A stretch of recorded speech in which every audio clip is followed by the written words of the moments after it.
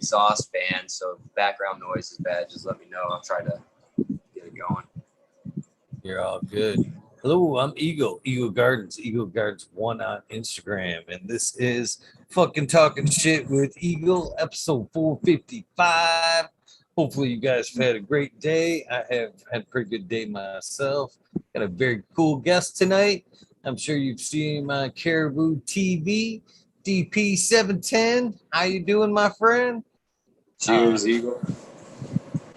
Tell me how you're doing, of course, where they can find you if they haven't so already. Yeah, so 71DP0. You can find me on Cannabis or on Instagram. I haven't been on Cannabis in a while. I've been kind of slacking on that.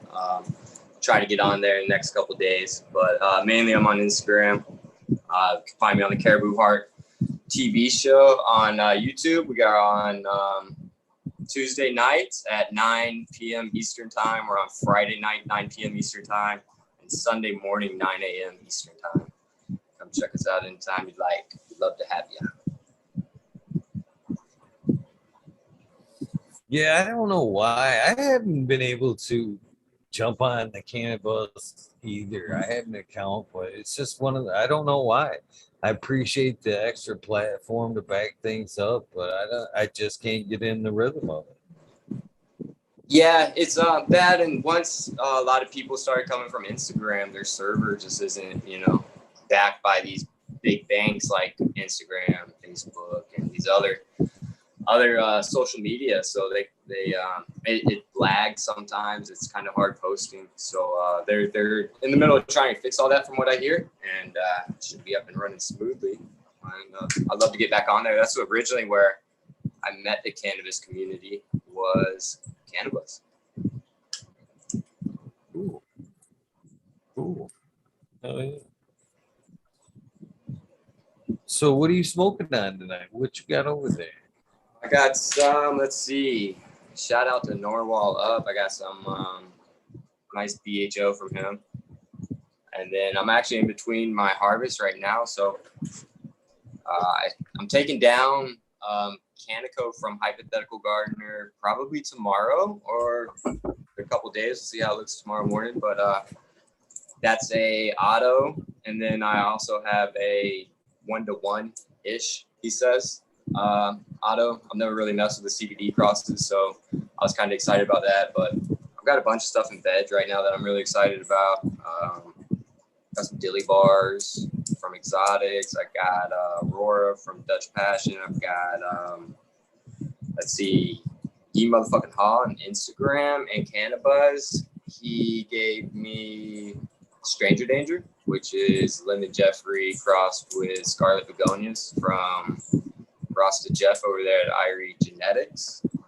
I got Adam, that's Rosin Man, and Mobius Grows. They did a Granddaddy Garlic. Running a couple of those as well. Super stoked about that. And Dave's not here. He hooked me up big time with some Dutch Bloom seeds. He hooked up with some Do-si-do crossed with lime licorice that I'm super stoked about. I got a couple of those running as well. And yeah. Sounds like a pretty full garden, man. Sounds like a pretty full garden. Yeah, I got to take down the tents and bust open the closet, And I'm waiting to hear if I'm moving this month. And if I'm moving, then it'll only expand. But if not, then it'll stay.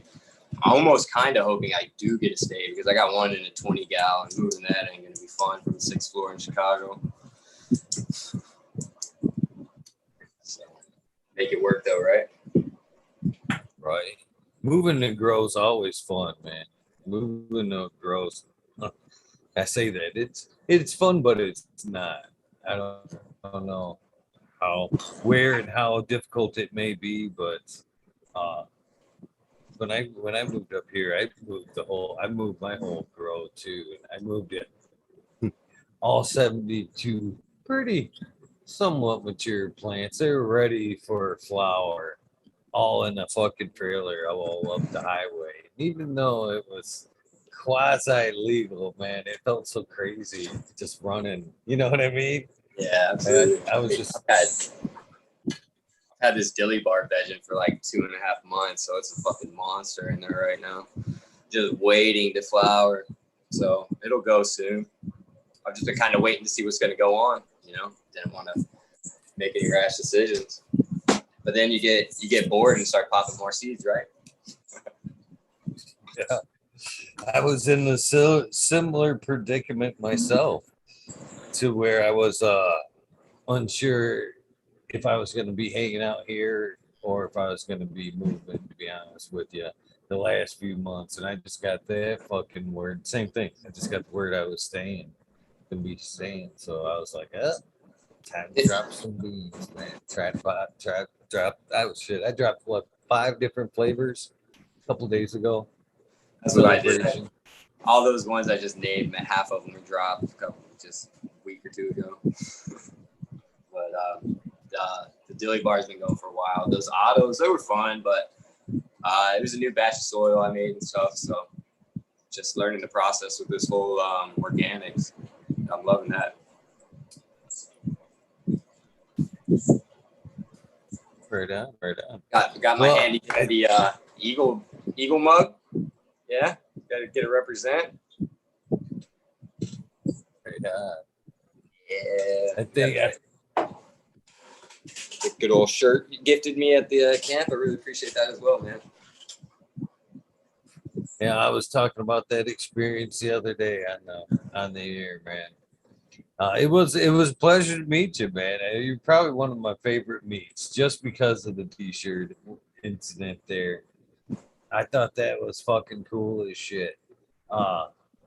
Asked me if I had a t-shirt on, had a t-shirt, and just to fucking throw it on like that was cool as fuck. And basically, my words were, the only thing better than, I guess, somebody taking the t-shirt off their back, you hear that expression, gave me the shirt off his back. The only way it could get better is to give somebody a shirt and they put it right on their back. So I thought that was fucking super cool, brother, for real. Well, it's really cool that you're out there giving that stuff away, man. You know what I mean? You're out there showing mad love for the community, and that's what I joined this community for.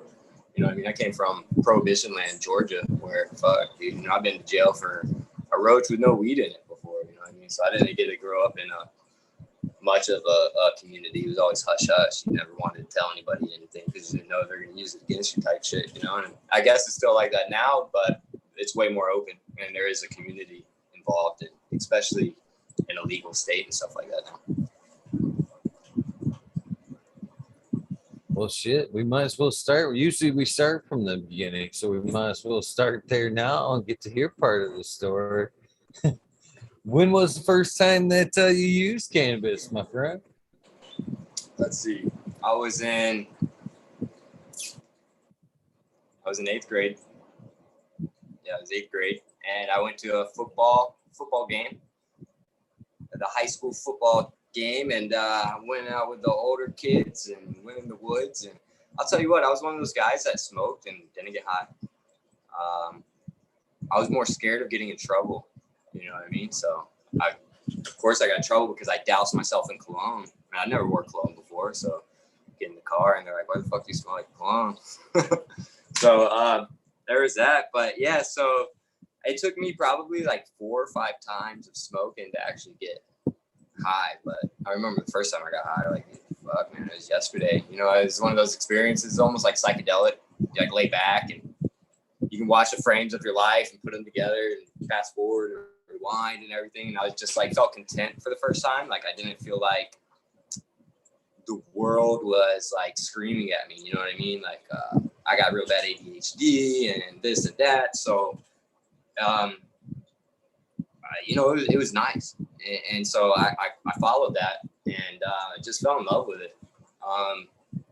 First time I smoked like good weed was, let's see, it was 10th grade and we were getting this stuff called the fruit, and it was from some local people and stuff like that. And whenever they let somebody new in, they fuck it up or whatever, and they call it like the faux fruit, you know what I mean? So that would come through. But no, that's what introduced me to, the connoisseur quality stuff. And from there, that's what you're always looking for, shit, man, I bet my dad has like moving boxes full of high times and just stuff like that, you know, when I was growing up, because that was my way of connecting, you know what I mean? Because we didn't have that down in Georgia, you know?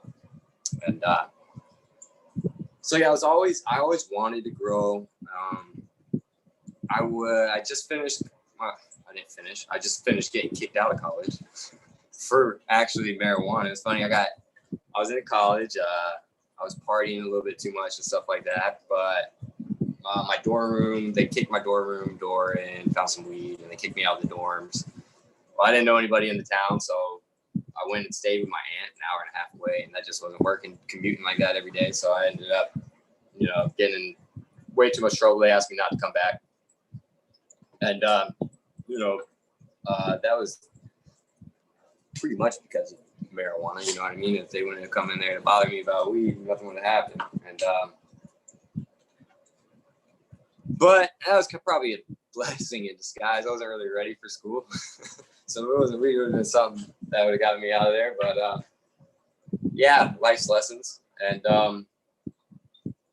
let's see, my buddy, I was getting stuff from my buddy all the time, and every once in a while, you know what I mean, he'd come across some beans in his pack, and I'd grab them from him because I was always interested in growing, just never did it. And this was 2006, and I found out those CFL bulbs, the twisty ones. I just found it. I was reading and I found out you could use those, and I had a shit ton of those around the house. I was like, oh shit. So I went and got a solo cup, filled it up with some fucking dirt, and put a bean in it. And I did the paper towel fucking technique first, you know, germination and all that. I was like, yeah, got it in there, and put like a shit ton of fucking lights in the closet, and lo and behold, it happened. I didn't know what I was doing, and I got to somewhat of a harvest. A stringy little thing, but that was my first experience with it. But after that, you know, I was just being in prohibition land and such. You know, my mom got sick when I was young, so I was always kind of trying to take care of her, but I never really knew how to deal with that, and dealing with like mental illnesses and stuff like that, undiagnosed, not knowing what's going on. You know what I mean? I self-medicated a lot, and a lot of times cannabis wasn't around. You know what I mean? It was easier to find everything else. And unfortunately, I got hooked on, you know, opiates and such. And that ruled my life for a long time. Cannabis was always there. You know, it was always there as a buffer. It was always there as a rebound. It was just always there. And I always found, you know, when I got strung out, I got pissed because I wandered away from cannabis, you know. And so fast forward to 2016, September 2016, I'm up here in Chicago.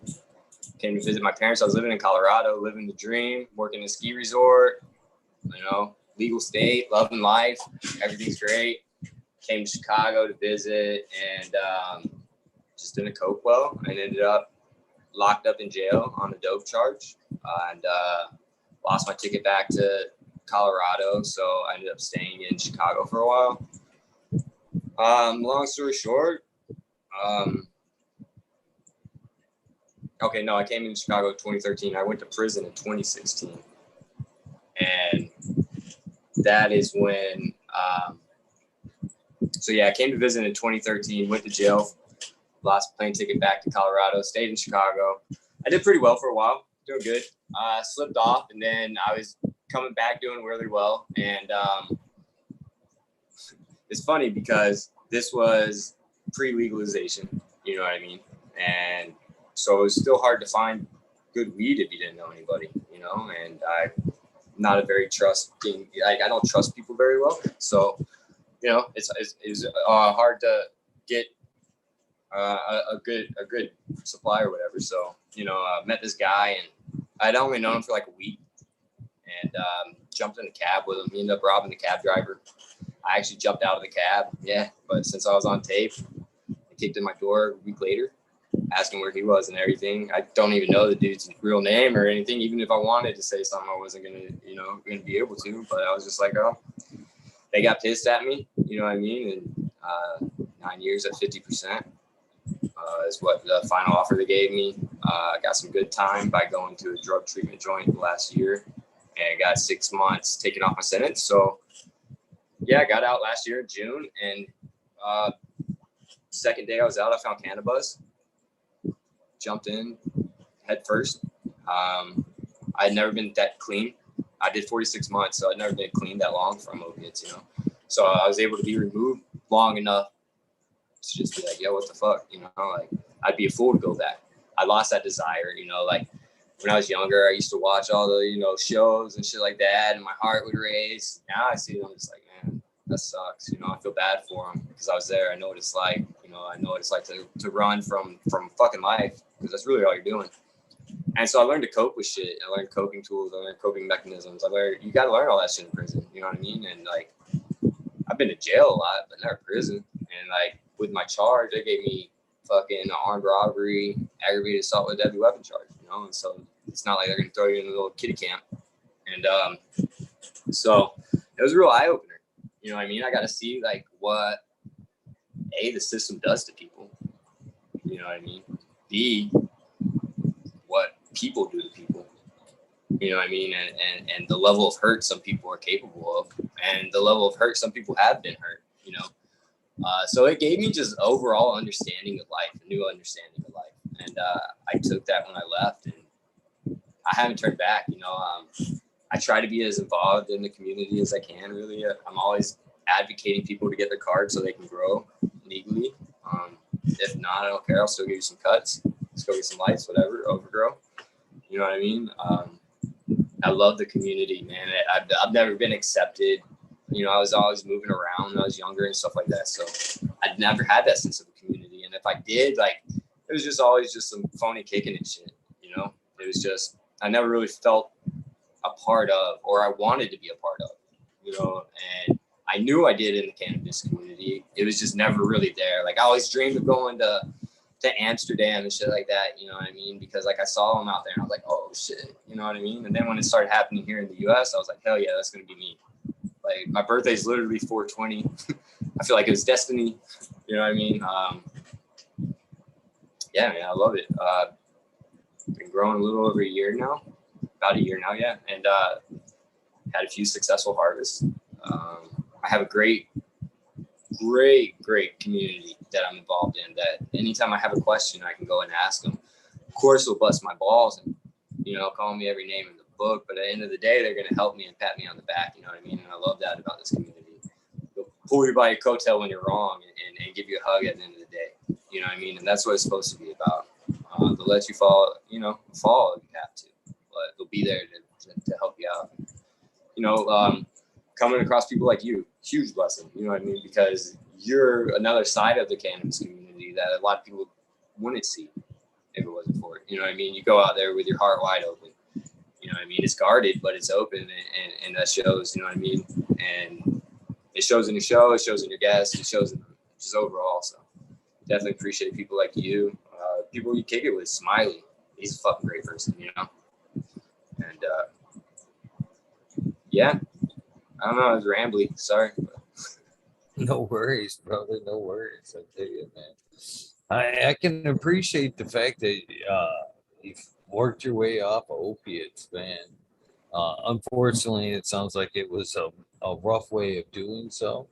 But either way, glad that you found your way off of them things, man. I've lost so many people to pharmaceutical drugs. So many fucking people to pharmaceutical drugs. I mean, family, friends, and it never seems to end, man. Last year, with the wave of the fentanyl bullshit, I lost friends that I didn't even know had problems because the dangerous use of fentanyl, how dangerous that in particular drug could be. I didn't know, you know, it's tough. So anybody that can find any kind of, you know, comfort in cannabis, you know, that's pretty fucking awesome. You know, it really is. And this community is very, very open and helping in that way, man. I think anybody that smokes cannabis would rather see somebody smoking cannabis than doing pills. So, Yeah. Yeah. Cheers to chat. I forgot all about chat. Having a good time talking with you, man. So how long have you been doing like cups and stuff like that? Were you just like, hell yeah, dude, I'm gonna throw it on a cup? not that long. I would say a couple months at best. At best. I'm not so big on the branding thing, you know. I just started doing it. I only did it just for fun, kind of, help people ask for them. So I've got a few made, and everything that I've decided to print out is only in limited editions. I only do so many numbers of each design, and then I move on. So if you've got that shirt, there's only so many people that's got that shirt. That cup, Yeah. there's only so many people that's got that cup. You know what I'm saying? So I don't know. Just a short time.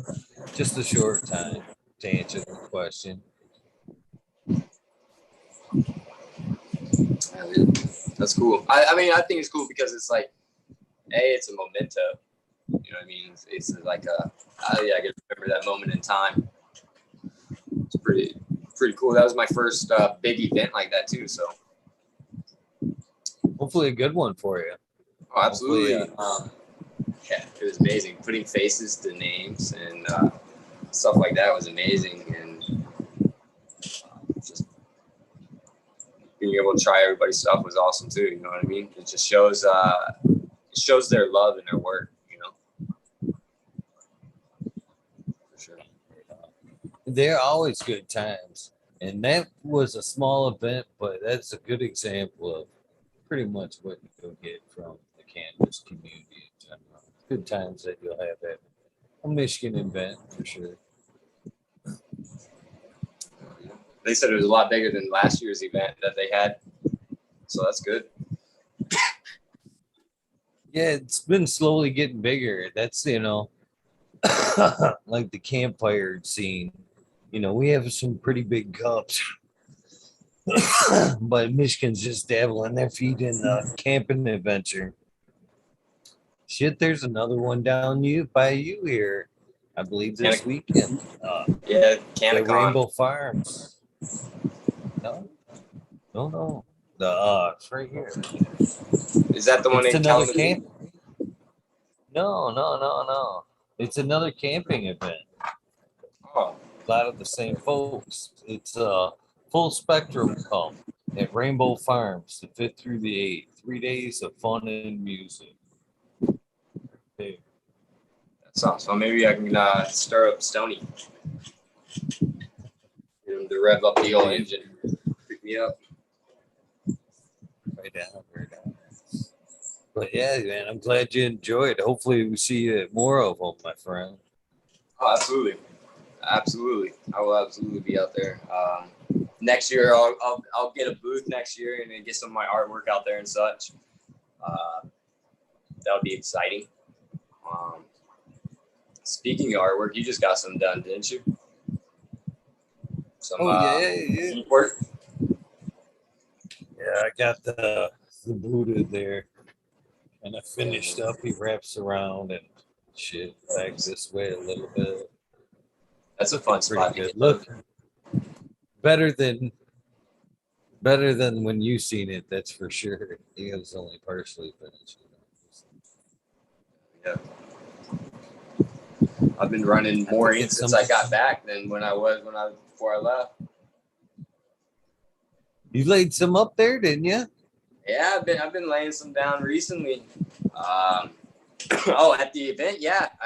Tara, shout out to Tara over there with the Bros Grove, and that was super cool. She let me tag her up, and I'll bring my machine out to the next event. And I think Spartan said he's going to get something done, so that'll be cool.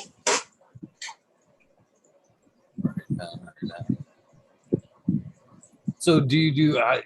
How'd you get into tattoos? Little side adventure. Yeah, that I went and I got my second tattoo, and then I got my third tattoo. I got second and third from the same guy, and it was kind of a new shop for him. He had one other person working, and it started picking up a lot. And so he's like, hey man, you need help out around here? You know, I'll hook you up. Da, da, da, da. I was like, okay, cool. And then piercings were really big, so he was doing piercings and tattoos. So he was like, hey, do you want to learn how to do piercings? Help me out. I was like, hell yeah. So I did that. Went through my apprenticeship, did really well, was doing well at the shop. I started drawing up tattoos and stuff for clients, for them when they were busy, you know, making stencils, just that kind of thing. And he was like, well, fuck, man, let's do it. You want to learn? I was like, all right. So I went through a basic apprenticeship. My first tattoo shop I worked at was in it was like a value mall. It was an indoor like flea market in Georgia, in the middle of the hood, and middle of the recession. But everybody out there was selling dope, and there's no recession in the dope game, so we were plenty busy. And I mean, we were doing like $25 names, $20 piercings, so we had line out the door, and that's where I cut my teeth. And that fast pace, you know, it really teaches you a lot working under pressure like that, working with that kind of clientele, and get your script game down pretty quick, doing a lot of names and stuff like that, you know. So I fell in love with it, and I did that for a while, you know what I mean, off and on, just wherever I went, whether I was traveling, you know. I did take a break. I went traveling. I got hired out of High Times magazine. There was like an ad in the old magazines back in the day, little square or rectangle, orange rectangle. It was like, do you like to travel? I was like, hell yeah. Are you between the ages of 18 and 25? I was like, hell yeah. I was 24 at the time, about to turn 25. They were like, we'll call this number. And I called the number, and I was in Tennessee at the time. I just wrecked my Harley, not knowing what I wanted to do in life. So they're like, all right, cool. Meet us out in South Dakota. Here's a Greyhound ticket. I was like, all right. So I went out there and sold magazine subscriptions door to door, city to city, state to state for like 7 months. It was a blast. It was a nonstop party, but it was just, it lasted about 7 months. I was just like a party on the road. But the owners, they had like 2 dispensaries in Colorado. And so our daily bonuses were like weed and all that good stuff. So yeah, that was pretty wild.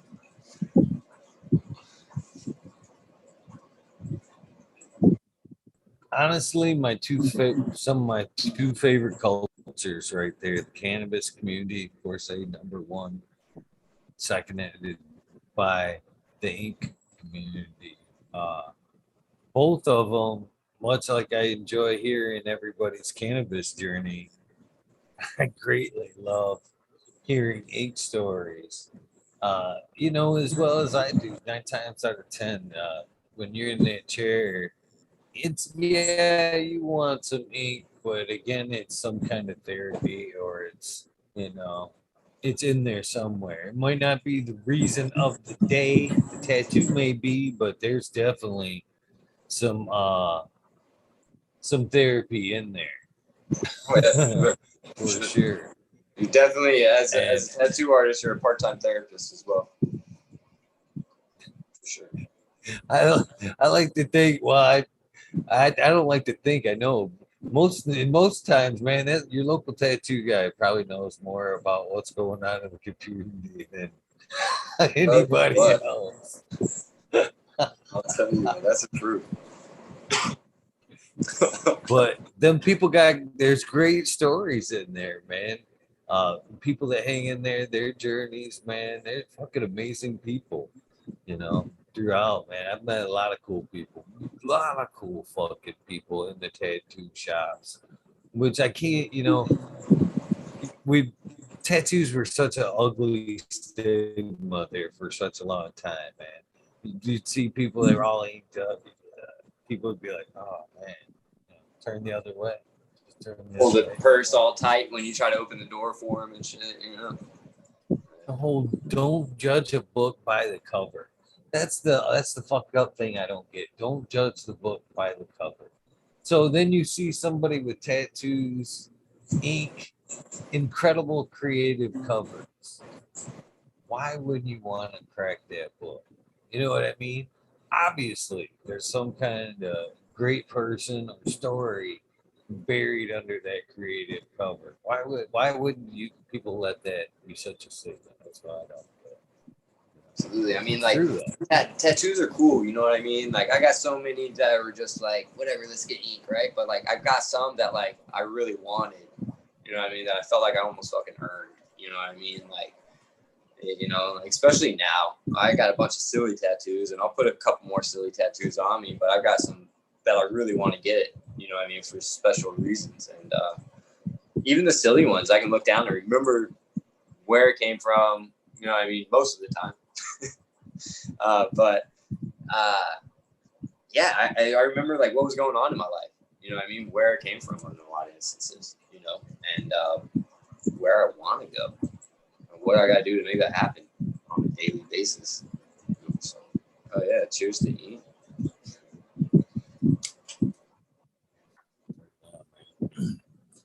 Then, like I said, the other aspect of that is the cannabis community, man.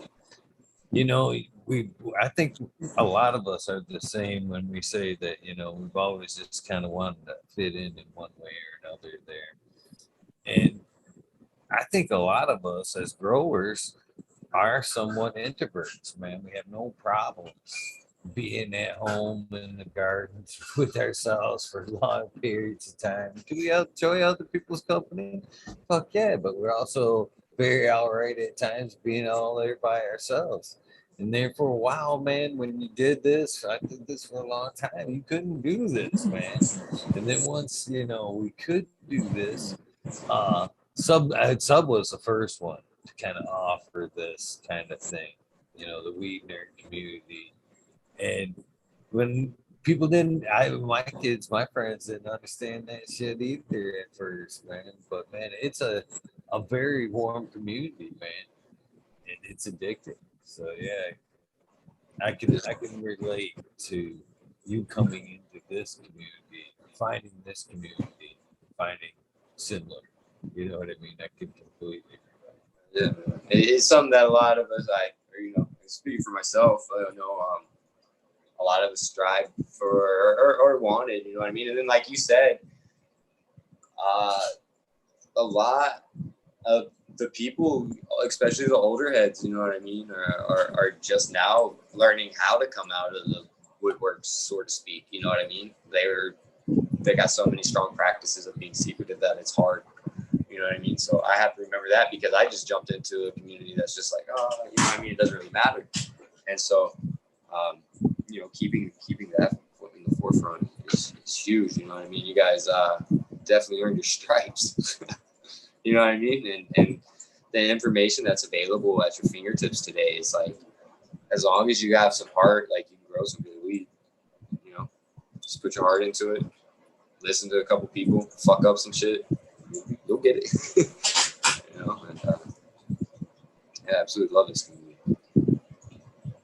It's so night and day from people starting to grow today from when like I started, man. You fucking couldn't say shit about it. You know what I mean? Learning sources were very limited. Today, shit, man, people in communities are giving away fucking seeds. You know what I mean? Knowledge flows as freely as you want to fucking take it. It's Yeah, fucking great times to be entering, starting off a grow. That's for sure. yeah, man. I mean, it's infectious. You know what I mean? Because now it's like I want to grow everything. I don't want to go buy tomatoes or cucumbers. You know what I mean? I want to be able to do that myself, and I want to be able to do it the cheapest way possible, and using the best practices. You know, that's what this has instilled in me, and that's the direction I want to go. You know, and I just just love it, man. I can't wait. can't wait to be able to go get a nice little garden outside. You know, hopefully I'll be up in Michigan next year. That's what I'm striving for. So, even if I don't, Chicago has its benefits as well. You know, suburbs definitely seem a little bit more enticing. Being away for 46 months and then coming out to like COVID world was definitely a culture shock, you know. And so there's a lot of getting used to in that aspect, but I've been out for like a year now, so over a year, and just getting used to everything. And now we're talking about going back on partial lockdown or some shit. I don't know, man. I don't even watch the news just because it's too much nonsense going on. But yeah, this whole COVID thing's something crazy. Yeah, it has. They definitely made things fucking weird, but I'm right there with you. I try not to think about it. For sure. So many ways. It's actually kind of even starting to get to the point where it's almost a peer pressure thing a little bit, and that shit ain't cool. That Yeah. shit ain't cool. Yeah, it's like, damn, what else do you want to make somebody feel bad about? But on to happy things. What's the favorite thing in your garden right now?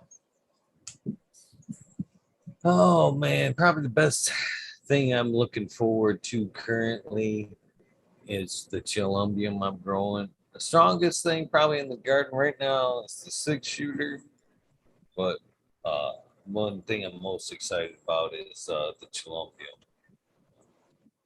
I had a failed tester run of some 6-shooter crossed with, and it was an auto Holy Man. And they all just turned out intersects. It sucked because I'd given out a bunch of those seeds to some people around here, and they threw them all in their gardens and shit like that. And they all, of course, were intersexed. And made a couple people upset with me. Oh, rats, man. That does suck. I've never really been in on the. I can't go in on the autos yet.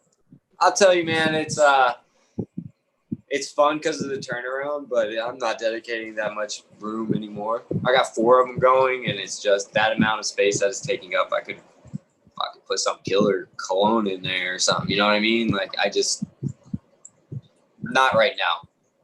Not with my plant. Shit. So yeah, I'll harvest these down, and yep, I got 2 that are coming down this week, and then another 2 they're edging on along right now, so we'll be done in probably a week and a half. It's looking like, and I'm only on day 60 on them, so they're pretty quick. Super limey on 2 of them, and like I said, one is a like 1-to-1-ish with the CBD. So I got trash back. I was a skater, grew up skating my whole life. Anything with a board, I'm jumping on and throwing down something. So trash my body, and so pain's always a thing. And I would want to look into CBD because especially working after if I'm up on my feet, man, for more than 4 or 5 hours, my back's locking out and stuff. So I got to have something to be able to relax those muscles and stuff like that. So I'm looking forward to CBD. See what happens. Choose a hypothetical gardener. Who's the breeder of the autos you're running? Oh, cheers to the hypothetical gardener. That's his project. He's got quite a few of them. You can check him out on Cannabis. I believe he has an Instagram now. We're actually doing on the little Caribou Discord thing. They're doing Hash and Got Grow Off. That's the CBD mix. And when I went to the campgrounds, I had 2 up underneath some domes, and my buddy that came over to water for me didn't take the domes off, so I came back to some dampened off Hash and Got. So I'm out of the competition already, but it's all good. They're having a blast with it. It's mainly a competition to see how much shit we can talk to each other about the plants and how they look. It's all in fun, you know what I mean? But we're always talking about how good each other's plants look and giving each other encouraging feedback. Sometimes we just want to talk shit to each other. So passed out a couple of the beans and let the shit talking begin.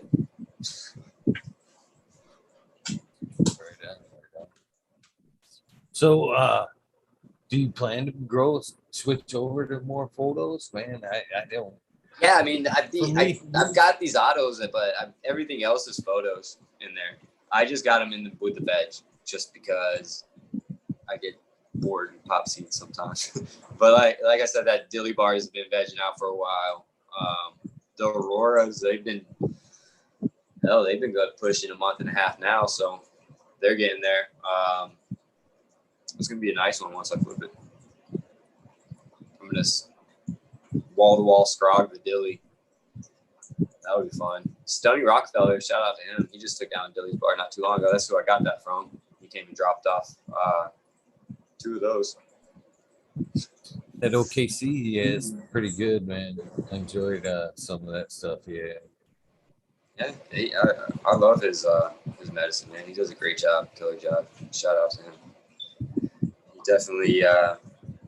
And what is cool about him is you go down there and he's got one in DWC, he's got one in cocoa, he's got one in water only. He's got, every which way of going on. And he's not stressing, he's not pulling his hair out about anything. He doesn't have hair like us, but whatever. If he did, he wouldn't be pulling it out. Like, he's in tune with his plants. He really is.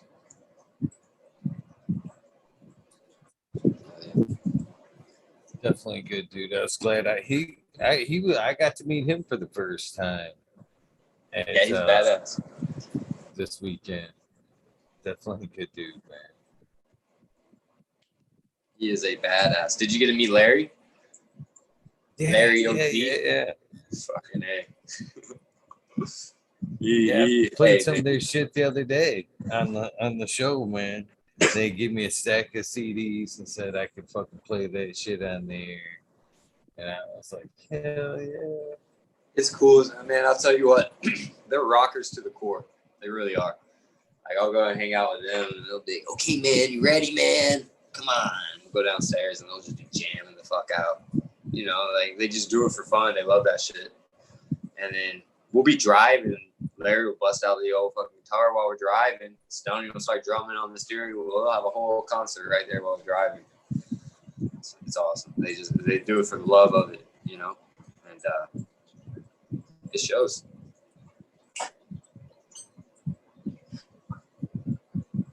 So what are some of your all-time favorite strains? Oh man, Trainwreck. That was always a favorite. White Widow. Always loved that. If I could ever find the fruit, that was my cherry popper into the connoisseur game. So I'd love to go back down to Georgia and find those people. Yeah, those 2 are ones I want to find. And then before I went to prison, so those 46 months, like, a lot of shit was coming out. You know what I mean? Like, that's when GMO got big. That's when cookies was getting huge. That's when all that shit was just like bam, bam, bam, bam, bam. And so I missed out on a lot. So I've been playing catch up, and it's been a blast. You know what I mean? So I'll hear something, and it'll be like an ancient strain the most, but I'll be like, hell yeah. And I get to see how different people do it, and the difference between different phenos in it. And that's amazing.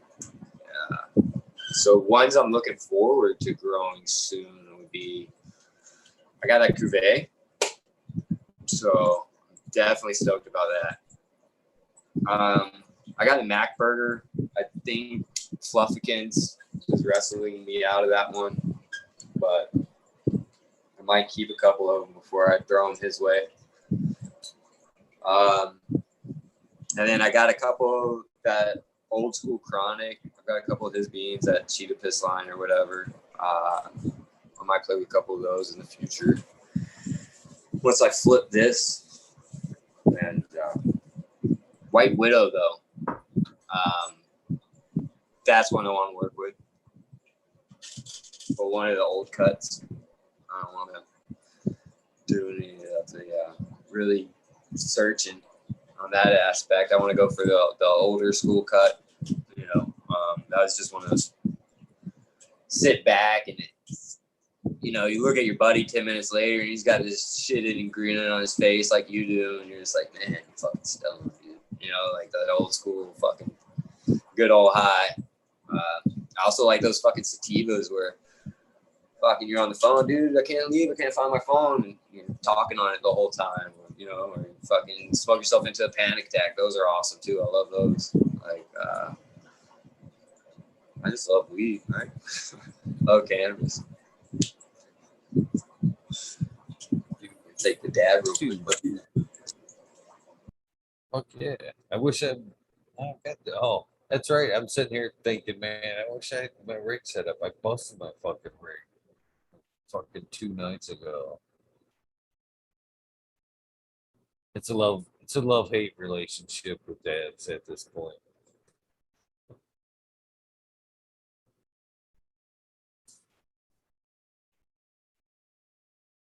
In fact, I got an awesome Puffco pen from Automation is Freedom in chat a while back. And that thing actually works pretty good, man. I actually was using that earlier today. Little quick dab on the way to the store today. And that thing was hitting pretty good. But just, I don't know. Not as big a dag as I'd like to take on there, I guess. Yeah, shout out to Indica B. He had one of those Puffco little pens, and I think it like a champ. It was great. I loved it. Those Puffco Peaks are really nice. That'll be the next smoking thing I'll buy. I was trying to think of a fancy word for it real quick, but smoking thing is the fanciest thing that came to my mind. That dab got me. They had some good dabs up there at I didn't know what the fuck to expect up there, Eagle. I thought it was gonna be like the little rafting thing we went on. Yeah. They did that fucking Sunday. Sunday they had if you fucking hung out till Sunday, they picked everybody up at noon, dropped them off on the river. Sunday morning, and we had to get back. Stony hadn't watered his girls in a couple days. And, yeah, you know how that goes. I was worried. There's another one coming up in Clio too later this month. That's the one we're going to. That's the 27th, right? Or something like that. Yeah. Yeah, we're going to that one from what I understand. Stoney's gonna give me a ride on up there. Hell yeah. Looks like we'll get a chance to hang out in person again. Hell yeah. I'm gonna try to get on over to the CannaCon. I haven't gotten tickets yet, but I know somebody that has an extra one, and I'm gonna try to get over there one of these days. It should be fun. If not, fuck it, I'll go hang out with people coming out. Get some slaps made up or something real quick and go pass them out.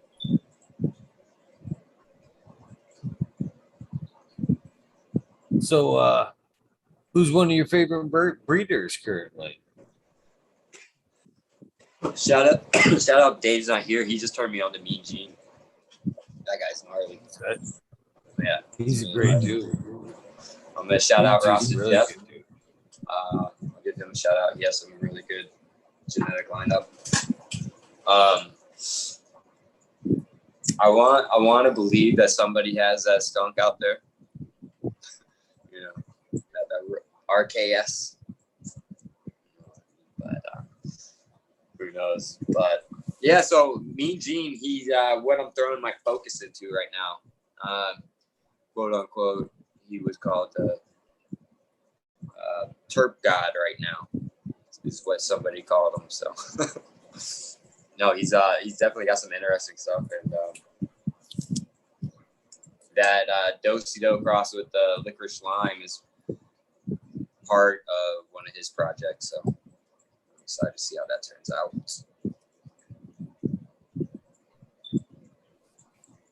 What about Chad Westport saying burner, huh?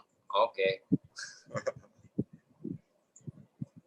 So shout out to Chad. He's a great guy.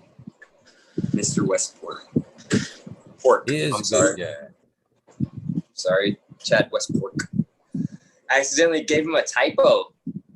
I called him Chad Westport on an IG post on accident. Sorry about that, Chad. You're a great guy. I don't know if I give breeders props so much as a breeder. I give it props for being a fucking hustler. So Hey, yeah, I'm kind of there with you. That's what boss say. It was funny. So the last job I had was at a restaurant, and I was in the kitchen and shit like that. So my general manager, I overhear him. It's like my second day, and I hear him talking about weed. I'm like, all right. So I'm and then so I go and talk to him, and he's talking about how he only smokes like Jungle Boys and cookies and this and that. I'm like, oh, jeez, here we go. And but it was cool. I even though I'm fairly new, you know what I mean? Like I immersed myself in it, so I've been lucky enough to meet a lot of really good people, and gotten a lot of really good knowledge bestowed upon me, and I can help turn. You know what I mean? I've turned quite a few people on to growing around me, and just not only that, not being as reliant upon dispensaries is a big thing, because most of them here in Illinois are corporate owned, and fuck that shit. Honestly, like they're not the greatest people. So if I can get people not supporting them, hell yeah. You know, we have, you know, what the MCMA is doing out there in Michigan. We had lobbyists come and just squash that shit all together from the beginning. Like the only caretaking we have in Illinois is I could be somebody's caretaker, but all I can do is go to the dispensary and pick it up for them and deliver it to them. That's as far as the caretaking goes in Illinois. And yeah, so the corporate cannabis didn't even want homegrown here in Illinois. You know, they want to be the sole proprietors of medical cannabis. Honestly, it's a joke, man. Most people that need to smoke cannabis on a daily basis, you know what I mean, can't afford fucking $60 to $70 medical priced eights. You know, that's outrageous. Yeah, it's outrageous. You know what I mean? Like I went in at 16, came out at 20, and everything was fucked. You know what I mean? And that aspect. The whole game had gotten flipped upside down. And then with the introduction of dispensaries, it was just like, what? Like the first time I walked into one, I was just like, I felt like I got slapped. Fuck that. I felt like I got dick punched. You know what I mean? Like it wasn't a joyful experience. It wasn't what I thought it was going to be. I thought I was going to be able to go in there and be able to open jars and smell weed and look at this fucking awesome shit. But you go in there and it's like an Apple store. You know what I mean? And like, man, I met one of my best friends in there. Shout out John Bursey. You know, he's still locked up for cannabis. You know, it's fucking crazy. We live in a legal state, and he's incarcerated for cannabis, solely cannabis. You know what I mean? It's a victimless crime. You know what I mean? If you can have a dispensary in the suburbs with a line out the fucking door, but you're gonna lock somebody up just a town over, you know what I mean? Like, come on, that's some shady shit. And you know, he just got work release, but you know what I mean? He just had to do 2 years hard time with some not of the best people, you know? And good thing he's a good guy. He has Hug Life tattooed on him, HUG. He's like a big fucking hippie, you know what I mean? He's a great guy.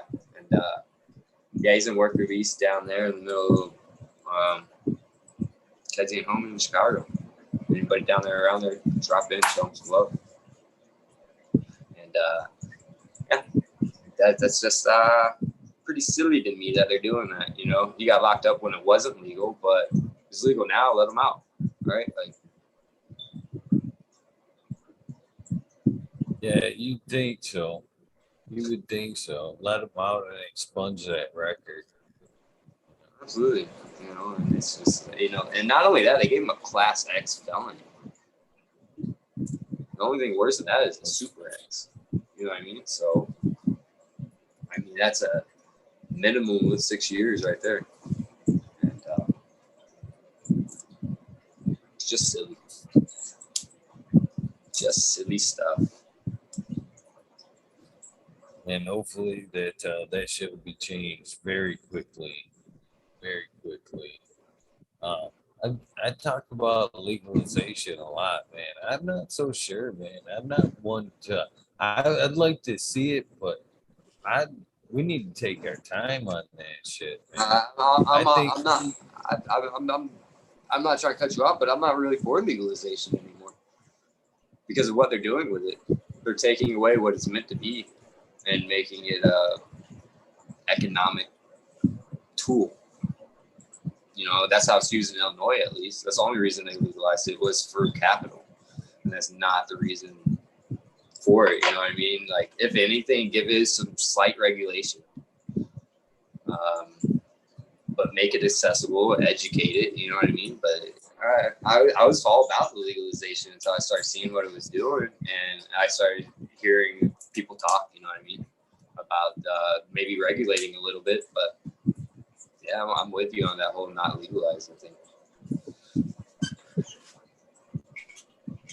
Yeah, I think if it blows across right now, it sounds like much like what happened in Illinois. It's going to be coast to coast.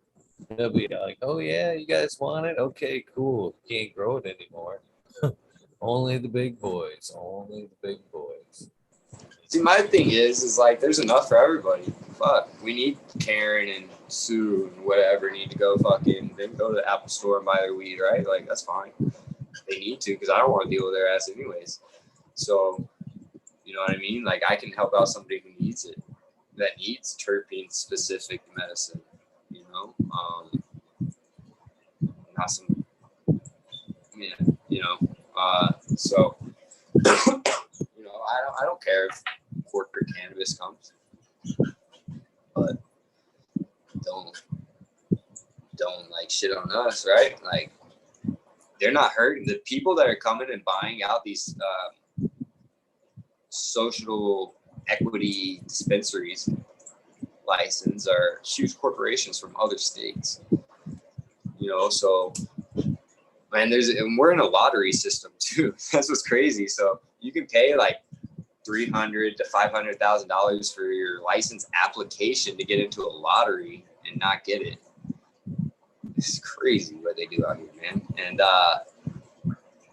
they're a year behind on new lotteries, and they just had a new one, and now there's all sorts of corruption within it, you know, and now they're pausing this and that, and it's just really crazy how they're doing it out here. And but yeah, like I was saying, like, corporate can come in and fix all that shit, right? Y'all can do that, but don't shit on us and don't count how many of this or that. You know, it doesn't matter how many fucking zucchinis I have. It doesn't matter how many bottles of bleach I have. You know, like, fucking plant. I'd like to see that too, but I don't think that's the way it's gonna happen. Big business is gonna fucking cut us right out, right quick, unless we take the time and put forth the proper legislation. I think with the whole psychedelic frontier as well movement, you know, it's building up a little bit of steam and helping people open up their minds to new thinking, and I think that helping heal a lot of trauma and stuff, and it's showing people new ways of life, and hopefully that can continue. You know what I mean? Because I do feel the momentum's gaining in the cannabis movement of trying not to let corporate come and take over. But like you said, it's gonna be a really hard battle from what I see.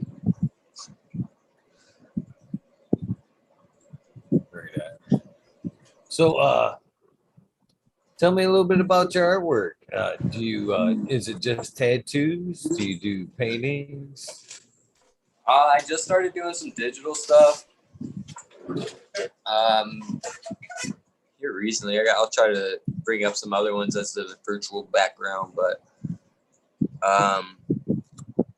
yeah, I really. Well, nope. I guess I didn't put any on there really. Somebody comes to you for some ink. Are you drawing up original artists or just, I don't know. A lot of people like bring in shit. Do you use it for a jump off, or do you just give them what they want? I mean, okay, so do you have more custom work for them to choose from? Yeah, so I mean, They come I in was just with trying to see if I had some stuff saved on Zoom that I could pull up real quick. But I kind of have a style I like. When it comes to tattooing, though, it's so versatile because of how I've learned to tattoo. That I can throw down some color. I can pack some color. I can pack some, some black and grays. I really love getting into some nice black and gray. That's why I was instantly drawn to your legs. You know what I mean? Like I was just like, you have some really nice work, and I love that. So if I need to steer somebody's direction in the right way to give them something that they'd like more, then, I think that's kind of our job as well. Because a lot of times people come in with an idea that isn't really going to work, and that's when. Showing them your art, your style, and stuff like that, because everybody kind of has their niche. When I do my digital stuff, it's kind of cartoony and new school and goofy and stuff like that. That's kind of what I'm known for in the digital world. When it comes to tattooing, it's more black and grays, but I do enjoy throwing down on some color as well. Nice, like, new school. Black and gray is just more timeless, I think. More durable. Absolutely. I was mad because I got really drunk one night and I got color in my black and gray sleeve. And I woke up extremely mad. I was like, no. I wanted to go get it. What is it? The salve? Wrecking balm? Yeah. But whatever, you live and learn, right? Yeah, well, unfortunately, I'm mixing the two now. I've got, coming above the hips. I'm coming into color. So I have to transition at some point into the mix. And I didn't think I'd like it, to be honest with you. I thought I'd like one or the other. But with this, the latest edition here, because I like the step back and forth because it's got the color, the black and gray. It makes the older work because it's not a sleeve technically, right? So it blends everything, but it makes everything stand back out. I got asked this the other day about the new work and shit. How do you like the new work? I'm like, I love it and I hate it because now I just like anything else, man. I feel off balance, A, Imagery. and now I already hate the blank spots. You know what I mean? I could fucking go sit in the chair tomorrow, fucking just hammer it out if I could. No, I know the feeling. It's just like people are like, "Oh man, you got so many nice tattoos." And stuff. I'm like, man, I got so many spots. That's how I look at it. I'm like, man, I can't wait. But I definitely got it. You gonna be a suit too at some point? You think? I gotta get something done. I've been itching for too long. I haven't gotten anything done since me to stop here. Here, I'm thinking maybe here. Yeah, I'll go up to here. I'll go up all the way up to the throat. I'll probably go up there, But I told myself 50. Once I turn 50, I'll get the head. I'll get the dome. I did see that one of the bald dude, and he had the pushing lawnmower. It's funny as hell. Right there in the back of the thing. Really? Yeah, it's funny. This is an old tattoo magazine. He's an old fucker too. Nice. I actually seen the cat that just got one. That's why I was like, really? You ran into that fucker. Oh, no, yeah, I saw this in an old tattoo magazine. Yeah. No, this cat was like 75, man. Again, the people you see at the tattoo shop, man. This cat was Killman 75, Probably didn't the have fucking any same guy. other fucking ink, but he just had to have a little stick man above the little fucking hairline. And he thought that shit was just the best thing ever. Great. I gotta get I love seeing older people get like that shit. Still, I gotta get my toes done. I got a bunch of toe tattoos I want to do. Like I'm gonna get a truck on my other big toe for a tow truck. They're all gonna be silly ones because like I got really drunk at the shop one day and thought it'd be a great idea to tattoo my own toes. Not a good idea. But yeah, so I got a few cover ups. That was my first year tattooing. You make a lot of mistakes your first year tattooing. I wouldn't trust myself to tattoo on myself. The first one I did was right above my knee. I didn't even know how to tattoo at that point. I was still apprenticing as a piercer. And the owner of the shop left, and I was just there with the guy tattooing. And he was just egging me on the whole time. Knew I'd get in a bunch of trouble for going and getting into owner stuff, you know what I mean? And so I went in there, set up the tattoo machine the best I could, and just ran it out. Owner was proud and pissed. What's your favorite tattoo so far that you've done? That I've gotten? That you've done? That I've done? Is there one that stands Did a out? hatchet on my buddy's. It's like right here. It was like a new school hatchet that was really gnarly. And then I did a new school heart right below it. It was like a new school anatomical heart with a lock. I need to get in contact with him. That was so long ago. I need to get pictures of that. But yeah, Michael Casino. Cheers, brother. Wonder where you are. And yeah, that was definitely my favorite one.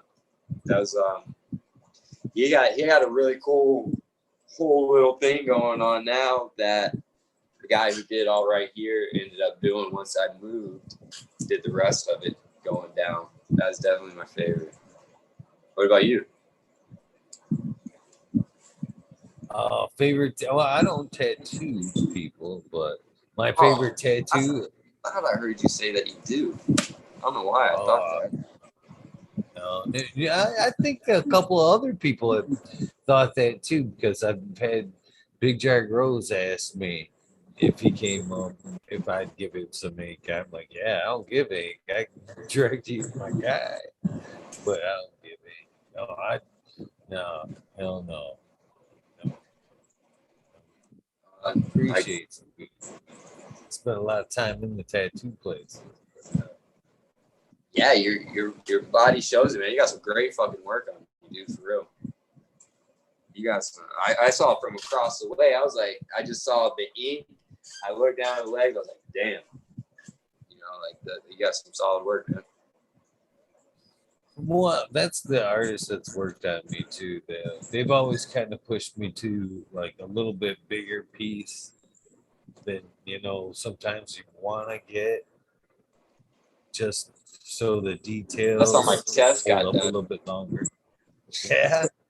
Yeah, I went in there to get like a little name across my breast, like my mom's name, and I came out with a whole chest piece. Let's see. I guess they want to see my camel toe. That's one of my other tattoos. That's some badass artwork up there. Wow. Oh yeah, I love eating some fungus and looking at that stuff. Let's see. I guess I can show my camel toe. Let's see if you can see it. There you go. My buddy actually did that. He right out of the joint.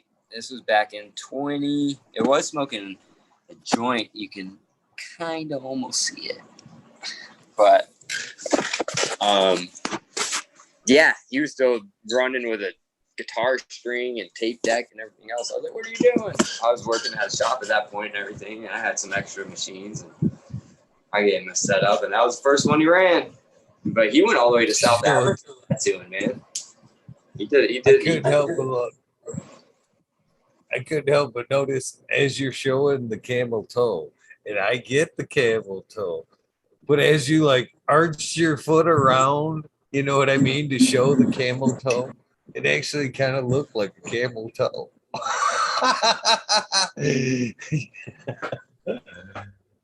Yeah, I've seen another funny tattoo like that. They tried to make it, and I don't have it, but I've seen it. Anatomical, tattoo. It's pretty cute. But I had tattoo on the inside of my hand. Can't really see anything, but a couple scratches now. That was rough. It was like a dull razor being dragged.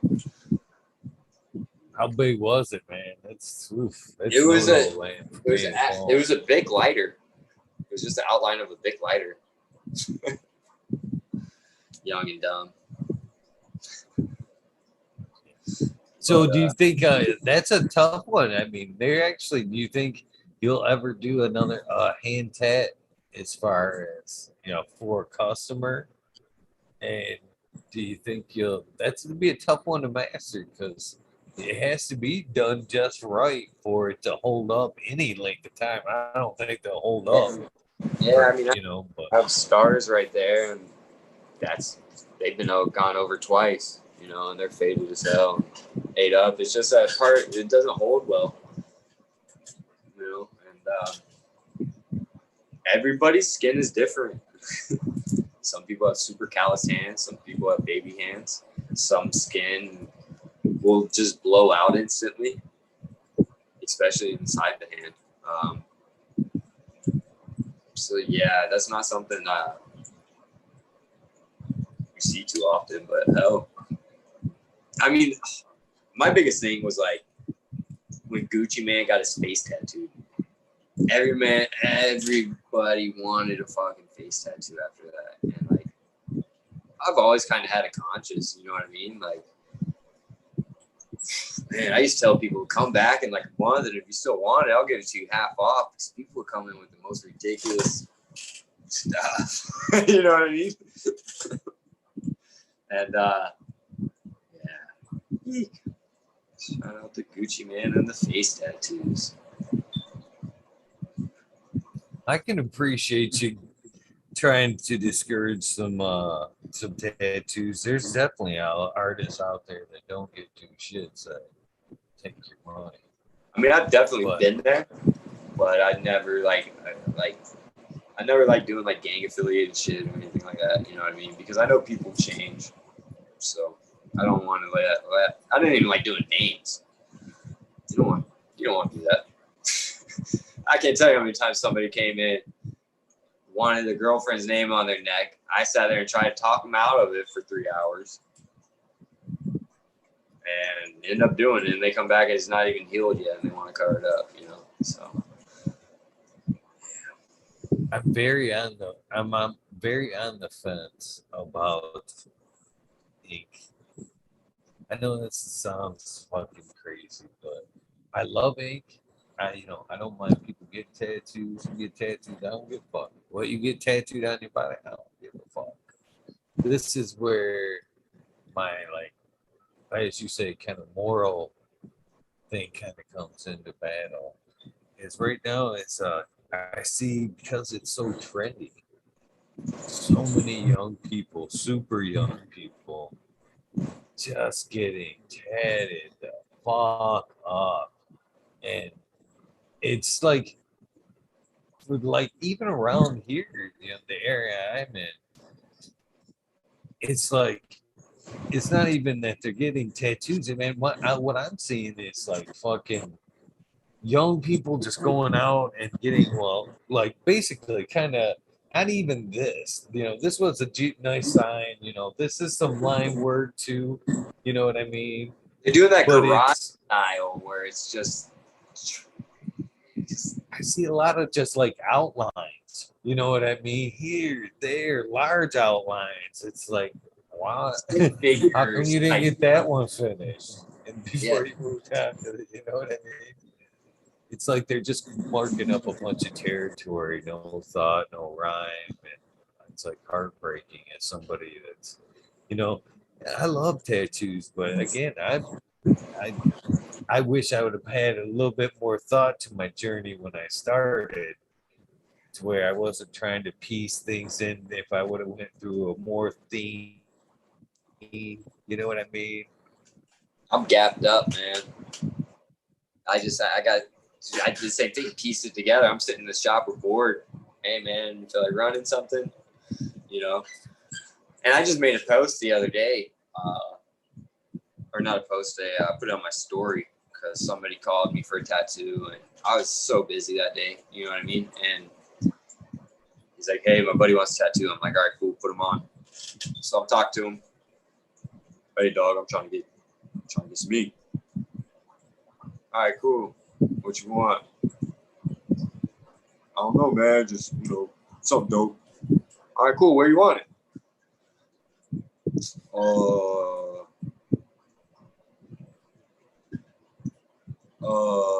So at that point, I'm like, holy shit, man. Like, he would literally let me put anything on him at that point, right? So it's like, I know he wants a tattoo, but he doesn't know what he wants. He doesn't know where he wants it.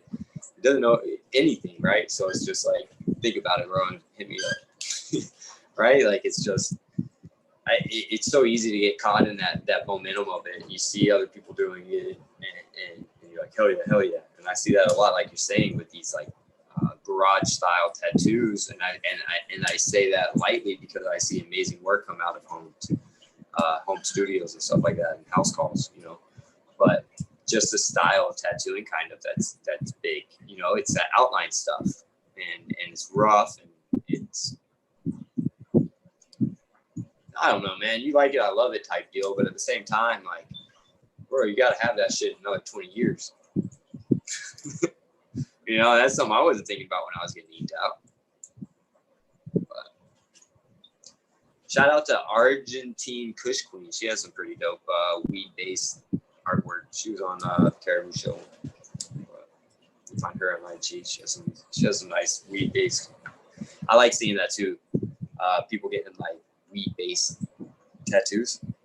I love seeing that, especially old ones, where it's like legalized from back in the day, and now they're like, hell yeah, man, I told you it happened. Mine are just the corny, probably standard weed tattoos. Ones that I have, of course, the classic, the molecule, the THC molecule on the inside arm that I've had for about 10 years. This is actually the TGA colors. When I started becoming a tester, I got this tattoo way back when. I got the CBD molecule on the back right there, what that is. And then when sub passed, I got the weed nerd, the dank emblem on my leg there to kind of commemorate my buddy's death there. So I'm on my only 3 weed tattoos. And I forget about that one down there all fucking time, man. I was in some store the other day. Some cat looked at me and went, "Weed nerd, huh?" I was like, "Yeah, man, I'm a fucking weed nerd." Yeah, I kind of like forgot that it was even like on the leg, like right there for.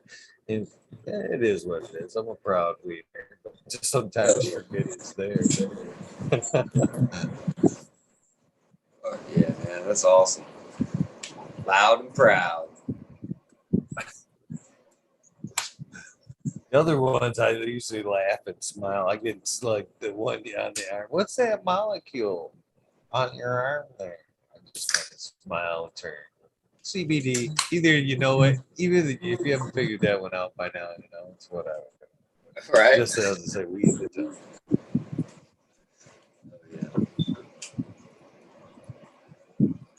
I don't think I got what you were smoking on. What are you smoking on? What flower are you smoking on? I am smoking some Orange Boss tonight. From North Star. I'm flooded right now with fucking orange shit. Oh my god. It's everywhere. It was nowhere and then it was everywhere. Once that Florida orange started coming out, around here at least, that's when we got flooded. But yeah, you said you were on that OKC earlier too. So yeah, more orange right there. Yeah. In the garden here, I've got the Orange Boss, I've got the Jelly Bean, I got the Agent Orange. So there's a little bit of orange floating around here. Not my favorite terp either. What about you? You an orange guy? I'm not a huge orange guy. I like lime right now. I'm on a lime kick. But by far, not my least favorite terp by far. I love a good orange weed. I love a good orange terp. I love, especially in concentrates. But if it can come out in flower form, oh man. Prophet over there on Caribou, he was nice enough to let me sample some of his, I believe it was DK orange. I'm not sure by who or anything. I'll find out. And that was pretty orangey. And I was surprised because like I said, I've not really had that come out in the flower counterpart that I've seen. Just more so in the concentrates. Yeah. For me, I enjoy the orange taste. Don't get me wrong. I very much enjoy the orange terps. It just the high for me.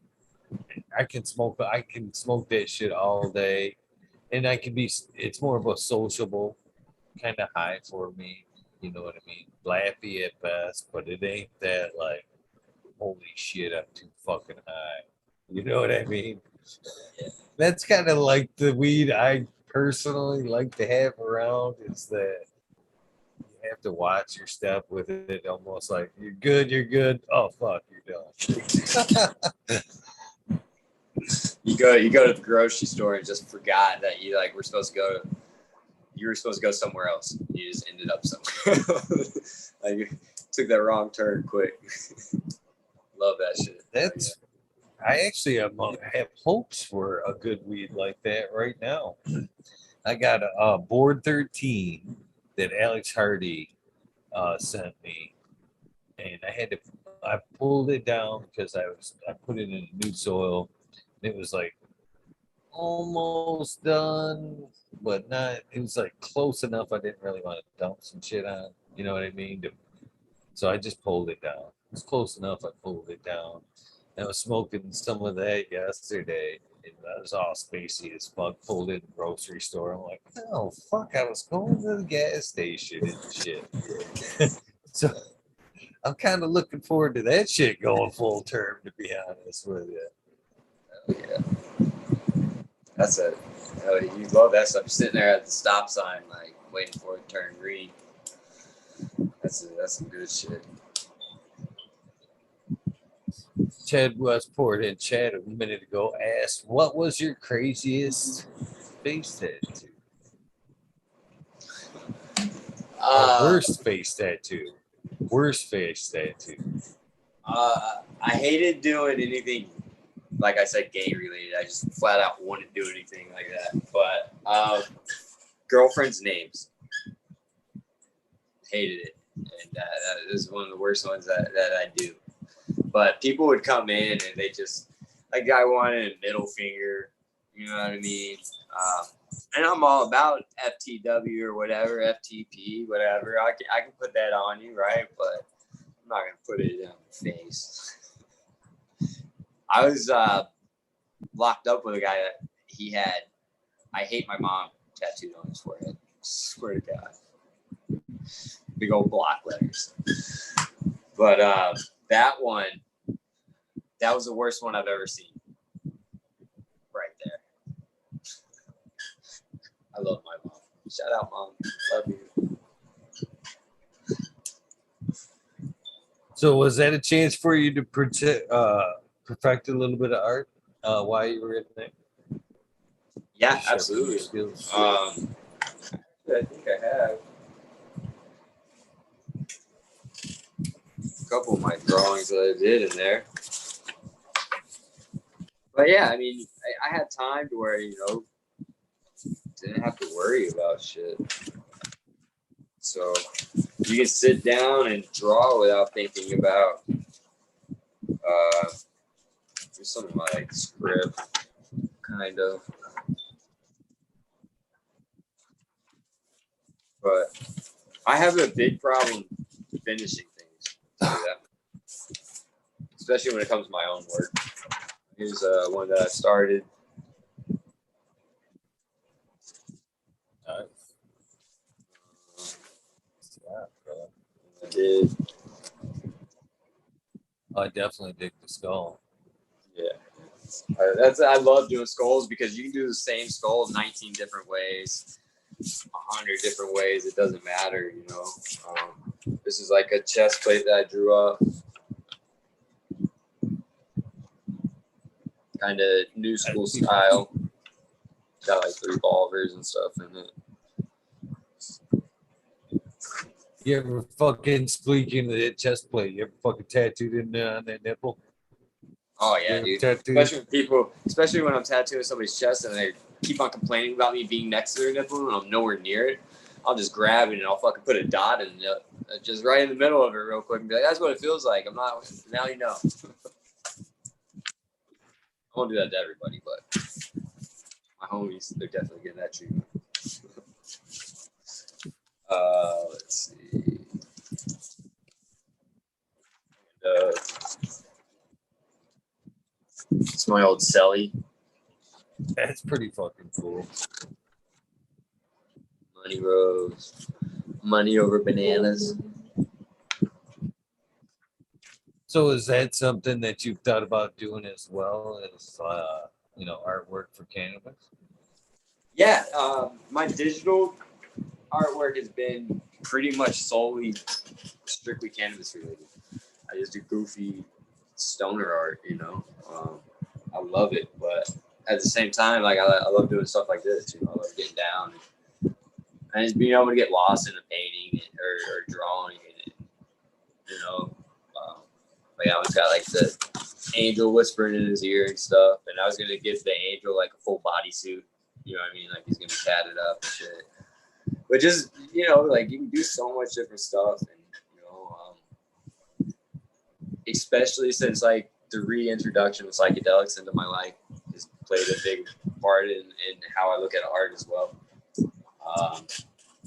But they definitely have their time and place in the world as well. And have you ever threw any of those into ink form? No, I have not. I am tomorrow night. Actually, I'm tattooing live. I don't know how I talk myself into doing that shit, but we're doing we're doing an art panel on a Caribou show tomorrow night. And sorry, Crazy Pop Mom. Shout out to her. She's putting it together, but I just spilled the beans that I'm tattooing. I was supposed to keep that secret, but whatever. It's all good. Yeah, super stoked about that. He was actually the first person I inked up. I met him in prison. He had a real shitty pot leaf on his back. And I was like, man, when we get out, man, I'm going to tattoo that man. I got you. You know what I mean? We got out around each other. So I cleaned it up for him and already. So now I'm just going to add a bunch of shit to it and around it and make it look cool. It's one of my homies, so I'll be able to throw down, smoke some weed, throw down some meat, have a good time. There's going to be a lot of other people on this show as well, introducing our Astro Charlie's going to be on there. Cheers, brother. He's awesome. He's an amazing artist in the cannabis community. He has widespread knowledge of application as well, right? So, like people that want to get logos, he's real good at formatting everything. Shout out to him. Yeah, he's going to be explaining about swords he had up there. All right, badass. That deck he had too. That was really badass. That skate deck.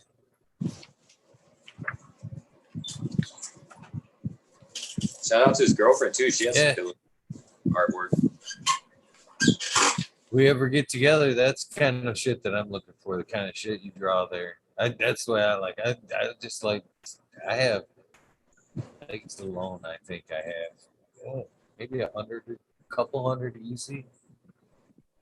Yeah. This was Yeah. actually for Mobius Grows. This was a rough draft of something I did for him. He was the one who kind of nudged me into, shout out to him. He was the one kind of nudged me to start, you know what I mean, doing digital work. So that was really big. Just the community, man. You know, it's we're everywhere, right? We're ingrained in every part of society, so we have talent everywhere, and that's what's amazing. Like, if you need something, you don't have to go far. And people, yeah, you got your fucking scammers out there, you got your people that are out to get over on you, but what I've seen for the majority is we're here to help each other and steer each other in the right direction when it comes to stuff like that. Yeah, I'd never thought about doing a tattoo on air, but I did do my feet. I had the live stream my feet while I got them done. Just kind of talked a little bit of shit. Yeah, that's cool. people Help take your mind. People actually were surprised how much of a good, just regular conversation I could have while I was getting my feet done. But I actually RSO and fucking tattoos hand in hand. I'm telling you, I'll tell you to anybody else that's gonna. I don't know if you want to tell your tattoo guy that before you go in, depending on your artist. But fuck, man, I've sat through some good sittings and haven't even twitched through them fuckers. Oh, that's pretty fucking badass right there. I can dig that shit. With a little bit of RSO before. Hell yeah, man. I'm looking forward to some RSO ink therapy, man. I'm all about it. I got this studio down the street from me that I kind of like. The people aren't assholes there, so that's a big thing, you know? Like, I got this place called the Tattoo Factory right down the street from me, and, like, they're a bunch of clowns, dude, you know what I mean? Like, straight up just clowns, and they just, you know what I mean? Like, they do all right work, but whatever. Yeah, that's a big thing. Like, especially now that I'm picky, right? Like, I gotta find a good artist. I gotta find somebody that's got my style. I got a lot of shit I want to get done, and then I gotta find out if I want to go down and get the guy who originally did this. He's still tattooing, going crazy. Do I want to let him go over it again? You know, that's gotta go all the way down to Atlanta. So have you started? Do you have an artist page yet? No, I was just talking to somebody about that today, about getting one started. I'm new to this whole social media thing. I hated social media my whole life, you know, especially when it first started coming out. Like, but you know, somebody showed me that the cannabis community within it, and I was like, holy shit, man, you know, like, and it can be used for good, right, you know, now. So much good shit, but it's just what people are using. Let me school you a little bit here, brother. Right now, seriously, this is straight shit. If you seem to have a good eye, nice hand for the art, man, that shit transfers over too easily. It's one of them fucking careers that you're blessed with what's in your head, and you can transfer it with you're blessed with what's in your head, and it transferred through your hand. That skill can backpack with you anywhere. All right. So just as you've learned the social media with your cannabis, and that's only, your cannabis work is cool. You know what I mean? That's great to be in the community, but it's truthfully, as far as like careers go, you know what I mean? we can build a cool reputation, but at this point, I understand this is me too, my friend. And coming up through this thing, oh yeah, to be a grower, big ass grower. Then you think you see come up. I don't want to be big. I to take my dream right now, and go be for a commercial grower for somebody else isn't the dream. You know what I mean? It's harder to do. So, there's niches I can find myself to say in the cannabis, there's always breeding, there's this and that, caregiver, whatever. But still a very hard, whatever. I'm not squashing your dream in that at all. Build that shit. You know what I mean? But this is what I'm saying. As you're posting your pictures of your flowers to build a reputation in this community, okay? And so you should be doing the same thing with your art. And this is one of the other things I'm going to tie this in with you here again. Is it's a backpack God-given skill. Now, that Instagram you build with for your art, your tattooing, is a fucking credit card, or it's not a credit card, but it's a business card. You know what I mean? It's something that people, and you can attach the two now as you build your followers with the cannabis community. Let them know about your ink page, so you can kind of twofer on that.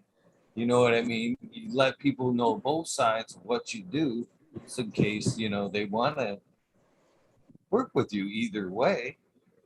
Yeah, And then people are hungry for ink right now, and that works in a couple of different ways. Any shop that you approach to now, you can go, hey, this is my work. Any customer you bump into, you want to see my work? Well, fuck yeah, I got 500 pictures on my Instagram. Take a look at what I can do. Get back with me, DM me. You know what I mean? There's always that. You need number, DM me on my fucking Instagram. Look it over, hit me up. We'll make that shit happen. But as that reputation builds and you work on your cannabis journey as well, you kind of go on these trips to Michigan, whatnot. You build a reputation in the ink community. Shit, as you come up here, there's a fucking awesome studio in Traverse City, as well as Houghton Lake, where you could be like, well, I'm doing a guest appearance. You know what I mean? And they like that too, man. Traverse City. They can book, they like artists, pop-in artists too. So you could be cashing in on both. I would be, to be honest with you. You know what I mean? I mean, especially since the camping trip, that kind of reignited a fuel under me to whatever. I mean, cannabis is going to be in my life, right? Whether it's my career or not, like I'm always going to be growing, so it doesn't matter. I'll always be a caregiver in a sense or another. If I can make a living doing art, I'd love to do that, right? That'd be huge. Nobody wants to work in a restaurant or go fucking wire up houses the rest of their life. Some of them top artists right now, $250 an hour right now. That's what tattoo factory is ridiculous right next to me, man, and they're not even top artists. It's $175 to sit down, and for something that they print off a computer this big, like it's crazy what they're doing. And yeah, my buddy, like I said, he got out. The second time he got out of prison, he hit the ground running with tattooing, and he's doing really well. He's traveled all over the world doing it, and he's settled down out in Oregon right now, and he does a lot of like sacred geometry and stuff like that, and straight killing it. He's the one who did my camel toe. Crash Tattooer. Check him out on IG. Crash_tattooer. Dope cat right there. That's my home. And yeah, so I'm excited. I've been tattooing a lot since I got back. I've been posting up some pictures and stuff like that as well. All my digital work, people have found me and asked off of Instagram or cannabis, and it is wild when somebody reaches out to you and they're like, "Hey, dude, can you do something for me?" I'm like, "What?" So that's really cool. I've actually got a couple commissioned pieces. That's great. You know what I mean? Light bills are expensive. So I I love it, and I'm gonna see where it takes me. You know what I mean? I'm never gonna put all my eggs in one basket per se. You know what I mean? But a little bit of comfortability is not. There's nothing wrong with that, you know. And being able to, like you said, my buddy, he guest all over the place. He goes to Atlanta all the fucking time, and he guests. He appears as a guest down there all the time. In Colorado a lot because that's where he's from, or not from, but he lived out there for a long time, and he's real big into the community as well. So yeah, absolutely, Too everything easy you're at saying. this point. Yeah, Too easy at this point, especially as you're doing the YouTube thing. You reaching out, you know. The YouTube, it's kind of weird, man. A lot of people that, fuck, man, this community's huge, man. Talk to people every night from the UK, Australia, fucking all across the United States, Canada, you know what I mean? So traveling with cannabis and booking guest spots, you know what I mean? That's as easy as like just a couple of your followers that live in the town that you're going to, you know what I mean? Wanting to hook up and you just kind of needing a shop or whatever. You know what I mean? A plus B. You know, I'll be there. Let's meet up there. I'll do a couple guest tattoos, whatever, while I'm there for the day. We'll score some extra cash. I would do it, brother. I swear to God, I would be. I'll tell you what. You're very talented. The art that you've shown. I mean, you've got a good rock there. It looks like, man. You got a good bass. Thank you much. I really appreciate that coming from you. That's a big compliment too. So, and as an artist, you know, I mean, I'm always doubting. You know, it's just something we do. You know, and so it's always nice hearing that kind of stuff. So, rock on. I really appreciate that. Kick off with that shit. I would, man. Yeah. Everybody's dream to work for themselves. So yeah. Why not, man? Yeah, absolutely, dude. That's the truth, man. Because especially, you know, 46 months away from all that shit. But I mean, at the same time, fuck, you work in the joint for pennies on the dollar. You know, literally. But like you said, who doesn't want to be able to wake up and be like, all right, what's my schedule today? What am I making my schedule like today? And that is also a challenge, waking up and having to dictate your own time, not having to go in and clock in and that kind of stuff. You know what I mean? But it's a challenge I welcome any day. So how did you end up coming about hanging out with the guys over there at Caribou TV? How did that all come about, if you don't mind sharing a little bit of that? Yeah, actually, it's funny. Caribou reached out to me to do a logo for him for his TV show. I did the little Caribou heart design for him, and he asked if I wanted to jump on with him one night and talk. And I jumped on, and then after the show, he asked if I wanted to come on the next one, and kind of just took off from there. I've loved every minute of it. Like you said, just being able to talk to everybody. We had somebody from South Africa on. They're in Canada. You know, Uncle Rick and Crazy Pot Mom and Caribou and stuff. So that was just like you said. You know, Art brought me there, and he's like family now. You know, a lot of those guys are. And it's put me in contact with a lot of really good people. Shout out to Caribou. He's a great guy. Shout out to everybody on the Caribou show as well. We're kind of the roughneckers of the YouTube cannabis community, I guess some people would call us. You know, we're kind of harsh and blunt, and we like to have a good time. And a lot of us are rather new when it comes to it. So I love just hearing the knowledge and the wisdom coming from a lot of these guests, and just being able to talk to them and listen to them talk is just amazing.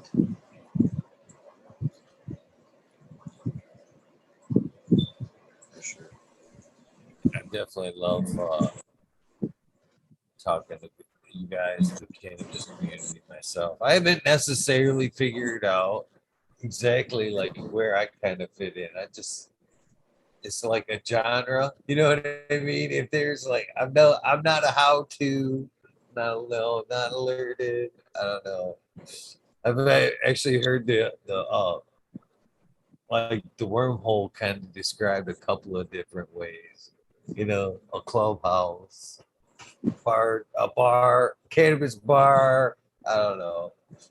I don't know It is, necessarily how that falls in anywhere there, but it's or fun.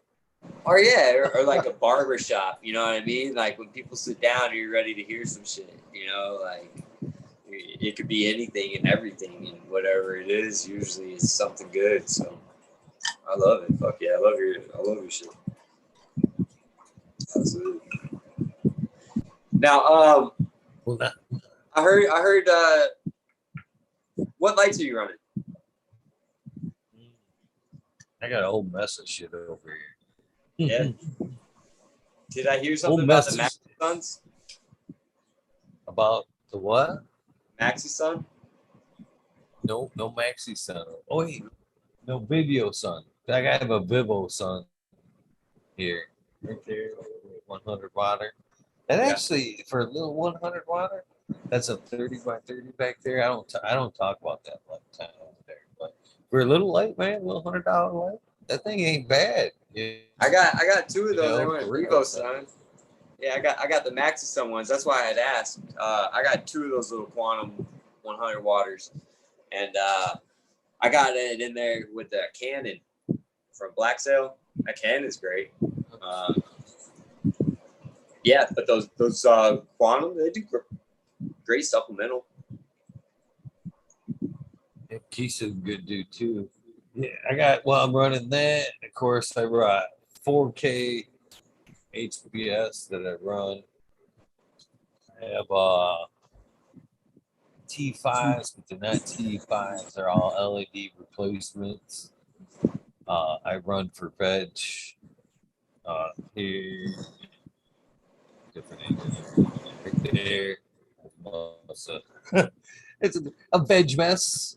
That's the And then best. in another U around me that is the daytime, I run. I got a big couple of PP 4000 Blue Plus 4000s. I've got a couple of fucking various Mars lights. Another BP 300.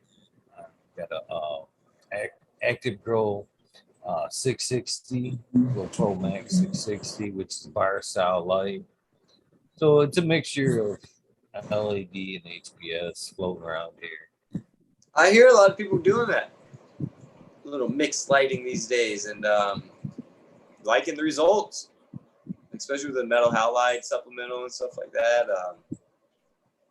I don't know. Well, I haven't necessarily mixed them like in a flower atmosphere in a long fucking time. Yeah. At one point, I had like a setup like this where it was up in an attic space there, and these were more spaced out, so I ran a fucking Mars 1200, and then I ran a Mars 1600, and then fucking another Mars in between those at one point, and I was like, it produced some good blood, you know what I mean? But it was too hot, man. Them old Mars lights, that old Mars fucking 1600, that thing fucking threw out heat like a motherfucker, man. Woo! Right. That was a hot light. So I haven't mixed them in flour in a long time. So right now they're either veg. My veg lights are all LED to flour, or there is LED flour, but there's no mix. You know what I'm saying? Oh yeah. Those even the little quantum boards put off a little bit of heat, huh? Those little heat sinks up there. Not too bad, but they do get hot. I had two of them in a 2x4, and I had it the way I had it tucked away in the closet. It was just ventilation was a nightmare. So I think that's a lot. You bring up a good point, brother. I think a lot of people think that you're gonna get an LAD, and because I get asked all the time, why do I run these tents open like that? I don't see how, like, even them Bloom Pluses, them 4,000 two 400-watt lights in a 4x8 tent. If I don't open that shit up, you know what I mean, lights on, hour into that shit, that tent's fucking hot. You know what I mean? You're right. Them things do kick off some fucking heat. yeah, I mean, fuck that cannon in the 3x3. In the summertime, I live in a studio, you know what I mean, in Chicago, and they don't have central air or anything. So that's a nightmare trying to cool down, you know. But then you gotta be smarter than the tent sometimes. So I just moved the tent over by the window unit. I might sacrifice my comfort, but dude, I don't care about my comfort. It's all about the ladies, right? That's right. That's right. No, yeah, but no, it's been a lot easier since I took the tents down. Well, I got one up to keep my clothes in, but So you've moved over to a more of a room now? yeah, A grow room. yeah. I wish I could. I think I can show it. We're in bed anyway, so.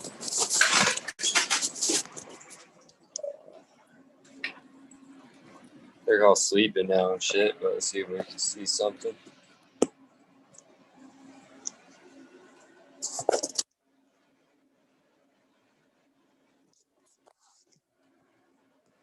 But these are all the new ones over here. And these are those autos I was talking about.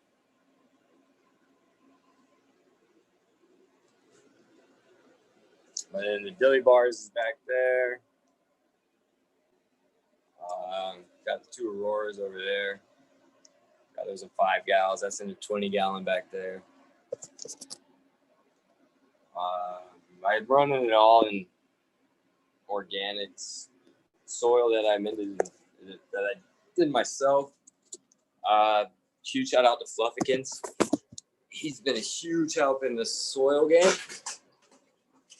I've called him many a times in the middle of Home Depot or something. Like, oh man, what do I need? What do I need? What do I need? And I really like his way of teaching because he'll be like, well, why do you need that? You know, and maybe I had just heard it somewhere in my left ear or something. And, you know, so it's cool because he challenges me to learn, not just ask questions to do it, you know. And yeah, huge shout out to Fluffkins. You find him on Cannabis, you won't find him on IG. He won't go to IG yet. I'll get him on there one day, but. Well, I had, this is my reserves. What has and always will be with cannabis. See, I've been doing this quite some time. I've been at a lot of fucking forums.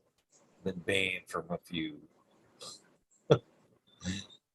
And Mass Roots, well, I'm sorry, Cannabis, when it came out, was just after Mass Roots. It just went down. Okay. And there was a new wave of new ones. Burner Social Club, Doobie was out, Cannabis came out. Doobie was actually first.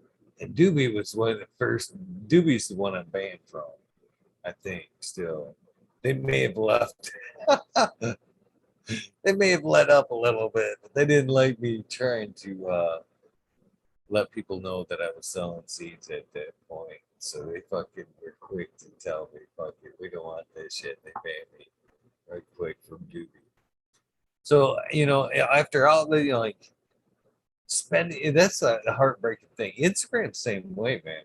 We're all still taking that chance now on Instagram. Cannabis is a nice backup. You know, and this I'll tell you another thing. It's I do have almost everything I try to get an account on. I preach this all the time. Even if you're not going to get on that shit, I hate Discord. Do I have an account on Discord? Yes, because I don't want nobody to have my name on Discord. TikTok? Yes. I'm not on TikTok. Do I have TikTok? Yes. Same thing. Twitter? Yes. Don't use it. Claim my name though. You know what I mean? But it sucks, you know. Cannabis was too new. I spent some time on Cannabis, and every time I tried to use it when it first came out, it locked up on my phone. And Instagram always worked. So I kind of, when Mass Roots went down, I put all my attention into Instagram basically. And I never really fucked with Facebook.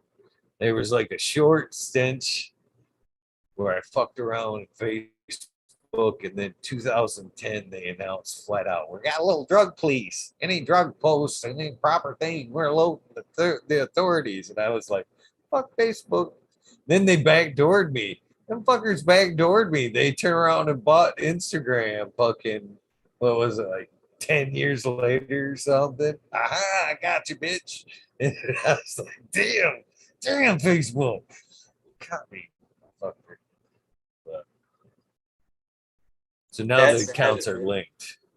So I That's do sad. post occasionally now, but I don't like it. Yeah, I can't. I honestly haven't been on in a while for that same reason of it freezing up and everything.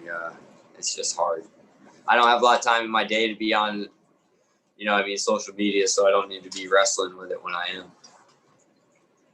And hopefully Instagram will stop being Nazis. They're getting reckless, you know? You know, I don't know what that is. Sometimes I think it's more just bullshit.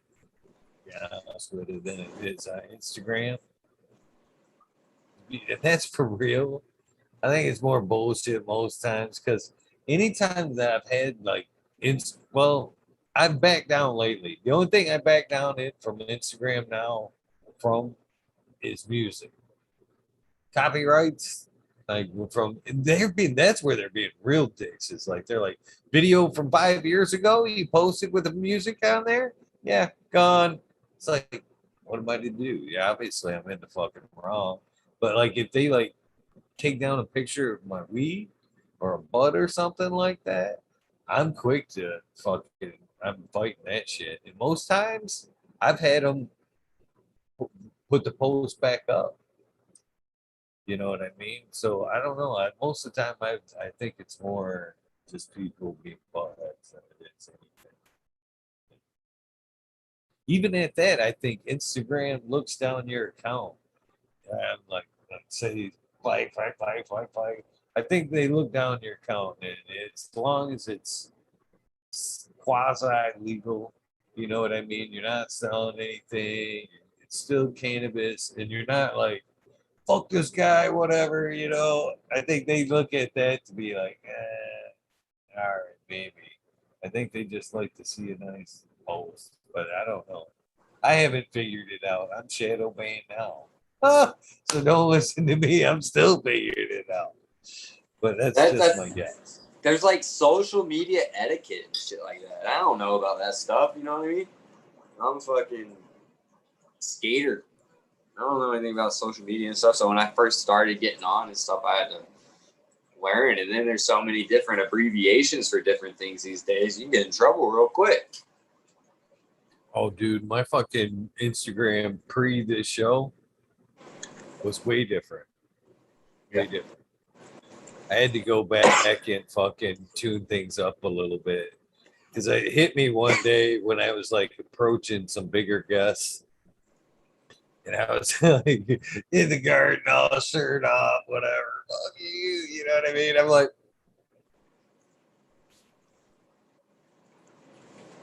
probably not the best look when I'm approaching some of these bigger guests. You know what I mean? So I went through and I kind of archived some shit, and then I went through and like all those tattoo pics I went and put on the tattoo page, which I'm like, fuck it.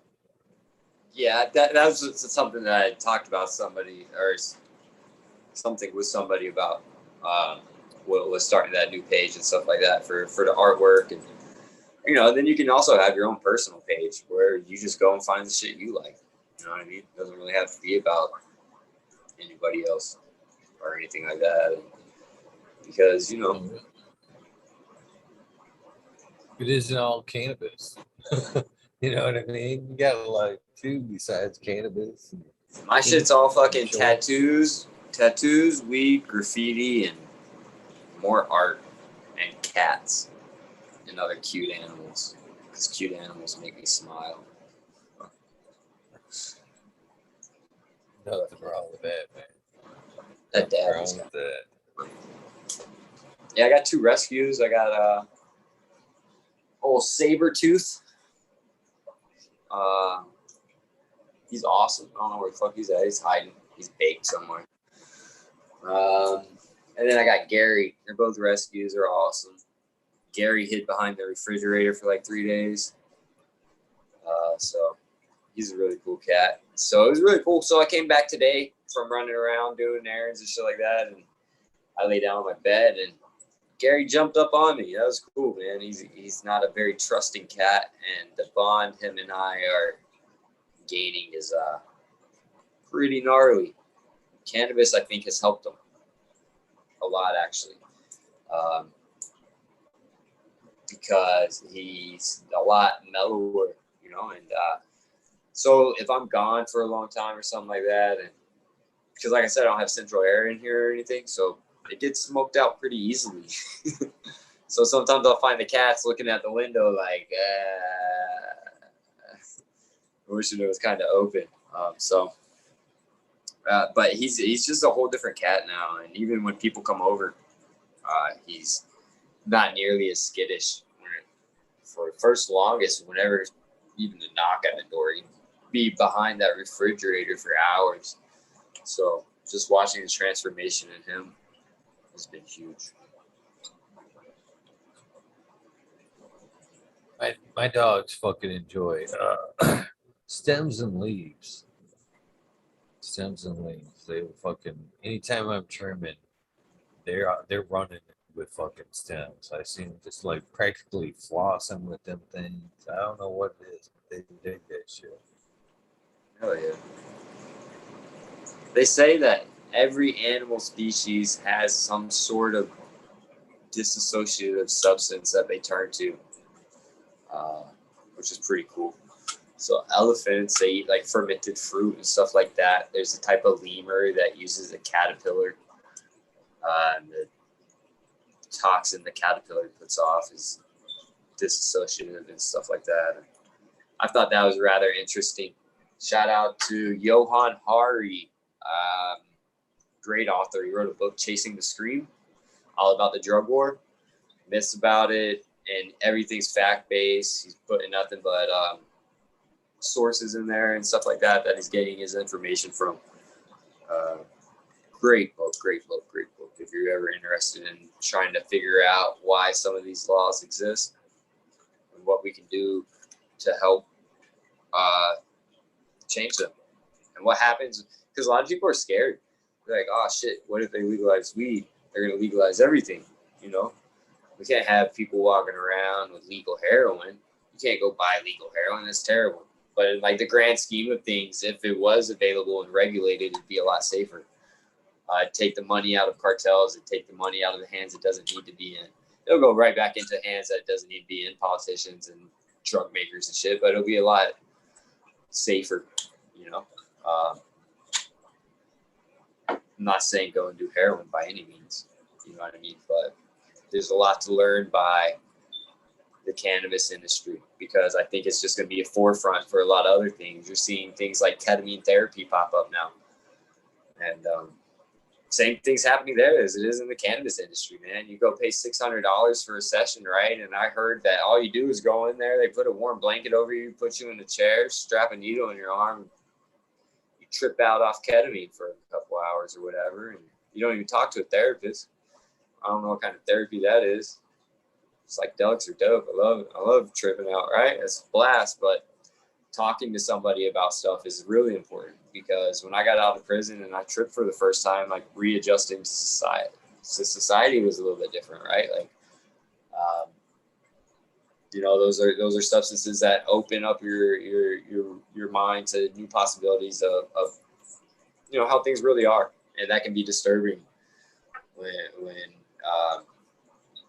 you're away from a lot of stuff for a while. You know, so that was a big thing. You know, reintegration to society from not only prison but any traumatic experience, right? Because you're shielded, you're guarded. So being able to learn how to judge, you know, your role in society and stuff like that. All those are big things that cannabis has helped me with.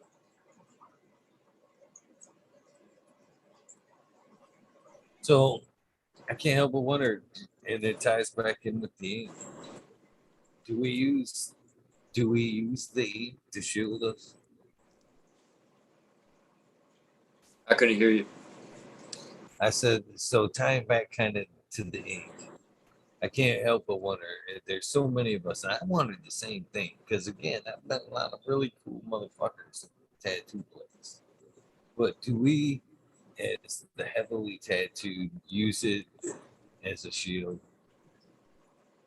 Do we Oh yeah, purposely kind of throw it out there to like just, kind of filter? You know what I mean? yeah, 'Cause a lot of times I openly say that to the people that we talk about. You know, if you judge me by the book, the cover, you know what I mean? Fuck you. I didn't want to talk to you anyway. You know what I mean? But yeah. do we do that intentionally? Use it as a shield to kind of filter out people? I think to a huge extent, yeah, for a lot of us. You know, it wasn't, especially when we started getting tattooed. I'm sure it's the same for you. You know, it wasn't heavily accepted. You know what I mean? It was.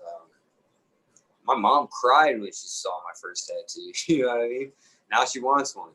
So, uh, yeah, uh, yeah. I do think it's shielded because I mean it is in a lot of different aspects, right? Because it's just that thing. I mean, you're marking your body permanently to show people that like, hey, this is what it is. I'm altering,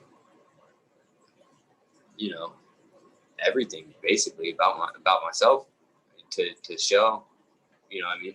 Um, show so many different things through your artwork.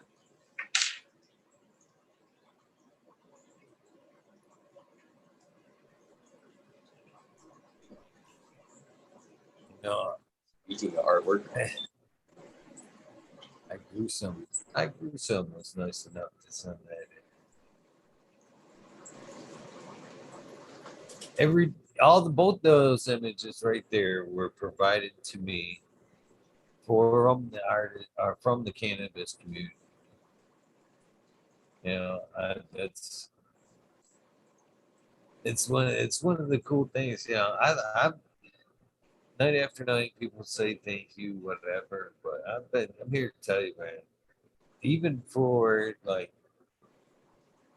just being there, you know what I mean? We go through our ups and downs. Fuck, man. My dad died on episode 50.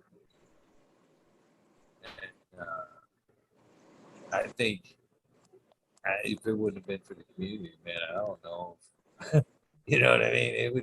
Times would have been rough without the community. But, man, this is a great place, man. Fucking people have been amazing last year and a half, just getting to meet people just like yourself. No exception, great people.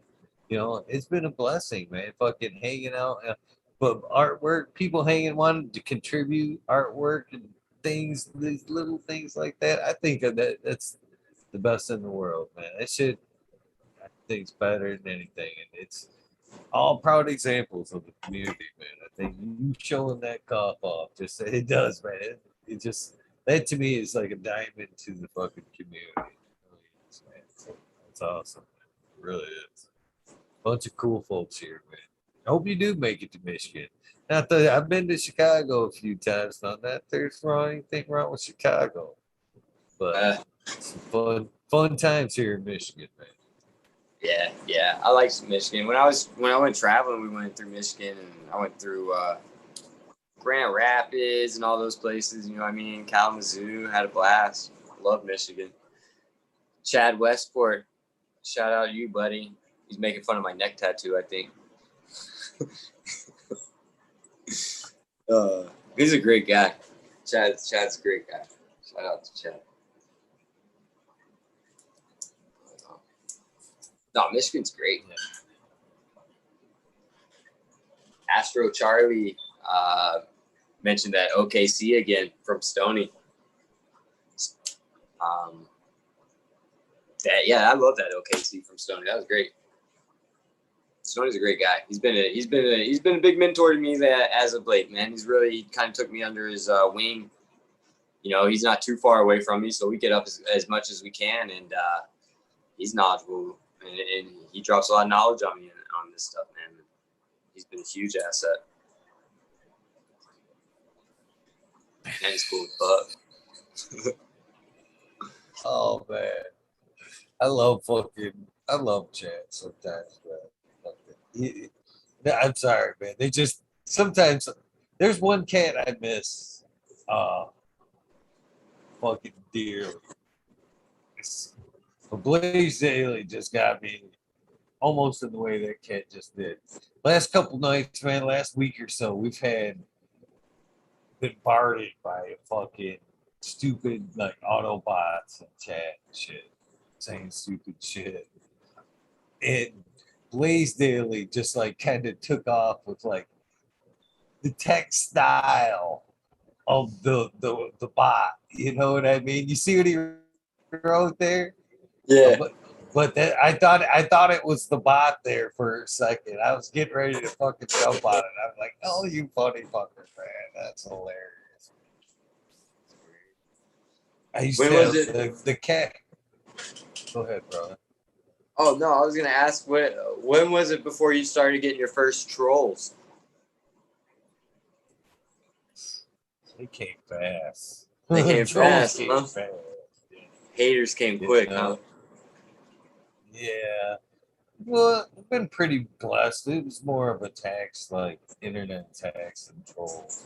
Been pretty good, man. The community in general, man. Fucking, that's just rare anymore. I was gonna say that's one thing I've Because- noticed in these shows is you don't see it much. You know what I mean? And when you do, nobody fucking gets all hot and bothered. You know, and that's what I love about this stuff because it's like if you go, like take for instance in Michigan, man, like at that camp, there was like a alcoholic event or something. You know what I mean? Probably a couple fights or something, some stuff stolen, and it could be.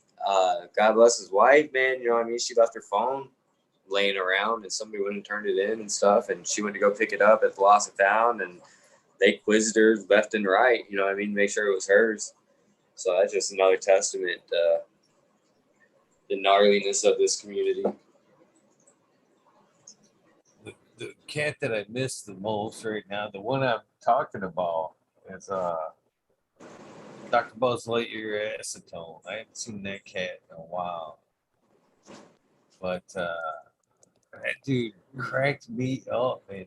He was like every time like we'd be doing a spot like this, because it's not always that, you know, I reference the chat during the spotlight. So it's more like a workable thing.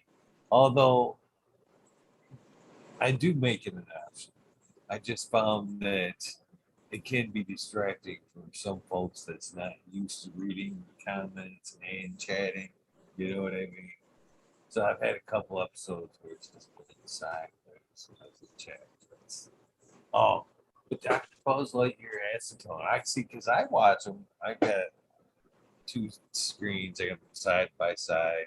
So I am like camera's off to the side, but at one point it was dead center. So as I looked, you couldn't tell that I was like multitasking.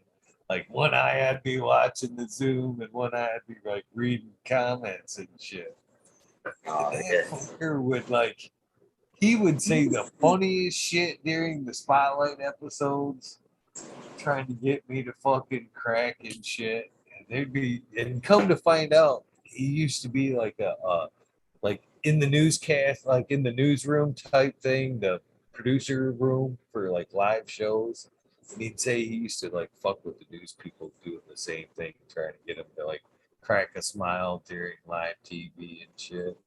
And he would do the same thing to me during the fucking lives and shit. There'd be times, yeah, I can remember like 3 or 4 times that cat had me literally biting the fucking my side of my cheek, trying not to fucking lose my shit at some of the shit he was typing in chat. He was a That's the fucking best. funny cat, man. Those are the best. Those are He good. broke me. Go ahead. I'm sorry, I didn't mean to interrupt. I wasn't saying anything. I did one with the first time he actually broke through with me was Breeder Steve. I fucking I was talking to Breeder Steve, and it was like kind of monotone type conversation, you know what I mean? Kind of like real dry almost. Dr. Buzz Lightyear fucking he's like, boxers are briefs. Eagle, boxers are briefs. Boxers are briefs. And I was like, And you got to sit there and try to keep a straight face. Oh no, that day I was like, oh, I got you, doctor. I got you. So I like there was like come to a point where me and Breeder Steve taught it's like stop. And I just kind of looked at the camera and I'm like, so Breeder Steve, everybody wants to know boxers and briefs. He was like, neither. He went right along with it too, just kind of, and it changed the whole. It was fun after that. It fucking the whole tone of the fucking interview changed. But Oh yeah, the fucker, yeah, that's good. funny fucker. I miss that kid. So, is there any strains that you're looking to pop? Is there anything out there that's fire that you're looking to get in the garden? I want to do that cuvee. I definitely want to mess with that. I'm not gonna do that until like I guess nobody will ever have the perfect space, right? But when I have things a little bit more climatized and stuff, where I can be more in check of my environmentals, you know, being in the environment I'm in right now, it's a little bit more difficult with that. So I just want to be able to, you know, really be able to give that strain what it wants, what it really needs, and be able to manipulate the environmentals to see that. Is that Spartan? Did you get that from Spartan by any chance? No, I actually got that. Shout out to 311. He hooked me up with some beans, man, and I'm blessed to have those since, you know what I mean, they're gone. So, like I said, I definitely want to be in the right place to do that. But that's what I'm definitely looking forward to the most. I got some grease monkey beans that I want to play with as well.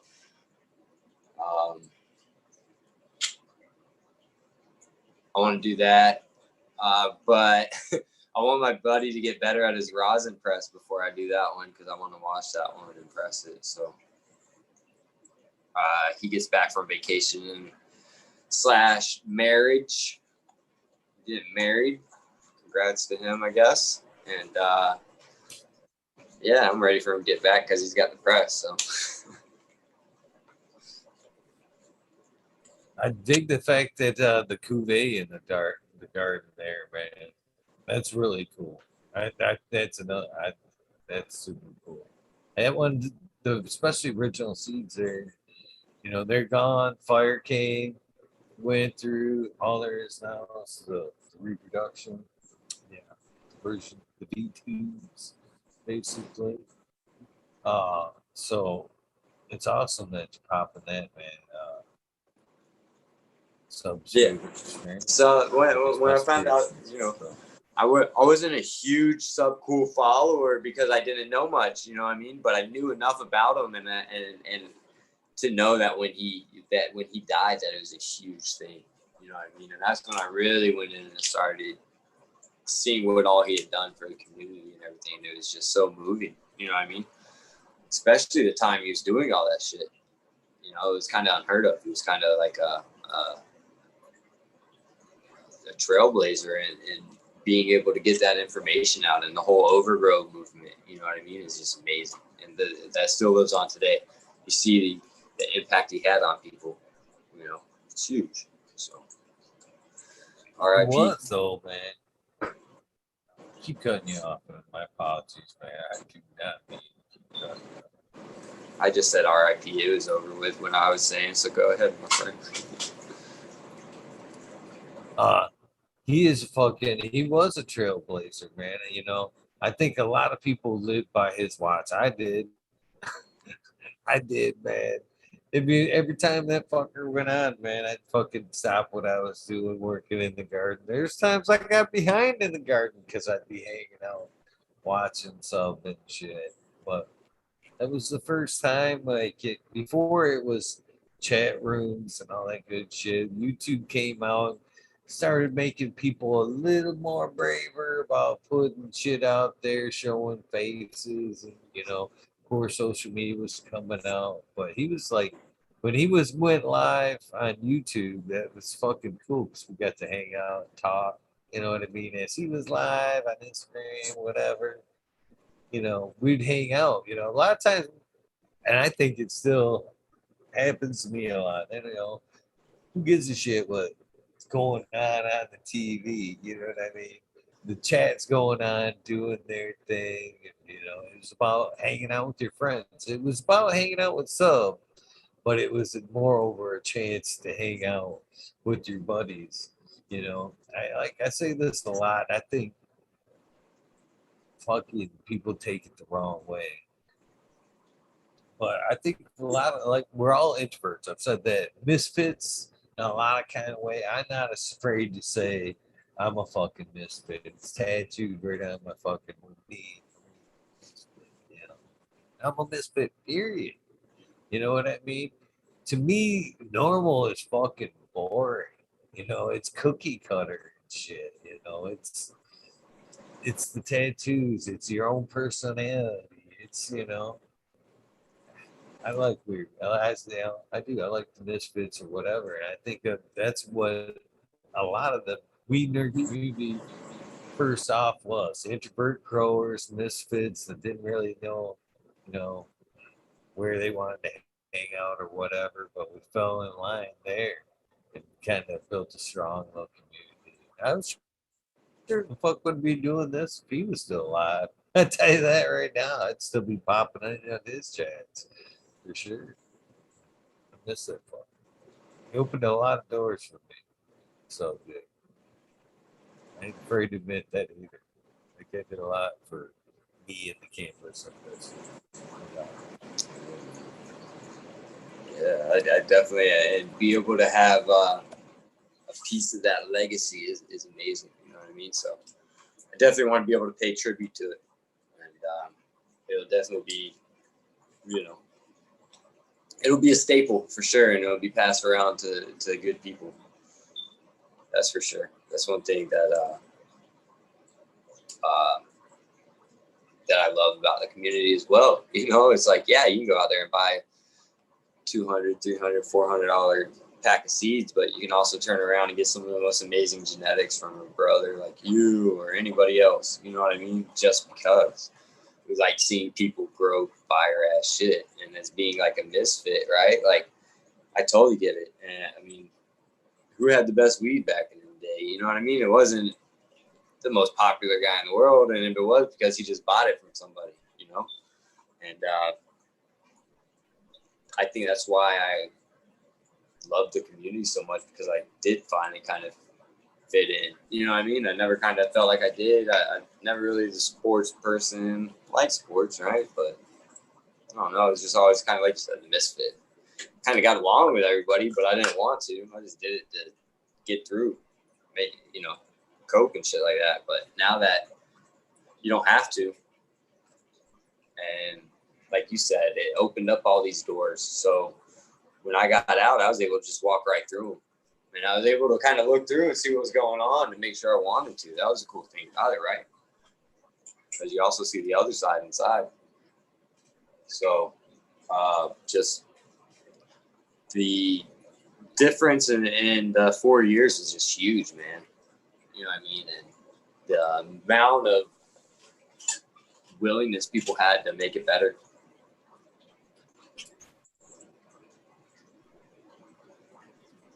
Yeah, that cat's the one that actually gave me, and it is to this day still the addiction of giving away seeds. I thought I seriously, he was also kind of the one that I gave away weed before, but he's the one that kind of pointed out to me how fucking good of a gift it was on the other side. You know what I mean? You could, well, I mean, to this day, you walk up and unbeknownst to that somebody, you know, in need or whatever, you know, smoking some. Oh, you didn't got one? You turn around, you fucking leave that fucker joint, couple buds or whatever. You wanna?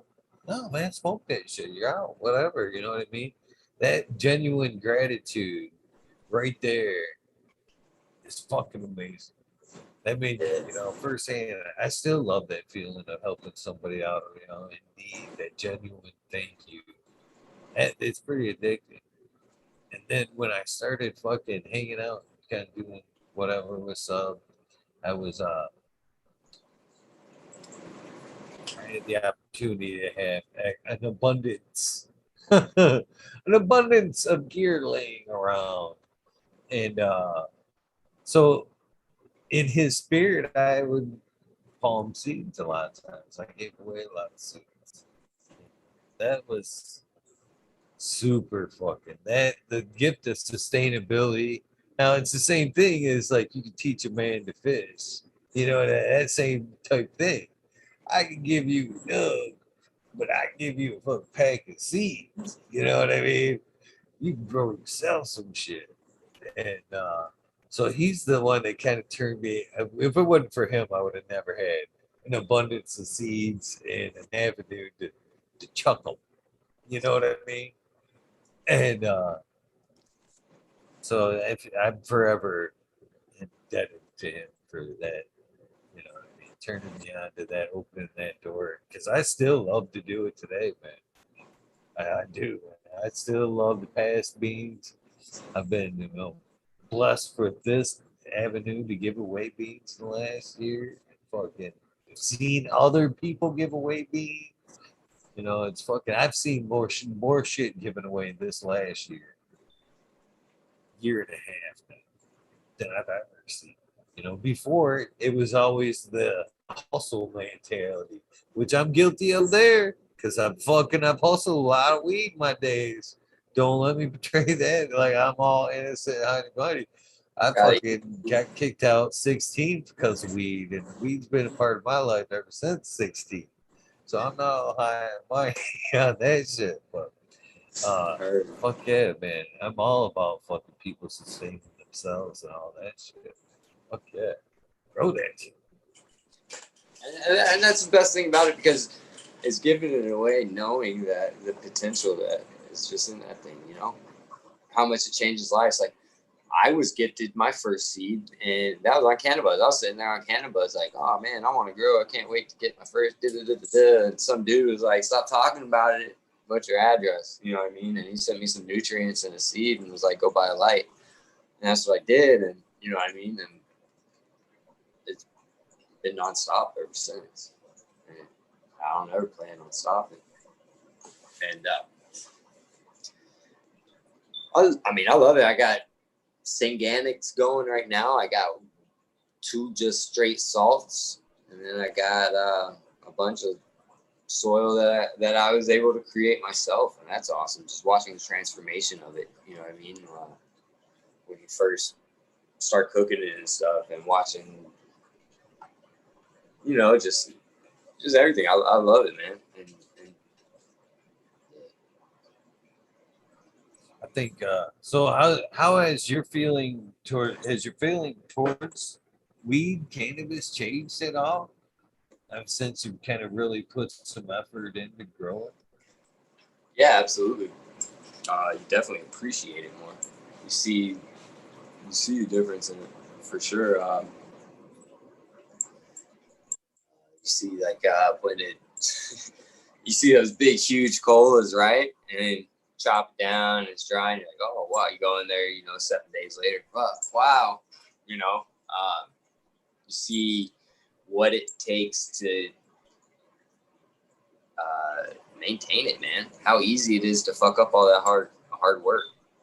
A lot of people think you just throw something underneath the light and it grows. Yeah, it will. You know what I mean? But I don't want mediocre shit. You know what I mean? I want the best mids. But yeah, and you basically get what you pay for when you're starting off. You can go cheap route and stuff, and there's nothing wrong with doing that either. You know what I mean? But especially when it comes to lighting, there's certain things you want to kind of, you know what I mean, if you can splurge on to give you a upper hand, in providing that quality. Because that's the biggest thing, right? Like, you're not going to spend all that time for just a man.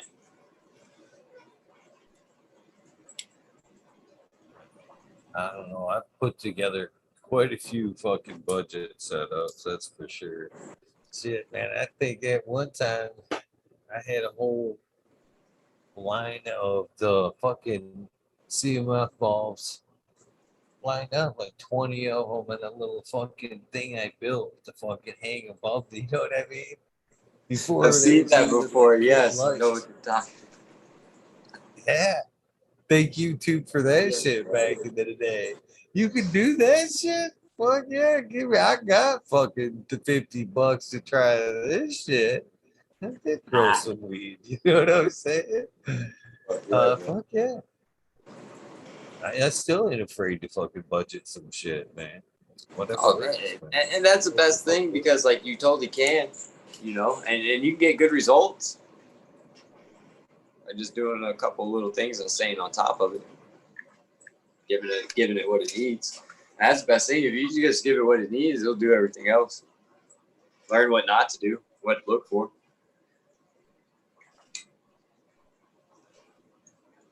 Yeah. Yep. It's one of those things too. Is I love, one of the things I love, if I ever do, not that I have yet. If I ever do find that one that just I'm completely in love with, I keep it as long as it's not a fucking auto. I can keep it forever. I can cultivate that fucking thing forever. I can keep that in my car. What's been your favorite one?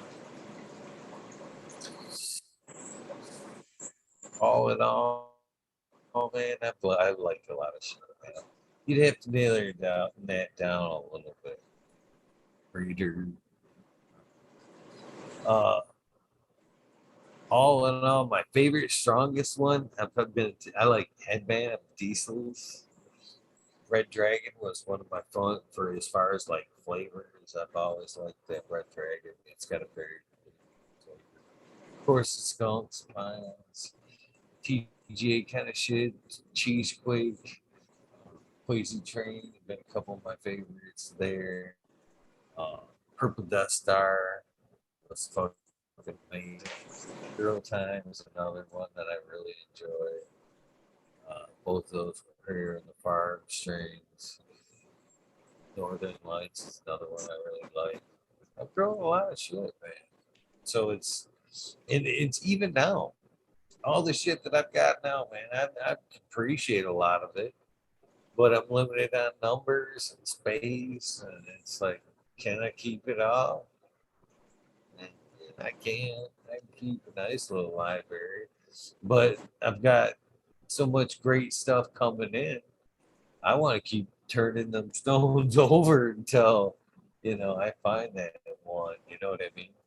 Uh, and I'm very open. I hate hunting. I absolutely hate hunting. I hate hunting. I've always been like, basically, you come to a barbecue and shit, and you're like carrying, you worked hard on your ribs and shit. You're like, oh man, I got some good ribs. You walk up and you're like, everybody's got ribs. I'm that dude that's like, fuck these ribs. They're in the garbage can. I'm going fucking back home, grabbing something else. Fucking coming back with chicken or some shit. Fuck ribs. Everybody got ribs. And I'm saying that same way with my weed, man. You know, I don't want to show up with fucking the same shit everybody else has got. I want that one thing nobody else has got. You know what I mean? You know, and people, I think everybody should do that. Everybody should have that one thing that's a little bit particular to them. So that when you see him, you're like, oh man, I hope he's bringing that shit. You know what I mean? He's always got that good shit. You know what I mean? And I think that's kind of a lost art today, right? Because it's such a burn and turn movement with everybody that you don't have people kind of sitting there stabilizing stuff anymore. Because I mean, like when you hear names like Kyle Cushman and Strawberry Cough or DJ Short and Blueberry and stuff like that, you know, those are something that I think of when you say something like that, you know. But like you said, but without that turning that stone over and finding those new strains and stuff like that, you lose a lot of stuff. But you mentioned Northern Lights. I completely forgot. I got 2 Northern Light Crosswood Mango Skunks that I'm kind of excited about because I had the Mango Skunk flower from the guy who chucked it, and it was phenomenal. So excited to see what that one does. Northern Lights was always a great smoke. So do you prefer the salts or the organics at this point? Honestly, best results I've had was with salts just because it's kind of laid out for you. A plus B equals C pretty much, you know. With organics, it's the same thing, but it's easy to overshoot, undershoot. You got to start looking more so for, you know, signs. And then, you know, just you learn learning curves and stuff. Organics suck in small pots. You know what I mean? Little things like that. You know what I mean? So small pots and organics and organics is going to work a lot better. You know, I'm finding out stuff like that. But, you know, like I'm brewing a tea now. Stuff like that's awesome. You know, so if you got a little deficiency, you can brew a tea, hit it with that. And just learning the versatility of it. And shout out to Abolished, and I just found his Frugal Force. I'm really liking that ideology. You know, I love that self-sufficiency and being, if you got to spend $1, make that dollar fucking count. You know what I mean? Because especially in today's day and age, fuck, man. If it's cannabis related, that shit's way more expensive. That's for sure. That is for sure. Anything that they can relate to the industry. Oh. Nutrients, same, same. Oh, you're using that for cannabis? Basically just spin around the circle with a new tag. Ah, we got this 3 times as much. Yeah. I seen that. My favorite example of that is Diet Tomatoes. Or see, you go to the grocery store, and I think that the one store they wanted like an absorbent amount for it. I think it's like 20 some bucks. Go across the street, and I wasn't even shopping for it. I just happened to take note. Walking through it, I see it at Home Depot, and it was like $6 for the same bag. And I'm like, that's the bullshit right there. That's the bullshit. Yeah. Just because it ain't the grocery store. Yeah, it's crazy. I mean, same with like, they do it with everything. I mean, you look at soil like something like Fox Farm or something like that, right? Like on Amazon, that's just an arm and a leg. When you go out to the suburbs or something, out to a little grocery store, something out there, and it's way cheaper if it's not cannabis related. You know what I mean, or whatever. But soon as it's targeted towards the cannabis community, what? Way up. Well, I I definitely enjoy the fucking control of the salts. Controlled salts for a long, long time. Just kind of easing back into the organics kind of world. Even at that, when I was running a soil, it was like the super soil. So I wasn't even thinking of it necessarily as like an organics type thing back then. So when I come around this round and open up the organic store, different thing, man. I can appreciate it in the grow room, but moreover, man, and you take this for what it's worth. I appreciate the organics more as a person growing as a person. Yeah, that's what I relate more things as I learn about organics and kind of how we should treat each other and how things work in myself and all that good shit, man, is tied in with the organics kind of thing, man. And it's weird. We, at least most of us, and that's the whole thing. But that's kind of what I asked you about. Was kind of getting to with the if your thoughts have changed since you started cultivating the plant. Because I've noticed this throughout the throughout across the board. If people are willing to admit it or not, I've fucking seen people grow as a person as they grow cannabis. A lot of it has to do with time in that room. It's very therapeutic. You know, in the 70s, I found this out and I found it was appalling. They found out that cultivation in general could help people with PTSD, anxiety, and a lot of shit. Help fucking war vets, all kinds of people with addiction, with drugs. In the 70s, they knew that older culture could fucking be a key in recovery back then. And it just was like swept under the carpet. Because And nowadays, go ahead, brother. I don't go jump in, please.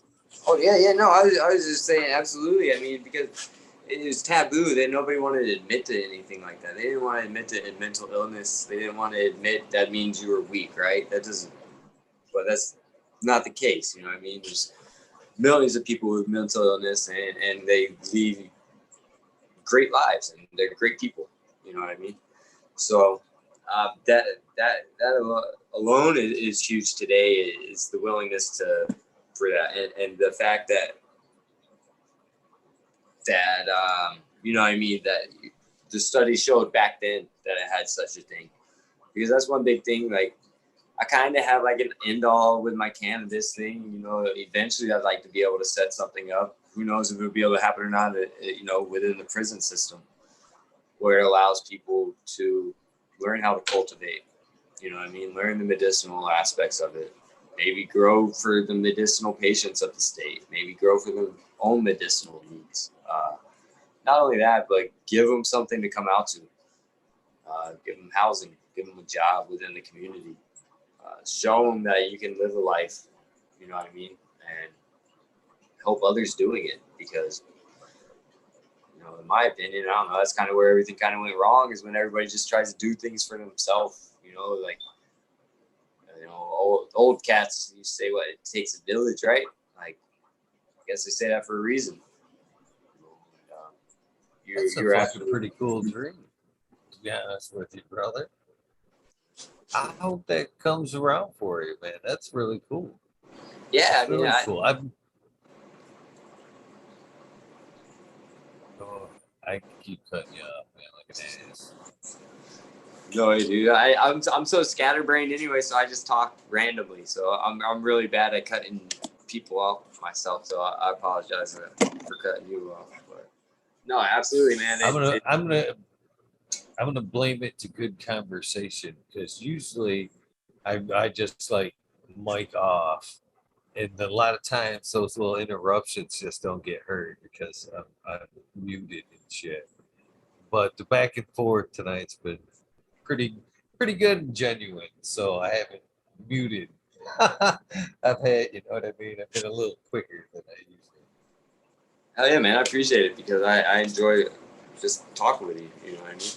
Having an opportunity to talk about some of this stuff because it's not every day you get to talk about it. You know, so yeah, just there's a lot of victimless crimes within the prison system that can be, that type of behavior is ingrained in some of these people.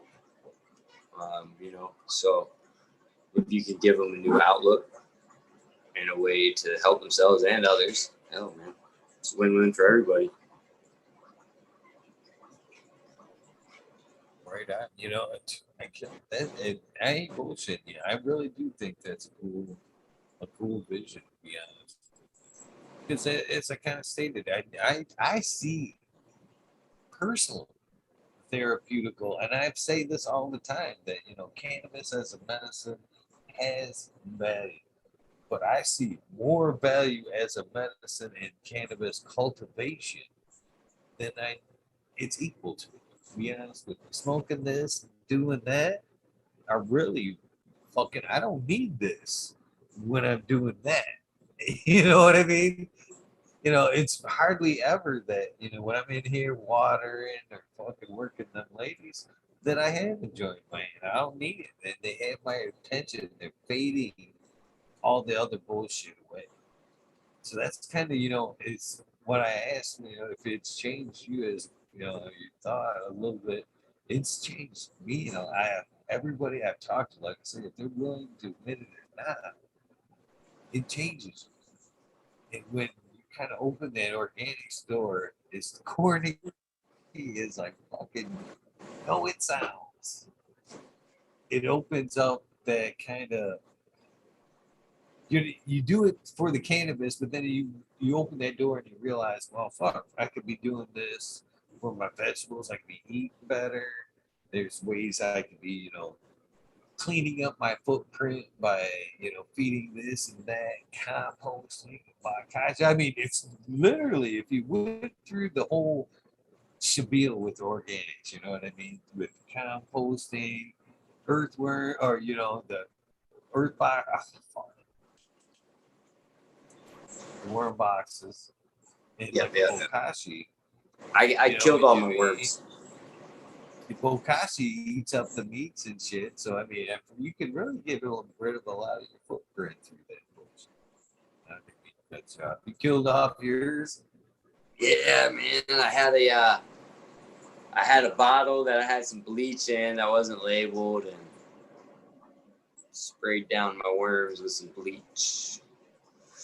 So then I ordered some new ones and they sent me a bunch of dead worms. And they sat down in the office for like 2 or 3 days. So I went in the office and it smelled so bad. I felt so bad for the office manager. It was rather comical. Poor worms though.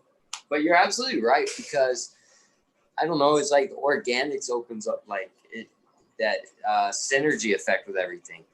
So you're doing one thing knowing that it's working with something else. You're doing this because it carries that.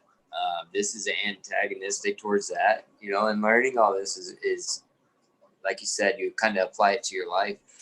You kind of see where where I'm expending my energy and stuff like that, and is it worth it? Do I need to continue expending this energy this way, or can I do it somewhere else where it'd be more productive, more fruitful? I absolutely agree with you on that 100%. It gets deep though. I'm serious, man. So it sounds like you opened up the door or the book. You've looked at the index a little bit, but I'm telling you, it gets deep. I'm serious, man. I didn't think it would take me there because I'm somewhat of a spiritual person anyway, but not like textbook like any religion. I just more of a Buddhist kind of, you know what I mean? Philosophy of right and wrong, just Whatever. Just could hurt. That's all. But organics kind of tied that whole thing to me all in one. I was headed that way anyway, but when I like opened an organic store, with especially with the microbes, fungus, I had like dove into the organic store, then I opened that door, and I've been kind of like there for a while now. I've been It's there for a great. little while now. You don't really want to leave. It's a nice place to be, you know. It's like It everything's is. you see the synergy of everything working together instead of working against each other. And if you see something working against it, then you know not to mess with it. You know, it's just kind of as complex as it is. It lives by the same basic laws of nature that we all live by, and the organics kind of opens that up, like you said, like the microbes and the fungus and just the network of all that stuff, man. It's kind of like us in the community. I'm kind of getting like super hippie-ish like, with the microbes. I hate to admit it, but I am, man. I fucking the more I dive in, the deeper I get with that kind of shit. Because man, it's Have you watched Fantastic crazy. Fungi? I have. That's a great flick It's right there. That's what kind of opened my eyes into how important microbes are. You know what I mean? And how much of an impact they really have on everything. It's so true, though. I mean, everything is tied together through the microbes. Everything. They're in your gut right now. They're in your gut right now. The whole mentality of the second brain, your gut feeling, is based on the mycology in your gut. Yeah, I mean, seriously, there are such things as simple cell, you can call them simple cell microorganisms, but you can take them and fucking put them in a maze and they'll grow their way out of a maze. You know what I mean? They are thinking. And so you have them relating there to your brain, to the food, to the soil. I think they can even communicate, on another level, get corny hippie shit through, vibration frequencies somehow. I don't know. 100%. But I think it does, in the soil from plant to plant. And, it's pretty fascinating. It really, really is. The roles they play, how they can break things down. I mean, a fungal hyphae strain can penetrate into a rock. You know what I mean? The little piece of nothing punch its way right into a fucking rock and bust that shit apart. That's pretty fucking awesome. In my book, that's pretty incredible. And how adaptive they are. And I'm pretty sure it was in that Fantastic Fungi movie they're talking about how they're incredibly smart and adaptive, and they can you can teach fungus things. You know what I mean? So you can teach them what to eat, what their food source needs to be, and I'm pretty sure they trained them to eat oil and colonize the oil spill with a bunch of spores, covered it up, came back a few months later, and all the oil was gone, but you had a shit ton of mushrooms. And they just sat there and ate all the oil, and colonized and reproduced and ate more oil, got rid of it. So the implications of that alone are huge, right? And I think that the more we get in tune with it, the more we'll get in tune with our bodies, which will be able to start curing more maladaptive things like viruses, like cancer, like mental illness. There's a lot of things, and if it's intelligent, you know what I mean, and that it means it can search out things. So who knows? Maybe you can teach it to search out deadened neurons for stroke patients or something. The applications are endless, and it's exciting to get into that, and it's exciting to see society want to get into that, and it's not so hush hush anymore. Where hippie thinking was out of the norm. You know, it's dangerous almost. I mean, fuck, look, there's a whole, how many decades of, you know, victimless crime sent you to prison. You know what I mean? So with all that dying goes that old thinking. And I don't even want to call this new thinking. I just think it's coming out of the woodwork thinking, right? This is shit we've all thought about one way or another, but we're just putting words and sentences to them. Yeah, it just, I've said this quite a few times too.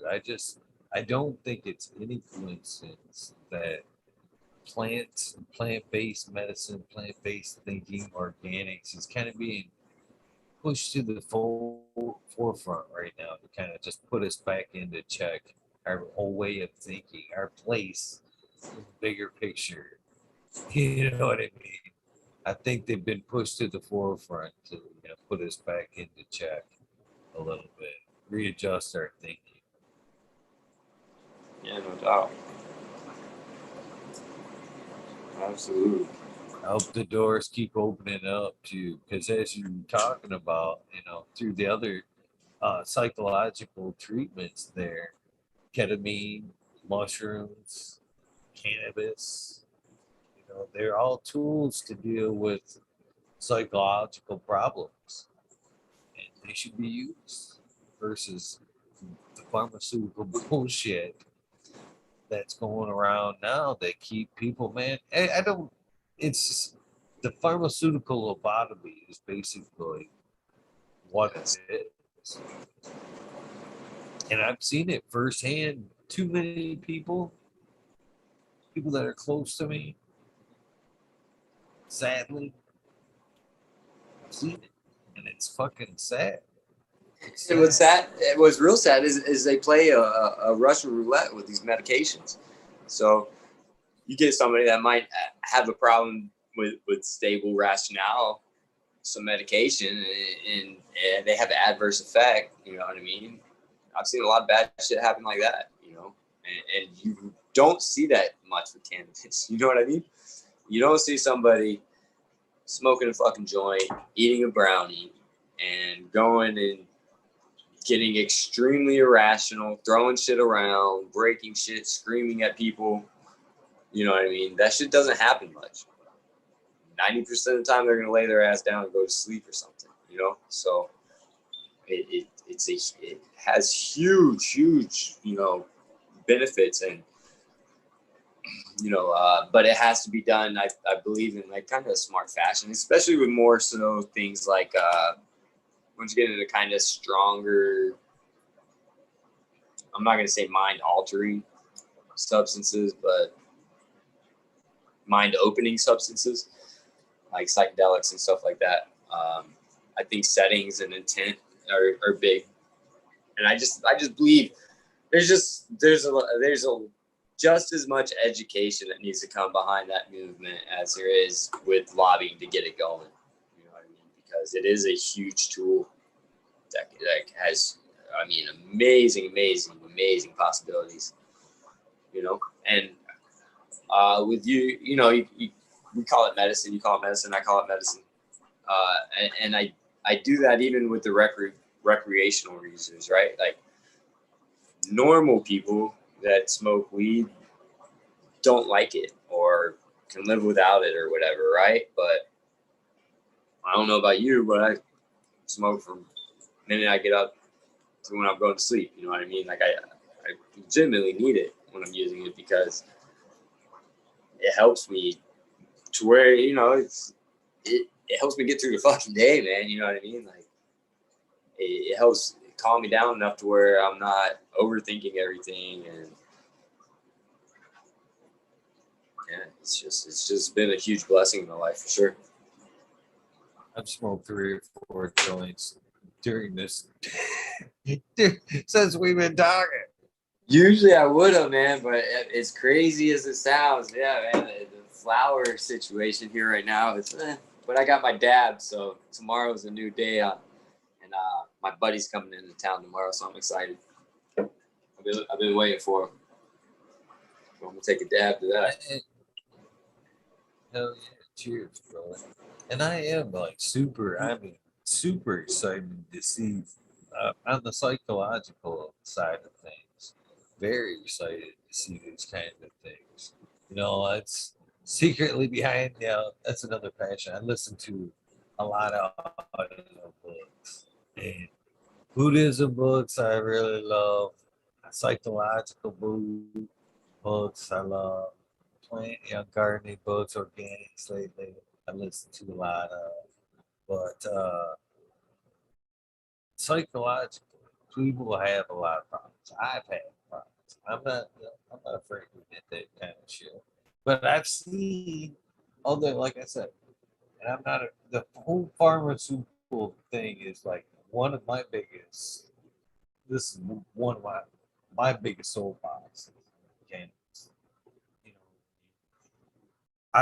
I'm seriously, I've lost almost everybody I love, family, everybody on my mom's side, the whole fucking shebang to pharmaceutical drugs, and it's a shame. It is fucking sucks. And I've seen people later in life, things happen to where it wasn't even their fault.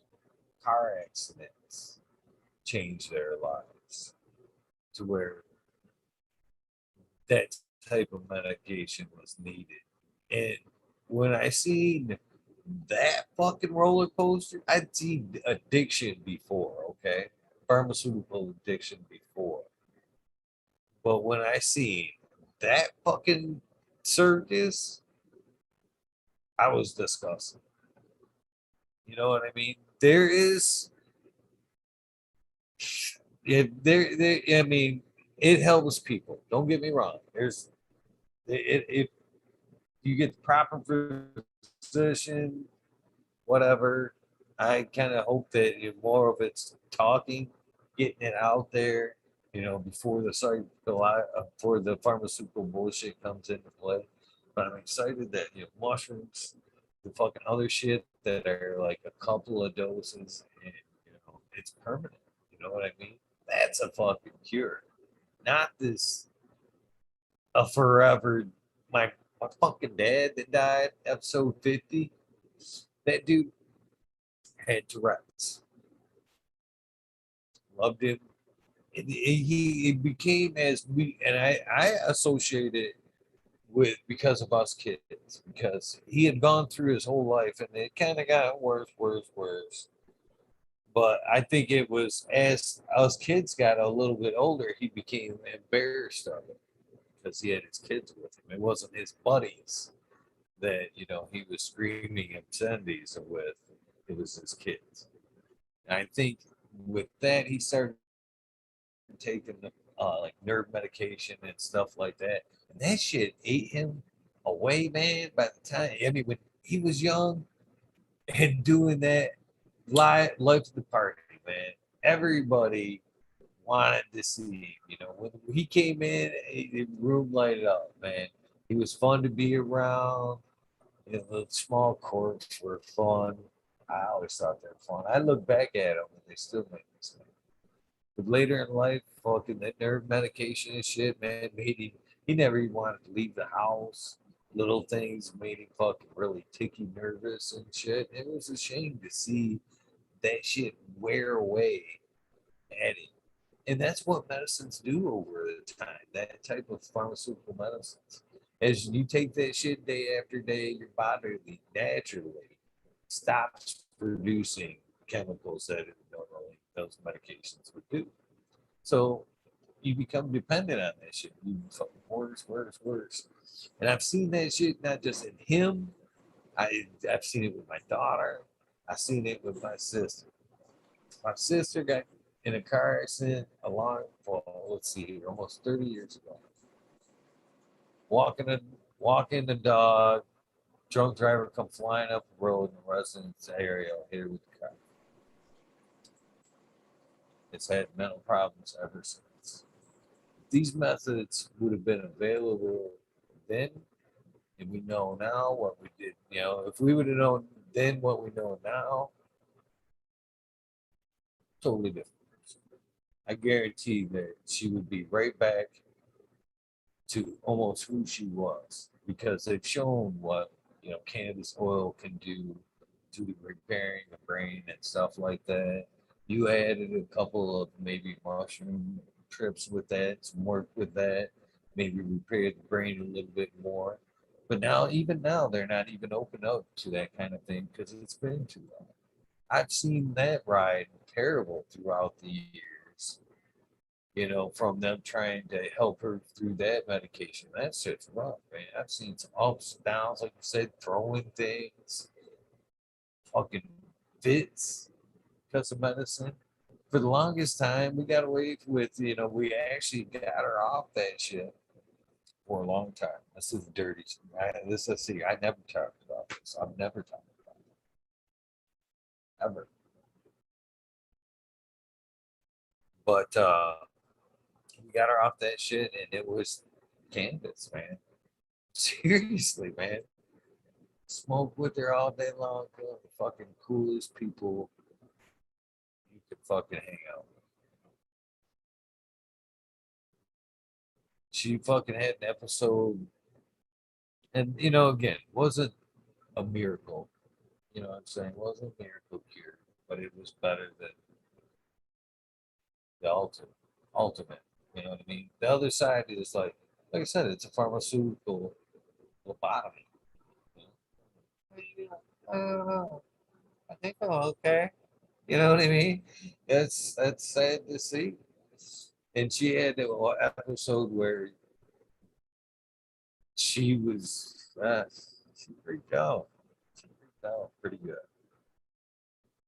And asked to go to the hospital. Reluctantly took the long way. Sure.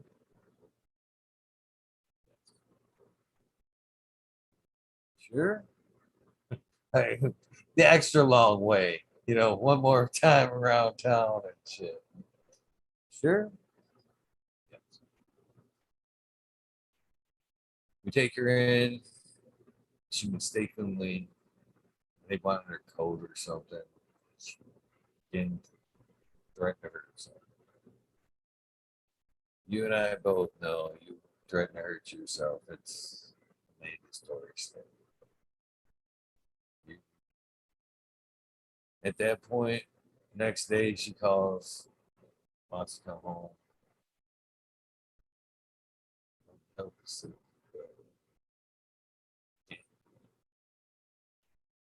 and mandatory 11 days. Says that's it.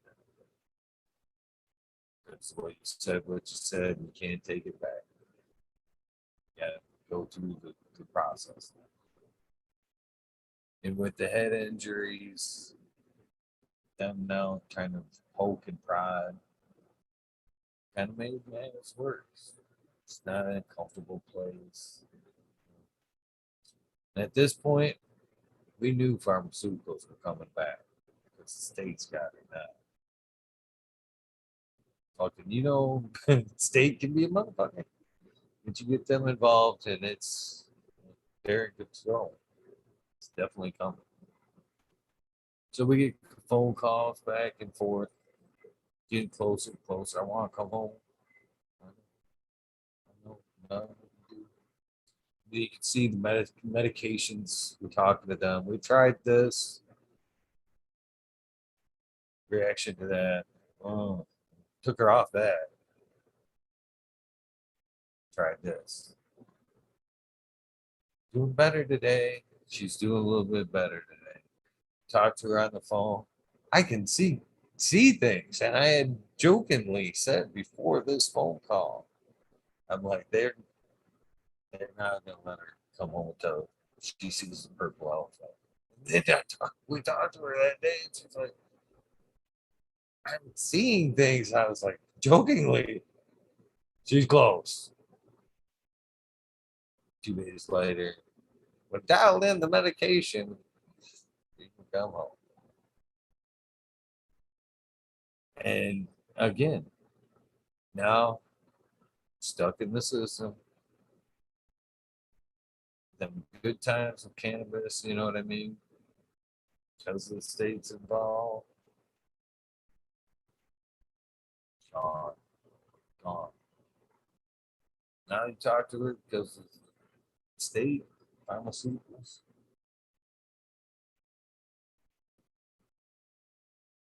And you know, like some of those pharmaceuticals can be good for a regulation period, but like you said, like they're not made. Our bodies aren't wired to be on those things. I mean, some of these things that they put you on are heavy fucking drugs. You know what I mean? That might have a use temporarily to help. I think a healthy lifestyle. I think that's why people preach that shit all the time. You know what I mean? You see people that eat healthy, that are physically healthy, activate their brain healthy. You know what I mean? You do these simple things, like usually you have a pretty good outlook. You know what I mean? You start doing things like isolating a little bit.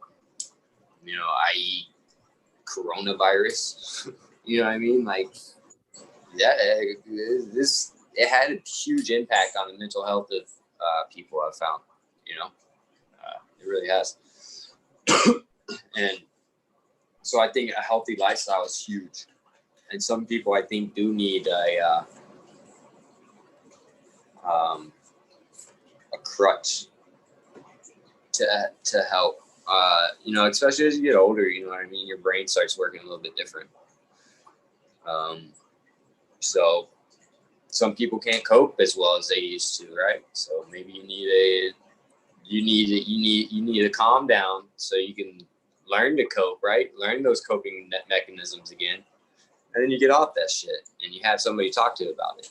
You know, you don't just throw somebody, oh, we're going to see how this happens. Let's throw them in a fucking room, throw them these pills and see how they react. All right. And like, that's what they do to human fucking beings, man. It's sad, you know? And unfortunately, while me being on the drugs I was on and stuff like that, I had to go to some places, lockdown facilities and stuff, you know what I mean? And the way they treat people are just, it's not really treating them like people. So I can totally empathize on you with that. And I'm sorry, you know, your family had to go through that.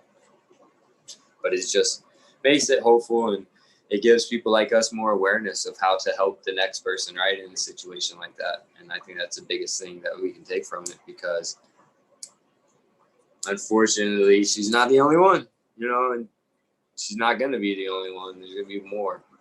And so the better we are prepared, knowing outcomes, or, you know, like you said, it's not cure all, but in conjunction with a lot of other things that can damn near fucking beat. Even like, fuck, if anything, cancer and shit like that. Yeah, you're right. In a lot of things, even for the bullshit, straight out bullshit. It's not the end all be all, but is it a matter of quality of life, even for the sick or the healthy? If it can help give you a better quality of life in general, isn't it worth it?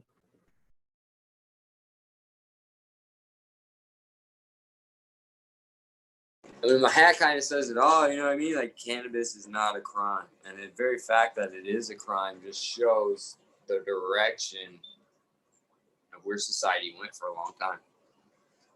You know what I mean? Because how are you going to make a victimless crime? If it's not hurting anybody or yourself, how can you even make up something? And then not only that, build a whole platform off of it. And, but I'll tell you what, I drink a lot of coffee, man. I got to go run to the restroom real quick. I'll be right back. Let's hit chat. What's up, Sony Rockefeller? Nice to see you in chat.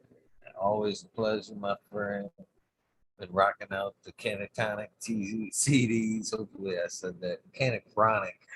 I need to just write it down. So, the Canachronic CDs. I'm digging it, man.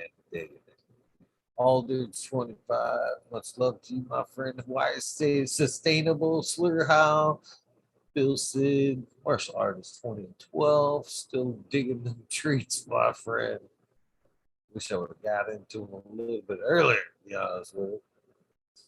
Second note being silly. Silly on the draw. Jolly Cannon, cheers to you. Lucky Mike, always a pleasure to see you in chat. WD714, cheers. Chat sounded a little bit on the quiet side. Chad Westport, always an honor. Much respect to you as well. Al the Beastly, another fellow Michigan Gander right there. Cheers to you, my friend. He says, I'm out at the moment. That sucks, man. That sucks. Blaze Daily, much respect to you, my friend. Gorski, cheers to you. Let's we got in chat. Astro Charlie still hanging out. It's a pleasure meeting you, my friend. Oh, he said he's calling at night. Hopefully, hearing this shout out, my friend. It was a pleasure meeting you. Hopefully, we can do an episode with you as well. It was another amazing, a great guest tonight. I'm glad I had the opportunity to meet him last week. What's your favorite number one strain? Current or past? Jolly Can.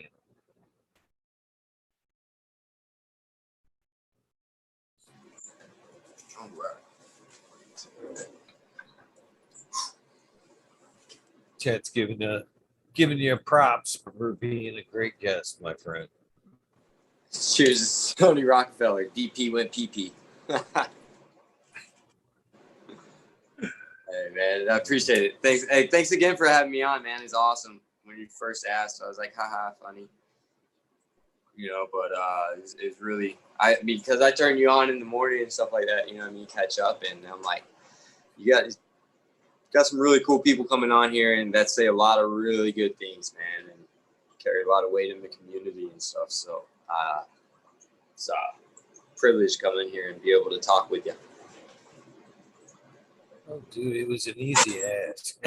It was an easy ask. I'm telling you, I usually have a pretty good gut feeling when I meet people who I will keep close and who I'll keep at bay.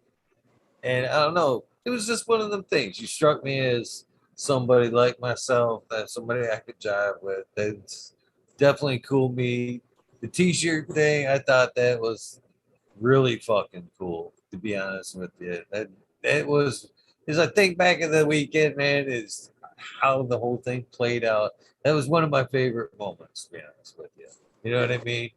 You didn't see no shirts. I didn't bring a lot of shirts. You know what I mean? You're the only shirt that I really busted out with. The only other one was people that wore them or had them and showed up with them on. You know what I mean? Because I'm just, that's the way I prefer it. Either you're part of what I'm doing, I've given you something, you've won it. I don't like the thought of even trying to make money out of this, man. Either you won it, you gave it, you know what I mean? So to see one of my shirts floating around there was pretty cool, man. I gotta admit, it was really cool to see you bopping around. And then, after the weekend, uh, I noticed and was told that you supported the cup on the show, and it's set pretty much right in front of the camera. And I noticed an influx of good Caribou folks coming in. So, the influence from that was very nice and respected. So at that point, it was like, man, I gotta get him out of there. I gotta get this cat out. So it was a no-brainer. You know what I mean? It was plus, plus, plus. Fuck yeah. Oh, yeah, man. Well, like I said, I really fucking appreciate it. And the fact that, you're one of the few people walking around at an event where everybody's there to, mingle and have a good time and smoke and stuff like that. But it was a capitalistic event, right? Like people were there for a certain reason, more so than others. And the fact that you weren't there on anything other than for the community was huge, right? Like that was a big thing to me. Says a lot about your character.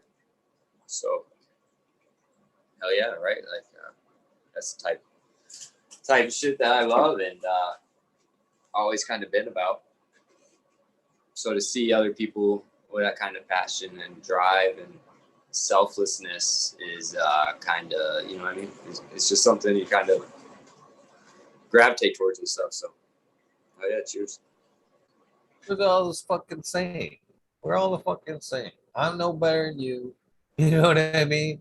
I'm cannabis industry, work, whatever. I'll get down there and work, fucking do whatever with you. You know what I'm saying? I ain't no better than anybody else. And when it comes to them events, would it be cool to have like a booth to hang out with and whatever? Yeah, I ain't here to sell nothing though. I'm not definitely not here to sell myself. I don't even like to really talk about myself, to be honest with you, when it comes to this. That's why I kind of hit it, about coming on the shows, other shows. I don't necessarily like to go on other shows because I like to hide behind you guys, basically. You know what I mean? I like to be a part of things. I don't, like to hear about you guys. I don't like it. I get awkward when it's flipped. So I try not to venture too far when it comes to events. I'm definitely not.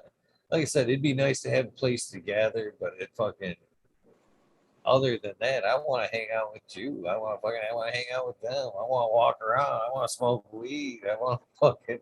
I'm there for the fun. Flat out. That's really shit. And that's the beautiful thing about it is, most events, people aren't that candid, and just with intentions. Everybody kind of had it all laid out. Hey, this is what I'm about. You don't gotta like it. Somebody will. You know what I mean? It wasn't like a competition type thing. And if it was like a friendly competition, right? Like we're all in competition with each other. Like you don't want to show up with the shit weed. All right? Definitely. So it pushes us to be better in that aspect as well.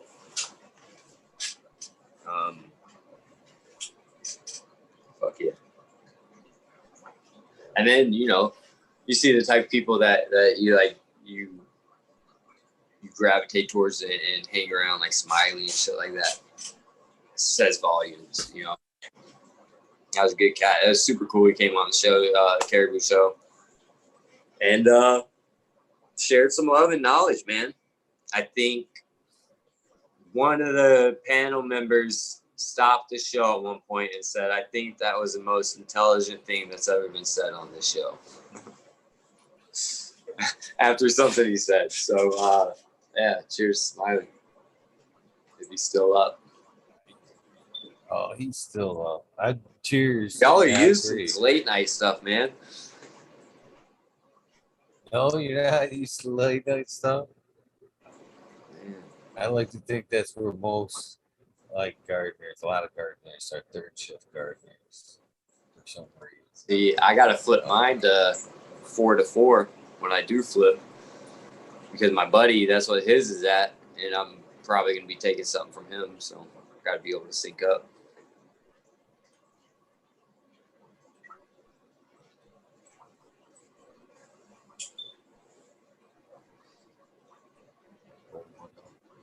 Go on number 5. I smoke a lot of weed. That's the amount of weed I get. I should take some type of tolerance breaks every so often. Now, what do they say with the tolerance breaks? How long is it? They say 36 hours?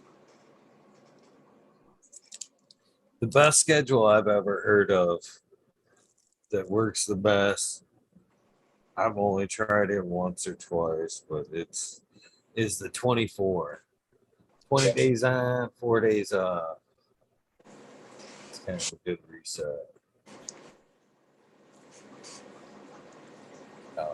That's rough. I can't. Yeah. Tell me about it. 4 days. Tell me about it.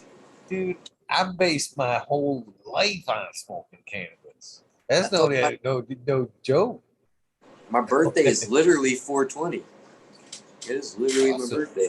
So since 14 on, pretty much 15, really 15 on, but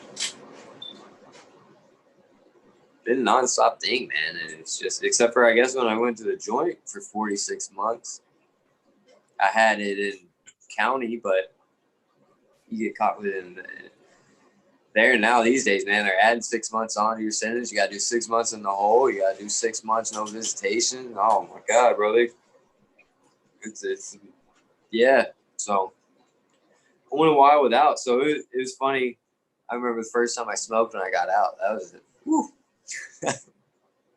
Hey, that was great. That's where that spice story came in. I hadn't bought spices in a while, so I go to the grocery store to get some spices.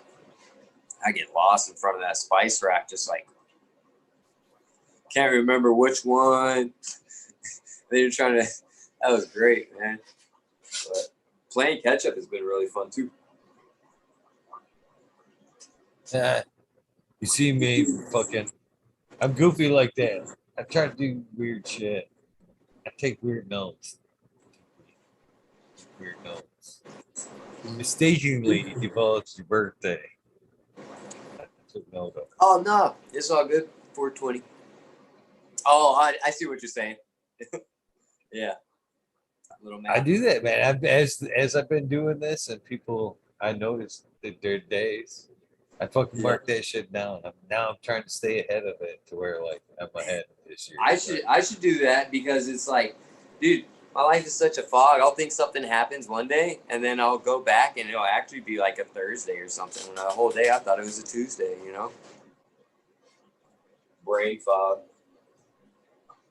For instance, this Saturday, for anybody that's listening, is ready to hit the hot fire's birthday.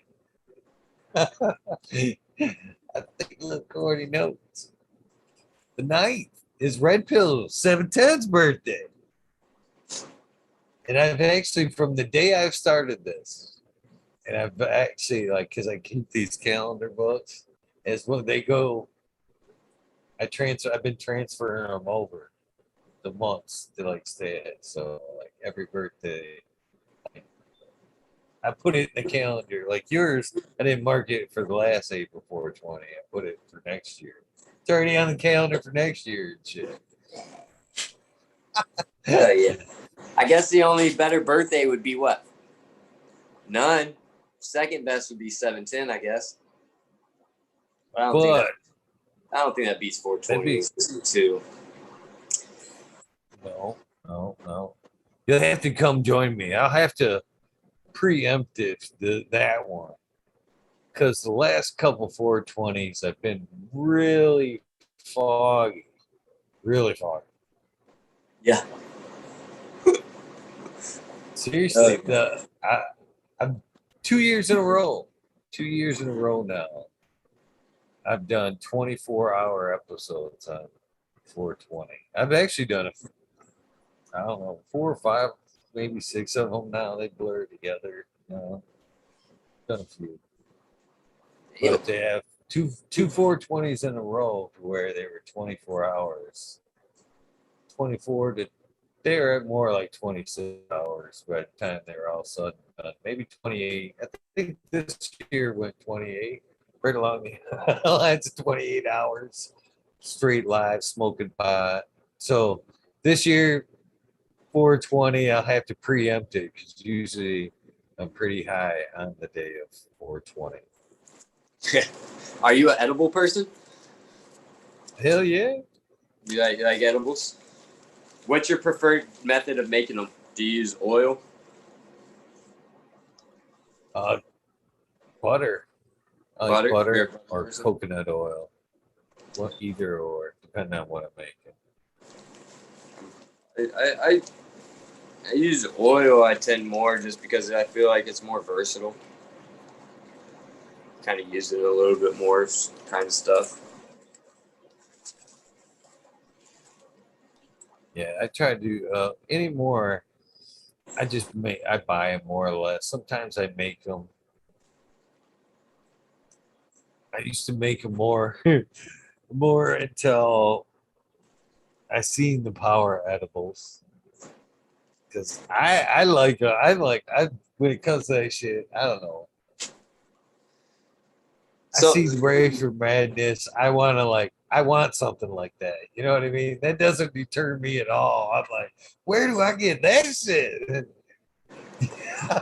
Same thing with edibles, man. I fucking anytime I make them usually as strong like that butter. I'd make it. I'd prefer to make it strong as fuck, and then either be able to make something strong as fuck, or the ability to cut it and make it less tasty or less. You know, you always have the ability to cut it, but you can't make it. It's harder to make it stronger without it making it taste like shit. So, and that's I've had some good experiences, man. I myself I fucking kind of went to almost a psychedelic land on it. psychedelic. Yeah, yeah, Yeah, man. definitely. I got Fuck yeah. locked up in a shower one time after eating.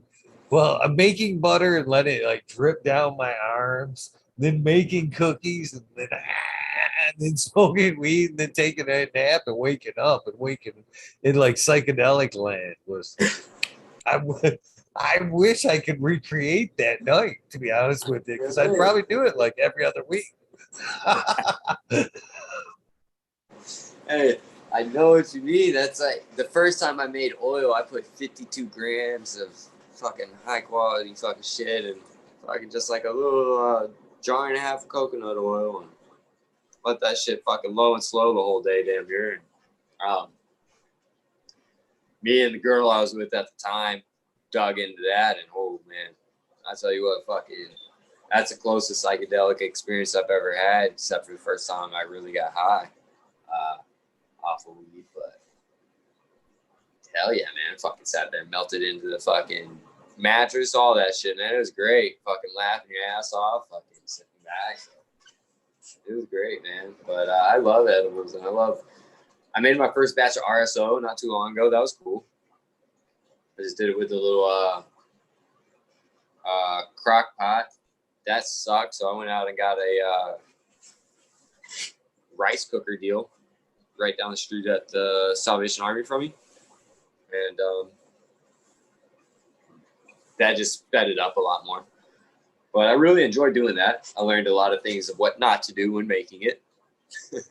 You know, that's just from user-friendly errors type shit. But came out with some really good stuff. I remember the first night I tried it. Yeah, it was great. Because I enjoy RSO. I enjoy the full medicinal aspect of it. Just that full relief sometimes I need, especially after working and stuff like that. Body pains. Sometimes I just need the mental shutdown that it gives you. Right? Like sometimes I just need that fucking disassociation from everything. And I think that's why I was so attracted to opiates, honestly, when I was younger, because it just fully disassociated me. You know what I mean?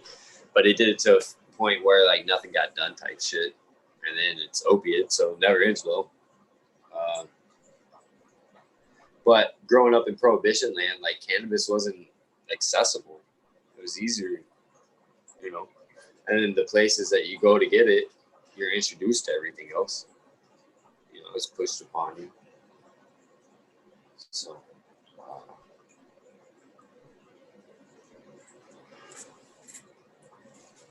Yeah, I actually stopped making edibles. So this is what stopped it for me is I made some strong chocolate. And, my daughter Lexi, I see her in Chad's got a hold of some. She was old enough to eat it. Don't get me wrong. It wasn't like a child got a hold of it. But she got a hold of it. She was 20. Fucking, oh, this is good, fucking had one day of like me breaking her out some, and yeah, that was fun yesterday. You know what I mean? I'm gonna eat some more. So she got into it. That was good. Yeah, I got a little buzz, and I kept telling you, warning, warning, warning. And I left, and I came back, and she had like fucking just like stoner chocolate on it. You know what I mean? Just like, that shit's good. And it was like completely locked up. You know what I mean? To where it was like paralysis almost. And I was like, maybe I shouldn't leave this around. Maybe I should just stick to like edibles here and there.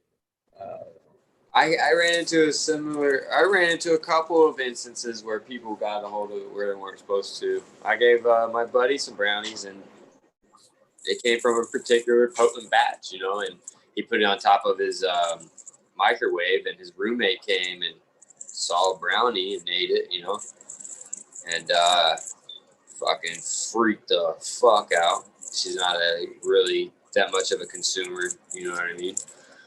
So I'm glad that they work so well, but unfortunately, she had a negative experience. And then my boss at the time, another time, I had given him some, and like he had told me that like edibles fuck him up. So I'm like, you don't want them, you don't want them. Like I'd given a couple of the gummies to some of the other coworkers, and they were like, hell yeah, man. They were telling me like one did them pretty good type shit. So I could tell that the tolerance that my boss had, he didn't need to eat any.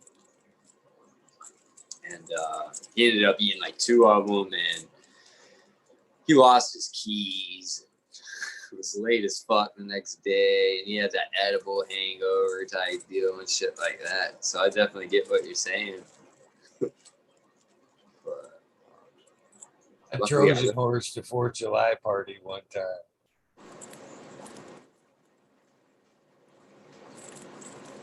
Basically, what I say when I say that is, I showed up. Well, probably showed up with way more than I should have. Period. Explanation point. And I show up with a fucking baking sheet mounded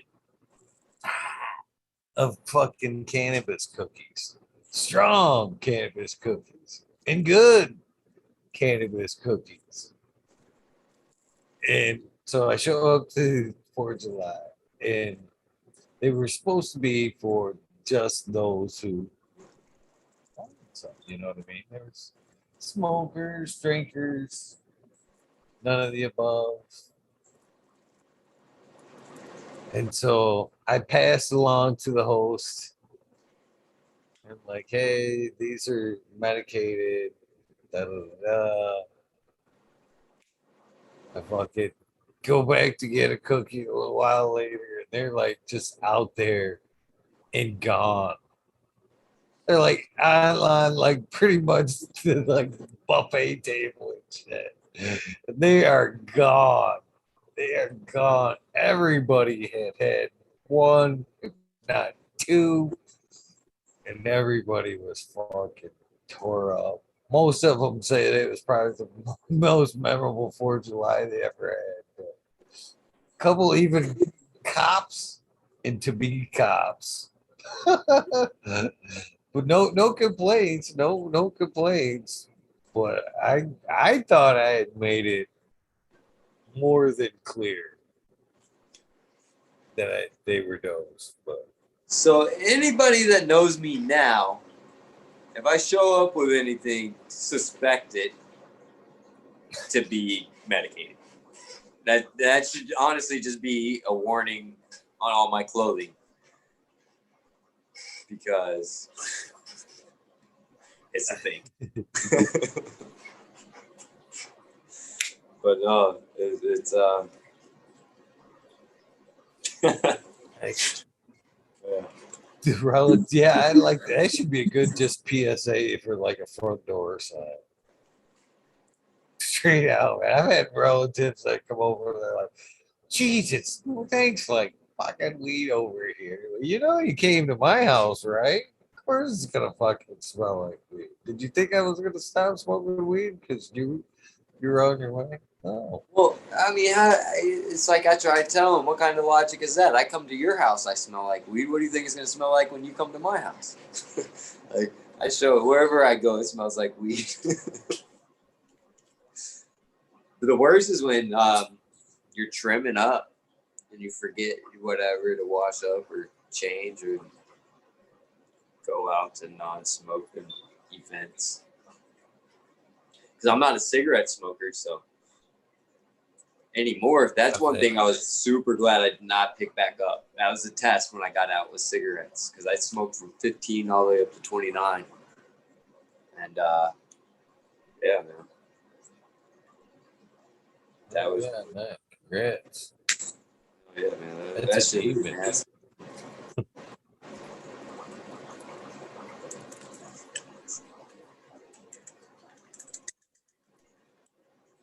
I don't even mind it anymore. I just, especially with the way things are like more legal these days, I'm like way too open for it. I'm very, you, you catch me at the local Walmart, there's chances I'm flinging a fucking roach as I like 10 feet from that door, just like a cigarette butt. Flying. My friend Going to makes do some fun of ball. me. Yeah, my friend makes fun of me because I judge how long it takes me to get places by how much of a joint I smoke. You know what I mean? Like, I fucking, I was like, oh shit, nah, we passed it. Like, how do you know? I've smoked too much of this joint. You know, going to the local coffee shop. Like, it's just normal. I actually got a hole, I think, inside of my hat from putting what I thought was out joint in there to go inside somewhere. You know, it's like I give my roaches and stuff like that as I'm walking to a lot of the homeless people around here. You know what I mean? They don't get good weed, so they love that shit. That's funny. See, we do jive a little bit there. I am very much on the record of, because you've been here, you've been up around these parts. I don't judge time. Time isn't, the length of the ride isn't a thing to me. It's how many joints I need to take for the trip. It's funny, you obviously live in the city because you're measuring about a joint. And for me, it's like Walmart, 4 joint ride. Gonna need 2 there, 2 back. Walmart ride, 4 joint.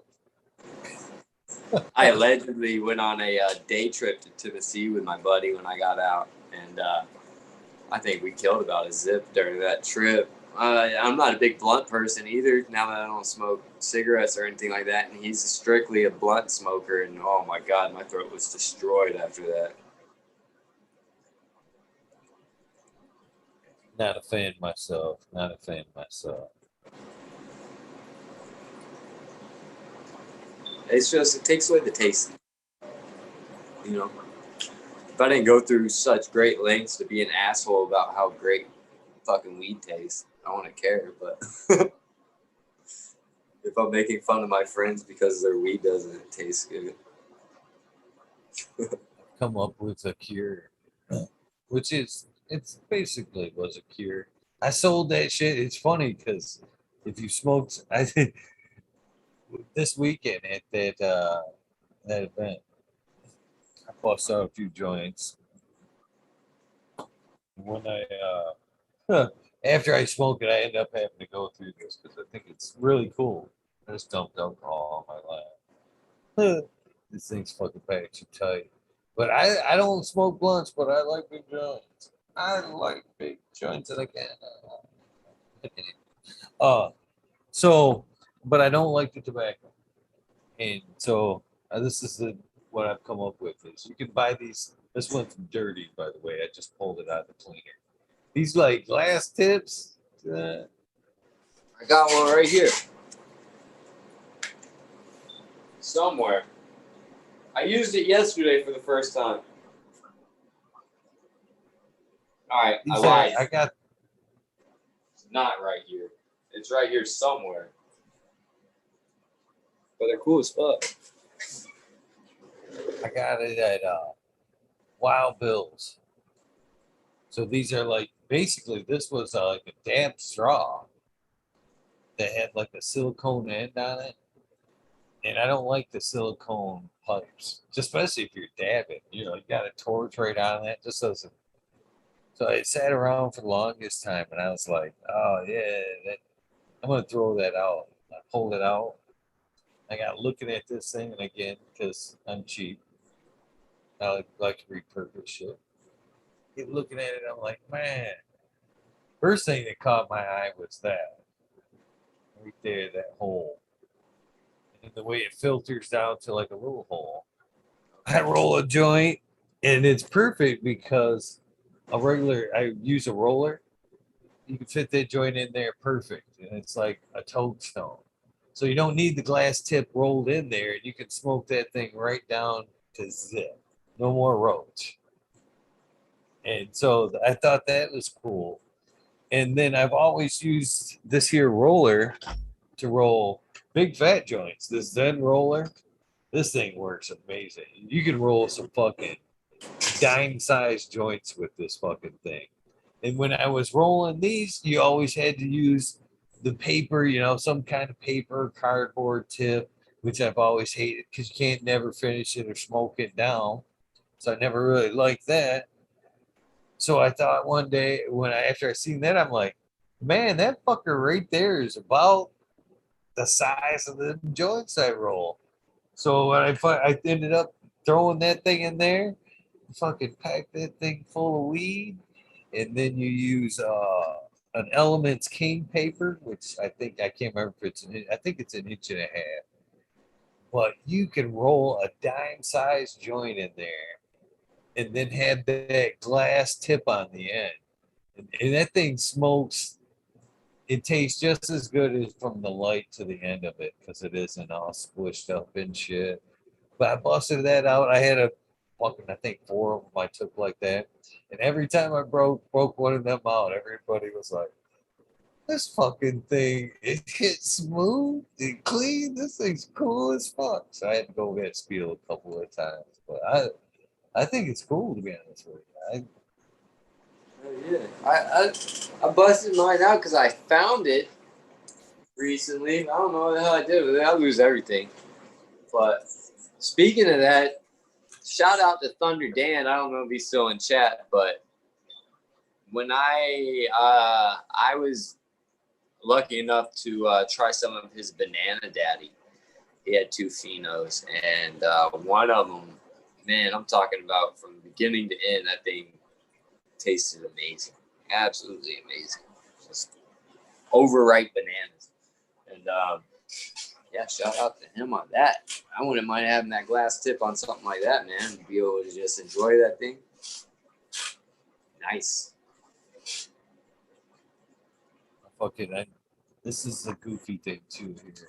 It's because they're like $3 a piece. So I went into Wild Bill's, spent a full fucking 20. You know what I mean? Like fucking high roller and shit. And this is a dispensary thing right here. You know what I mean? For weed.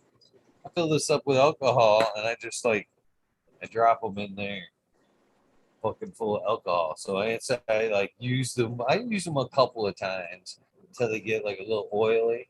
And then I fucking just throw them in there and I pull out a nice clean one. And I fucking shake it off. I might give it a little rinse, give that alcohol off there. Good to go.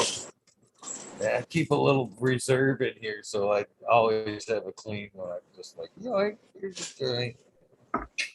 Okay. Hell yeah, that's a good idea. It's like when I saw somebody use those terp slurpers. When they're done with those, they just throw it in a big ass thing of alcohol. You know what I mean? Help clean it and shit. Those things are a pain in the ass to clean. But I'm cheap like that. I actually got a jar full of alcohol. this is how cheap I am, dude. This is sadly cheap.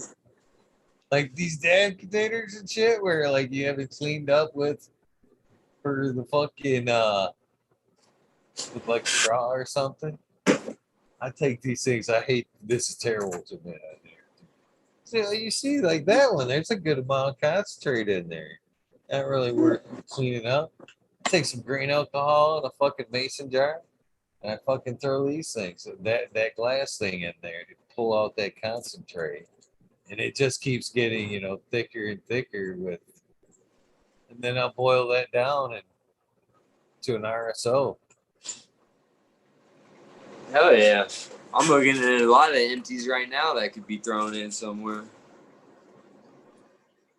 They come out And right what's here, sad is, man, you know what's awesome though? I haven't gone and gotten one of these dispensary things in a while. I went by today to pick up a cartridge for my buddy, and man, I just fucking hate going in those spaces, man. It's sickening around here. It really is. It really is. But oh yeah, I love the how, like, so with the RSO and stuff like that, I mean, I only know how to do that by asking questions and stuff, and by being able to go on and look at content. So it's gnarly that shit's out there.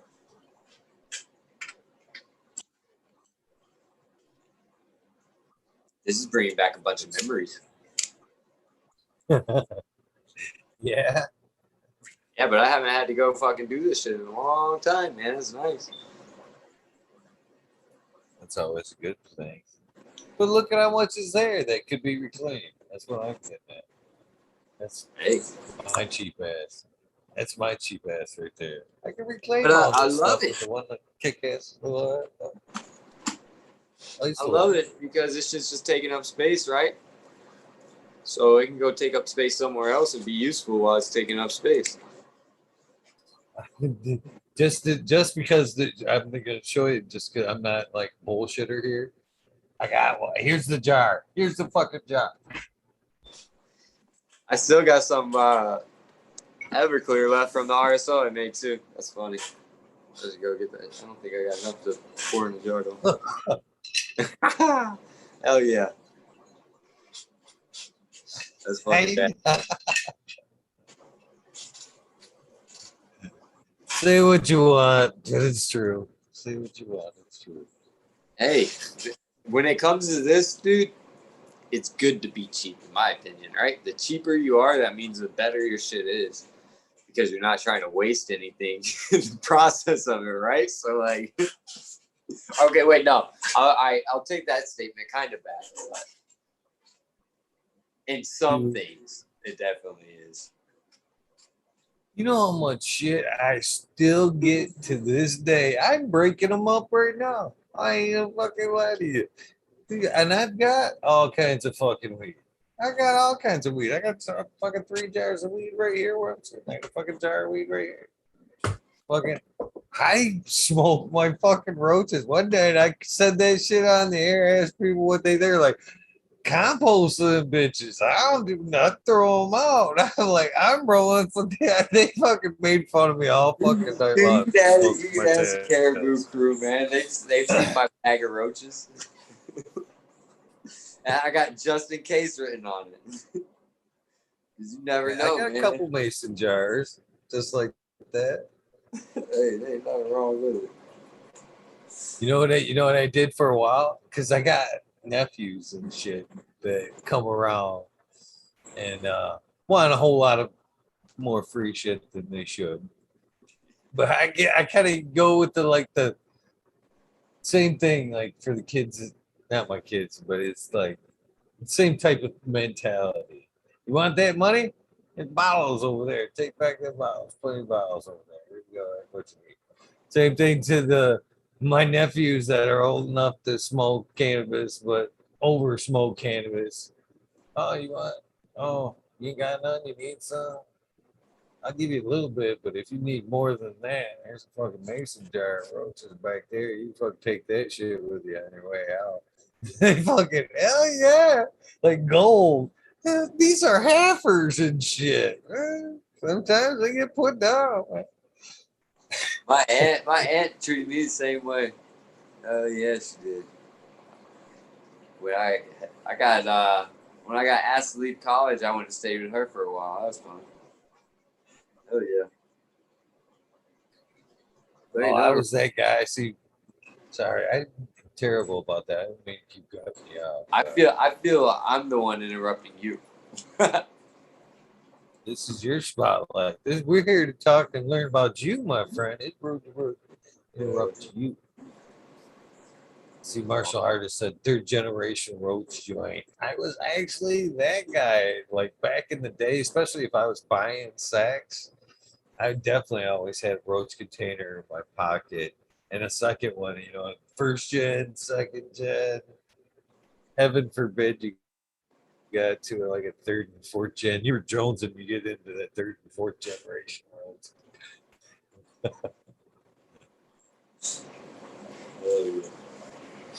God, I feel like that dates me. I feel like that dates me and shit. Hey man, nothing it ain't gonna be the first one or the last one, right? So as long as we have good of time in between, we'll be all right. But I like that one. I can't remember who said it. I think Paul Stamets said it. He was like, he realized that his life was inherently better as long as he was actively trying to make other people's lives better. You know what I mean? By doing that, he was instilling, morals and values upon himself that he just kind of carried on. It could have been somebody completely different as well, but I'm pretty sure it was him that was speaking about that. It's such a true statement, though. It's such a true statement. I got my catachronic bong.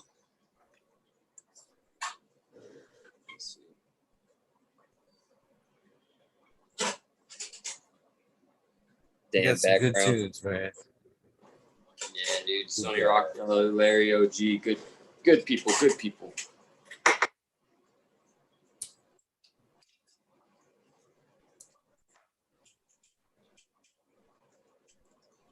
Yeah, I'm looking forward to hanging out, seeing you again on the 27th there. Hell yeah, that would be a blast, man. I'm looking forward to it. Myself, I definitely am. It's good to get out of another Illinois. smaller event that's getting bigger, but it's perfect size if you ask me. It'll be pretty much, I'd say about equivalent to Bigfoot, but no camping. You know what I mean? Same amount of vendors, that kind of thing. Live band. That's the difference there. So there'll be a live bands Oh, all hell yeah. day. And that's what we used to camp out, man. We just usually just stake a claim, out in front of the fucking shit and just party all day. And then if you need like shit, head into the tents, get meds, drinks, foods, whatever you need, then come back out and fucking party. Last year, it was funny because, like I said, I don't necessarily, I don't put on booths, you know what I mean? But I can assemble people a little bit. Last year we went, man, COVID times, full restrictions, brother, full restrictions. We weren't even supposed to be 6 feet, you know what I mean? Full mask. Buddy was awesome enough to put on that fucking in Clio, Al. It's in Clio. Was nice enough to put on the event. We show up there, a bunch of people from the show, fucking fucking bunch of people from the community. I mean, there had been 30 of us easy. They popped up there the one day that fucking we just like made our own like little mini event. It's like not like we're scheduled, you know what I mean? Or we just went like everybody meet there. We're going to Buddies, you know what I mean? We're going to that event. And everybody showed up and like I said, full we're supposed to be 6 feet apart, mass. We ended up taking like a couple big old fucking round tables so that again we're super spaced out from restrictions and shit. We're like all like, we walk in with like a crowd. We're like, yeah, fuck this shit. We all like start moving tables and putting them together. Fucking just sit down and just shoulder to shoulder, fucking pretty much passing joints and shit. Just kind of like made the event our own and shit. So I'm looking forward to this round. Oh yeah, that's a beautiful thing. It's just like it's such a adaptive thing, you know. It could be a huge event where everybody's coming together, or it could be you in a fucking room chilling, you in a bathtub chilling, you and a girl chilling. It doesn't matter, you know. It's so adaptive, and the common bond between people is amazing with it, you know. It's like you almost have a friend as soon as you know. You know what I mean? Oh, for sure. And one of the things that I know people are times are changing about the, passing the joints. Everybody's on. I was awesome that we were still passing joints this last weekend. I thought that was.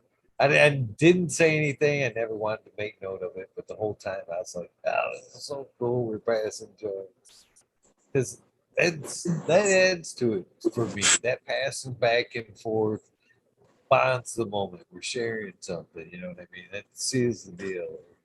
I'll take everybody standing around smoking their own joint. Seems a little wasteful, but whatever. But whatever. But it was nice to see then and now people, still passing joints, needing that breaking bread type feeling. Absolutely, because I mean, it's cool to like sit here and chat through Zoom and stuff like that, but it's just something about that, almost a physicalness of it. You know what I mean? Instead of almost metaphysicalness of it over the computer and shit. But it's just I don't know. Yeah, you get that. I don't know if it's the vibrations or whatever. Like we were talking about earlier. Um, it's just something about that being there in person, being able to meet somebody, and being able to physically, like you said, kind of break bread and enjoy each other's fruits of these labors and with each other. That's a great thing, beautiful thing. Yeah, I love the smell. I just love the smell of the event too, man. There's just So many something about it. different amazing smells. That's it too. I call it the festival smell. It practically just carries me from the car to the event. I know.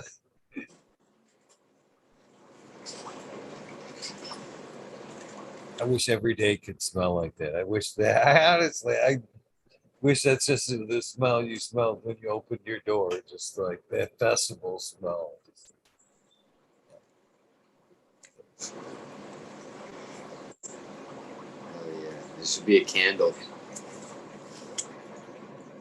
The smell of the wolf. But I can't. I find it crazy that there's people that actually find the scent of fucking cannabis, offensive. It blows my mind. Yeah. So when I was a cigarette smoker, like I never noticed the smell of cigarettes really. But now, like when I smell a cigarette, it can be offensive, I guess. But I think people are being a little fucking dramatic. When they're like, oh, it's offensive. Like, oh my god. Like, all right, no. What was offensive was your reaction. It's like, come on now. There's a time and place for everything. I get it, right? Like, you're not gonna walk into a preschool fucking smoking a big fat doobie.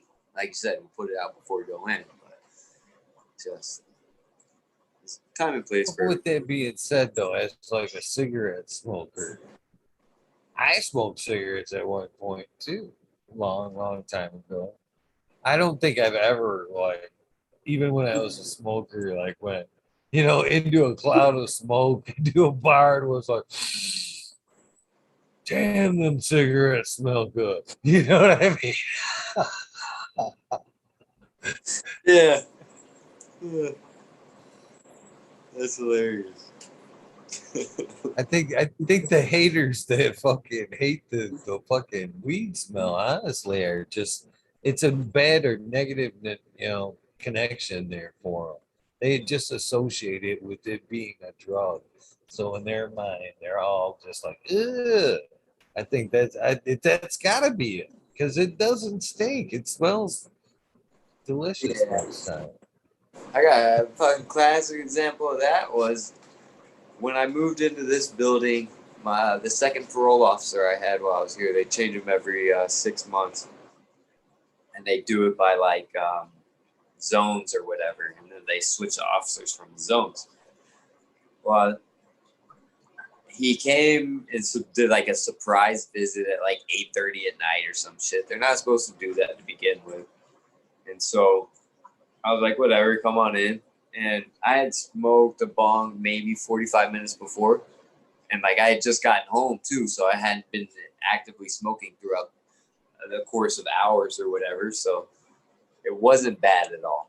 And so he starts freaking out and shit like that. I have my medical card. I'm like, it's okay, it's my medicine. Da, da, da, da. And it's like, oh, that's just an excuse for you fucking druggies. And like started getting like really, in my opinion, offensive. You know what I mean? And so at that point, I was just like, whatever. You know what I mean? I just clammed up. I can obviously see what he's on. I'm good. You know what I mean? And so I went and got a lawyer that's affiliated with Normal as soon as he left or whatever, because he ended up calling like 2 days later, talked to the chief of parole and all this other shit, talking about how I can't smoke and this and that. And I was like, fuck that shit. I'm not rolling over. You know what I mean? I just did 46 months and you're gonna tell me I still can't do something like that? And I got a card and it's legitimately helping me. I was like, nah, that's not gonna fly. So I fought back as hard as I could and made it to where if that officer wanted to show up, he had to show up with another officer, and I drained their resources and made it difficult for him to want to do that shit and pursue me for something so minuscule when they got all these other people out here running around with guns and harder drugs and all this other shit. Like gun violence in Chicago is huge. So luckily, squeaky wheel gets fucking cleaned, and I got a new officer assigned to me and shit like that. And I was pretty happy about that outcome because it could have been the other way around. They couldn't necessarily violate me and throw me in jail, but they can make my life hell, making me do fucking classes and fucking wear an ankle bracelet and all that shit. And like he was legitimately vindictively trying to source that out. And because he honestly believed in his heart that it's a hard drug and it ruins people's lives. You know what I mean? And it's that kind of thinking that's dangerous. It's dangerous. It sucks that there's still people like that in the system, to be honest with you. Yeah, he's an ex-Marine, you know what I mean? Like I'm sure he's fucking been through a lot himself that he might be able to benefit from if he didn't have such a bad stigma towards it. Like he complained that he got a contact high. I smoked one bong like almost an hour before he got there. One. Just from the smell of you? Technically, and again, I'm going to point this out. I'm going to be quick to point this out. Technically, it's kind of possible. And I know this again from cannabis research. The terps coming off you could have quite possibly activated some shit in his brain and put out some chemicals that made him feel high, just like aromatherapy or essential oils do, the way people use them. So technically, even though it wasn't a technically cannabis high, again, with it being associated, the terps coming off you could have made him feel that way at some point, but it wasn't a cannabis high. It was all chemicals produced in his head from terpenes coming from you. But again, and sadly enough, like I said, I learned that from my journey with cannabis. I would have never, I'm a carpenter by trade. You take the grow out of it, I would have been like, terpenes, what? Yeah, that'd have been a little blow of bullshit. I don't even know. But cannabis, growing cannabis, you know what I mean? And wanting to dig deeper and deeper, as I stated earlier, has educated me in a lot of ways. Taught me a lot about life and a person, all from just fucking cultivating this fucking thing. It's wild how much you turn that corner. Just other than this, you turn it into that. How it enriches your life, man. It really does. I mean, you learn about the fundamentals of life, right? I mean, you learn what makes life possible, and you just, I don't know, subconsciously equate it to our own or something. But it's funny that you say that, because I really do have like a whole new outlook on everything. You know what I mean? Like, I look at fucking wildflowers completely different now. You know what I mean? I'm like, oh shit, I can't wait to have like a mailbox I can fucking, I was listening to some podcast, can't remember which one it was. And he was talking about how he used to carry around a little fucking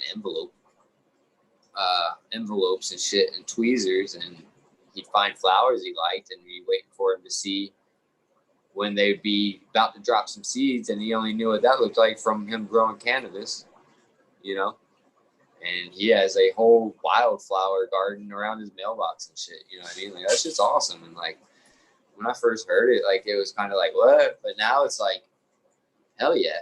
Like, that's possible. I can go do that, and you just kind of throw it all towards every aspect of your life almost. I think it should be almost mandatory at some point that people should grow cannabis or garden or something. Yeah, for sure. It's a tranquility. Getting lost in there, just defoliating or whatever, just checking out the airflow, making sure enough light's getting over there. And then not only that, like me, since I'm learning a lot of things, it's cool watching how the fucking environmentals change by adding an extra 2 plants or something. You know what I mean? When you get done watering everything, just all that little shit. Just kind of helps to apply to everything else.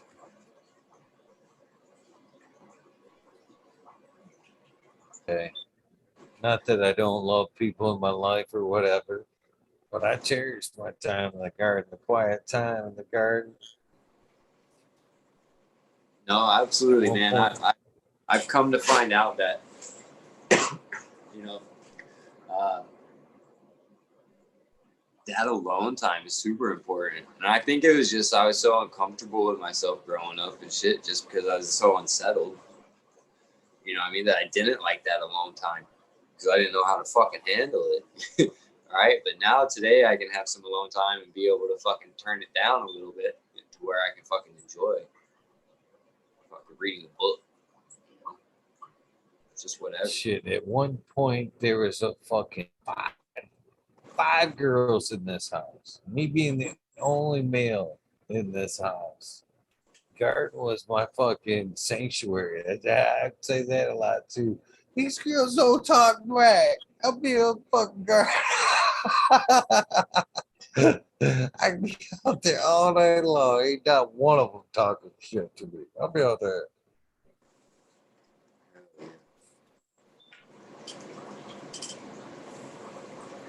Still true, by the way. Still true.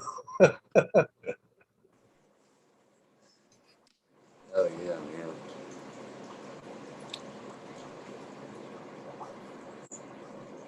Man, I'm gotta give you some props, man. I was wondering if you're gonna be able to hang out as long as you did this evening.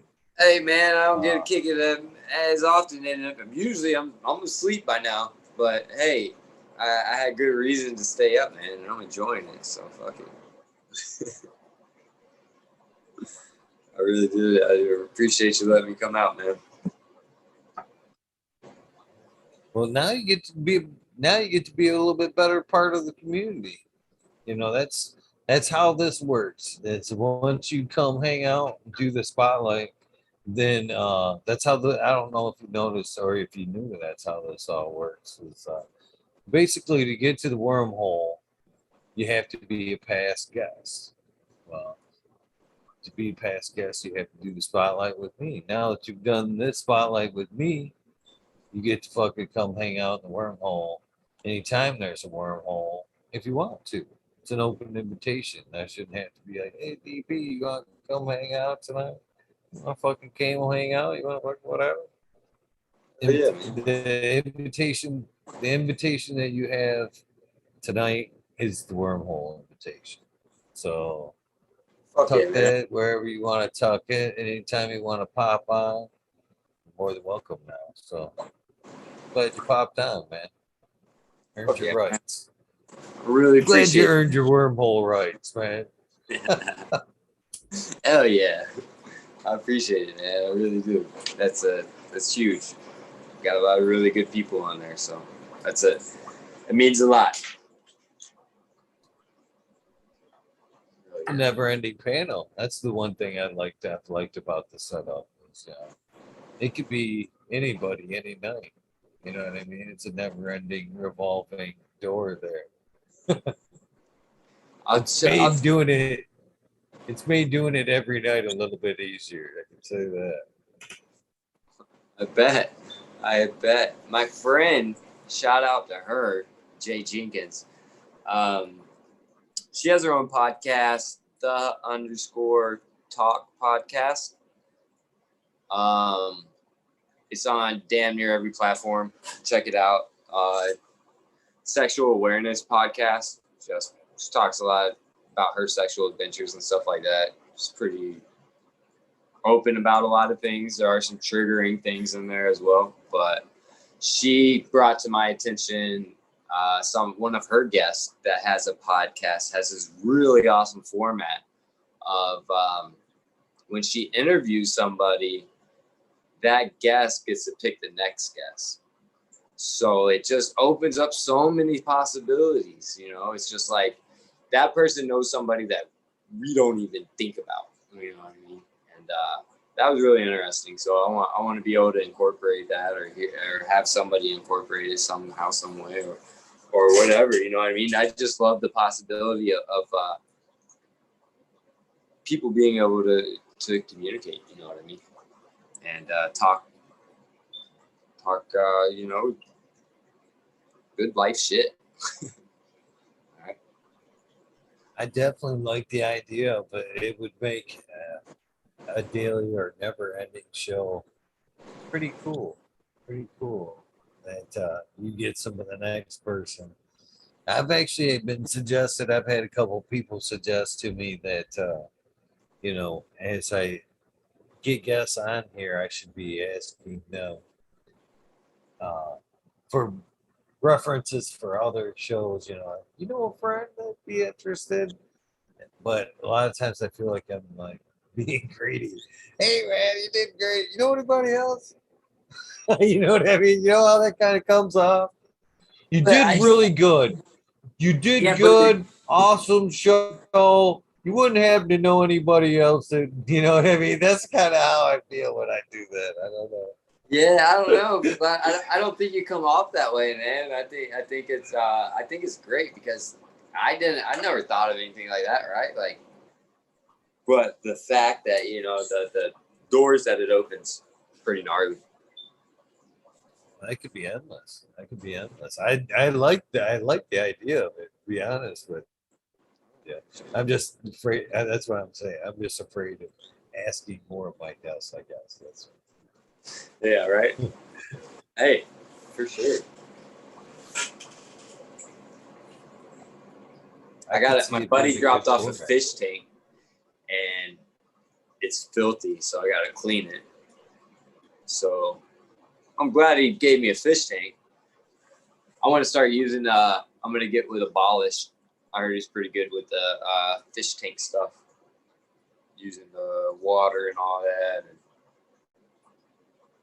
hell yeah, because that's just another free source of food. The aquaponics, You gonna dip your feet in the aquaponics a little bit? Yeah, just a little bit. Dip my toe. I'll dip my camel toe in there. That's fun. Yeah, why not? I agree. You like fish? I haven't been in a tank in a long time, so there's so much work. But Yeah, I mean, you can get them to where they damn near take care of themselves. You just got to feed them. I do need to get a new filter for it, though. I got to give it a deep cleaning. Could probably start all over. He's just got some inbred guppies in there that are probably just after a couple more generations. Eek. So, yeah. My cat likes it a lot. Cat's always on top of it. Good old saber tooth. can you use anything in them tanks, or do you have to use certain fish when applying it to like the cannabis plant? Seems like anything would work, but I don't know. I've never even thought about it. Really. I don't know. But what's also something you just thought made me think of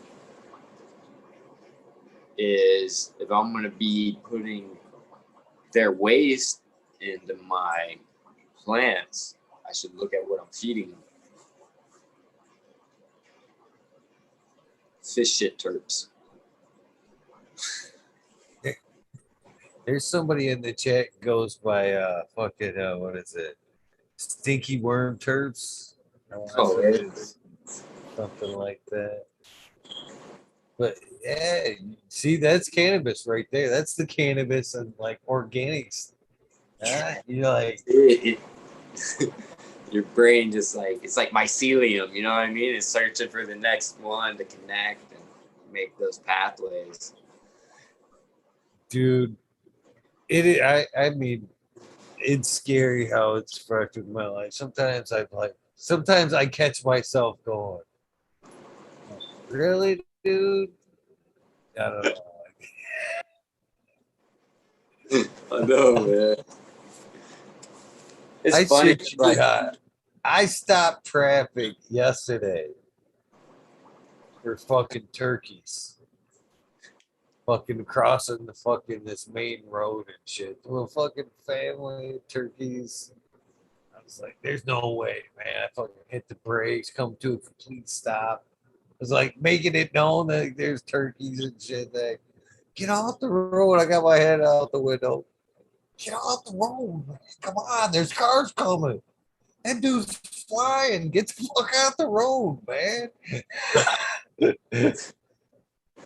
Throwing fucking change at them and shit, wasting money trying to get their attention. Dude, the day before I did the same thing in a different area and thought this is how bad it's come. This is no word of a lie. I fucking said I've come to a stop. There's like turkeys coming across, the area, And I see this guy in a big fucking like 4x4 truck coming. I'm starting to fucking wonder if he's gonna stop. You know what I mean? And I'm thinking to myself, I'm thinking about like seriously like fighting now. You know what I mean? Is this asshole gonna mow this fucking turkey down in front of me? I don't think so. You know what I mean? This guy, then it's like you get that check, man. Am I really gonna fight for, grizzly fight for a fucking turkey?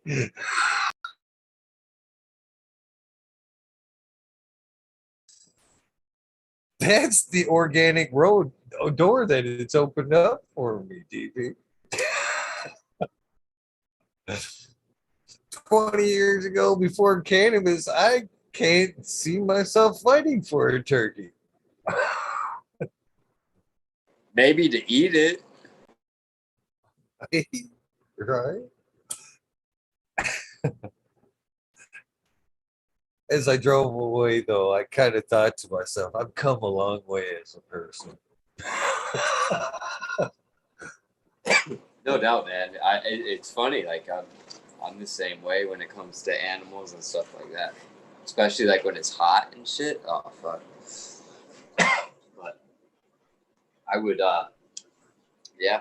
You know what's crazy though? I found out that like in Chicago animal shelters and shit like that, it's required by law that they have air conditioning. What? Yeah. Animals. It's not like that with human buildings. Not where they house human beings and shit like that. It's not required. Only where they house animals. Fucking here in Michigan, you can fucking punch somebody's window out if they got an animal in there. You think it's fucking you think it's in danger, you walk right up and save that animal. Not bust that window out and save that animal. Illinois, yeah. Like my friend came across a car that had a dog in the back, and there's a cop around the corner or some shit. And she goes to the officers and they're like, well, what do you want me to do about it? You know, then you fucking break a window or something. Fucking criminal charges and shit. Michigan, home of the awesome. Y'all got to stop that MCLA over there, man. I know, man. I'm definitely going to be protesting. 15th, September 15th, there in Lansing. That's what I'm afraid of, man. That's when we talk about legalization, man. I'm afraid that that's what's going to happen, man. They're just going to first chance pull that home grow right out from under us. We're going to have to, it'll be a full-on fight after that. Or aren't they trying to do some fucking, isn't it about like power consumption that they're going after right now? Is that like one of the big things or some crazy shit? Oh, I'm sure. I'm sure the draw from people taking that and growing is, you know what? That's in the, well, here rather than crack down on us, let's make it more illegal or more. Give them an initiative to give a outdoors. solar panel or wind or wind farming or windmill or something, right? Like give you a tax break for using that while growing cannabis, right? Like give people incentives instead of taking away and giving it to other people that don't know what the fuck they're doing or care about what they're doing. Yeah, right now. Like I said, be more like I mean, even California had to fucking, switch to LED, pre-owned to like any kind of legislation law to where it's mandatory. Switch over right now. We'll pretty much pay for your lights. You know what I mean? It's gonna in 5 years. You're gonna have to anyway. But do it now. We'll help you with it. That seems right. You know. But what's funny is like the way we talk, right? Like it's pretty prevalent within the cannabis community until you get to the corporate side. You know what I mean? And then it also forces people that want to try to do something within the cannabis community, like make a fucking business for themselves. You know what I mean? Where they almost have to go corporate. And then if you do go corporate, fuck, you can't continue the same moral practices that you had before. Can't. Capitalism isn't set up that way, especially free market capitalism. Sadly, you're right, and I say that I agree. I've said that all the time. There's the medical side is the cannabis community. We're looking out for each other. We want to see us all better, get healthier in so many ways, and we reach out to each other. Then there's the cannabis industry that is the recreational side. That's the backstabbing money fucking side of things. I'm gonna get ahead. Yeah, I'm better than you. Fucking it's night and day. It's night and day. And I know, and I guess I hate repeating this, but and people say I'm kind of like fucking fear mongering when I talk like this, but if it's fear mongering and it sparks somebody a fire under somebody's ass, then so fucking be it. But unless medical goes across first, that's the only way we're going to be able to really retain our rights as a home grow and sustain ourselves. If recreation goes across first and quickly, that's only going to happen from the people that we're taking it away from. Alcohol, pharma, tobacco, all them guys right now, cannabis has got all three industries scrambling. So why wouldn't it? Why wouldn't they be lobbying right now for legislation while setting up their grows so they can recoup their money and fuck us and put us behind the eight ball like they always have? You know what I mean? If medical, in which when that happens, all the research and bullshit that has gone into the medical side of things is going to fade because big pharma, who has now got a big hand in the industry, is going to keep you on that fucking pharmaceutical medicine. They're going to fucking, it was all hooey. You guys just said it to get fucking legal weed. Now go buy your cookies and shut the fuck up. Go to the cookie store and shut the fuck up. You know, $60 on a basically, Mylar fucking bag. that's if they don't wipe us out. And then that's the whole thing, DP. That's still a card they could come in and play. They could come in and play. Fucking feds could come in and go, okay, we've legalized it now, but just me and the boys can play. And Yeah. all you guys that are already established, that don't mean shit. You guys got to now come up to our terms. You know what I mean? Our codes, which none of you qualify except these guys because they're already set up. You know what I mean? That's what I'm afraid. And again, it sounds all gloom and doom, but fucking that's the It's way very big business possible. works. And it just goes to show that it happens in almost every field that the government gets its hands in. You know what I mean? Because they're over-regulated as a government as it is. Because every time they got caught with their hand in a cookie jar, they had to make a new regulation. You know what I mean?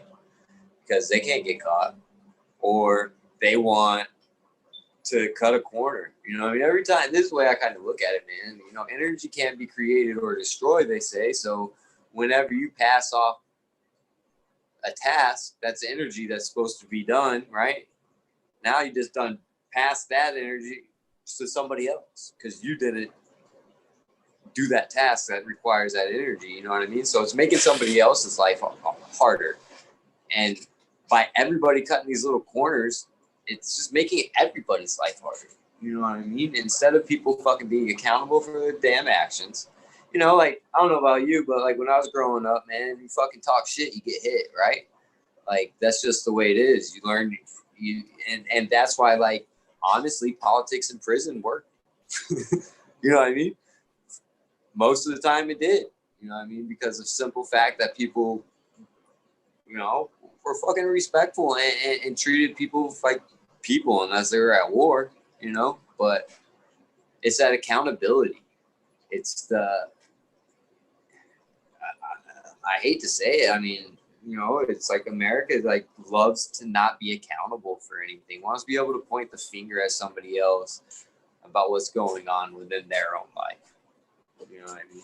And that's one thing cannabis showed me, that I got to be accountable for every single fucking thing I do. You know what I mean? Because I'm in charge of that shit in there. Nobody else is. You know, so same thing with my life.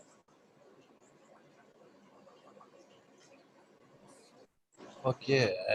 We need to continue to fight for our rights. I mean, it's far from over. It isn't. So, but it's one of the best things we've had going in a long time. That's for sure. I mean, it's the same thing that went around back in the 30s when we lost the fight back then. You know, it was people that had their money in fossil fuels. You know, back then that did seen the power of cannabis, what it could eliminate and take out of their pocket. They were like, but now we know even more and shit. Now it's more threatening than it ever has. You know, and the power of the medicine side of things, we haven't even pulled the cap off of that yet. And Yeah. then the power of sustainability, you know what I mean? Finding that one, that's the one thing they can make medicine out of it anyways. There's so many different combinations of it. And again, once you find that one terp, that one profile for you, turn that rock, turn that rock, turn that rock. This is it. I can have that motherfucker forever now. They ain't making money off of that. You ain't making money off of forever in your sustainability. Fuck that. And see, You man, know?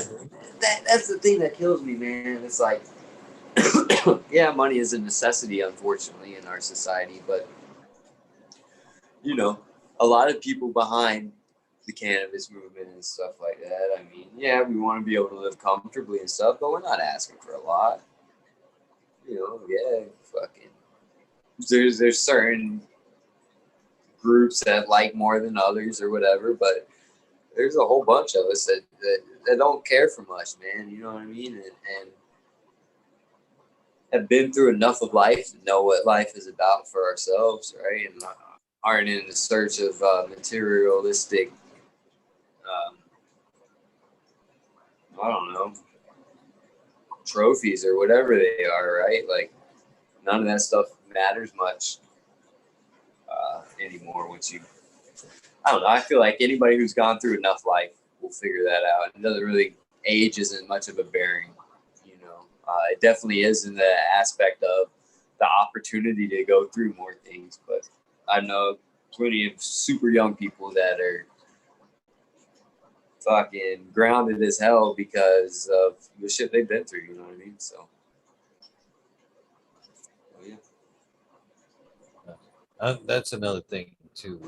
Kind of hit on that is I I'm very grateful for the time of cannabis right now. The knowledge that's out there, this being available to a younger crowd, because hopefully, like this shit that we talked about, you know, I had had my life, and then it coming through to being able to put it out there. It's been an amazing journey. I've learned a lot. I've grown a lot from it. But nowadays, it's out in the open. There's lots of knowledge, and it's available to a whole younger crowd. Hopefully, this whole next generation can take this fucking what we're done now and run with it. And learn earlier.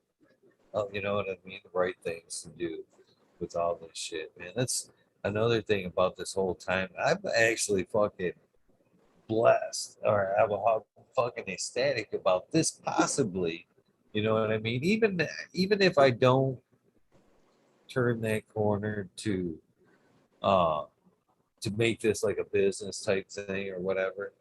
This is a multi-generational thing now. I can pass what I've learned on to like my kids now, because of the stigma's broken. You know what I mean? And it how cool it would be to drive down the road and see 100-year cannabis farm like sign out front and shit.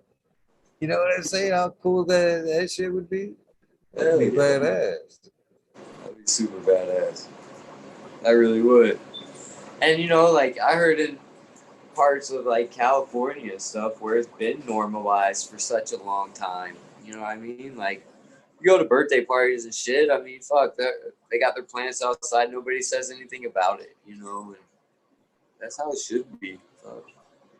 My buddy out in Maine said they got trucks that sit on the side of the road with a fucking sign, fucking clones, $5. Nobody fucking hassles them or none of that shit because they're not bothering nobody.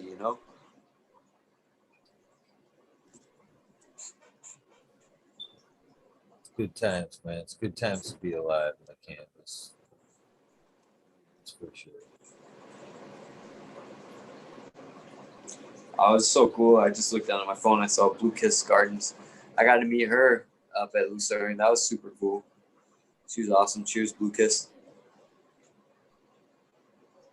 I believe that's the first timer for this show there.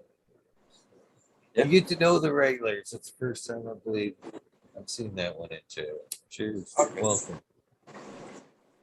Yeah, she's good. She's good people. You brought cheers to that. You brought quite a few new names this evening. So thank you for everybody. introducing some new folks to the show. I appreciate that shit, brother. I appreciate everybody coming and hanging out. That's super cool. Yeah. once I go through and watch the show again and stuff like that and read chat, I was terrible at keeping up with chat, so I apologize for that. But get it going with the conversations and shit, and then I got the chat on the phone. So I'll get me a computer one of these days. I like my little since I do all the digital art. Like I knew I wanted to do some sort of digital art when I got out, so I got a tablet with little stylus thing. But it took me a while to actually get started on it. Super glad I did though. I love it. See, that was the one I did for Caribou. Can't really see it; it's all cut off. But that was the one that kind of got me going on that style, and that's when I started reaching out to other artists and stuff. Choose the Astro Charlie. He's been super helpful, you know. He's doing some merch work for Caribou and stuff, and he's teaching me so much through the process. It's awesome. So anybody needs any slaps done or anything like that, check out Astro Charlie. He prints them all himself. It's good to keep this shit. You know, that's another thing about one of my talents is networking. I like fucking, you know, oh, you need that? I know a friend that does this, you know, keep that circle going, helping each other out. So that's pretty cool to know. Another thing I'd like to give you again for coming up on that 420 hour, again, man, it's pretty fucking awesome that you made the whole gauntlet, my friend. Again, and in the beginning, I was like a year and a half growing experience. Oh shit, this is gonna be a short episode. But man, it's been a fucking good night, man. It's been a good night. But one thing, before we go, before you know, whatever, before I forget what the fuck ever, you mentioned something that I did think was really cool, and that was the cannabis and like the prison system.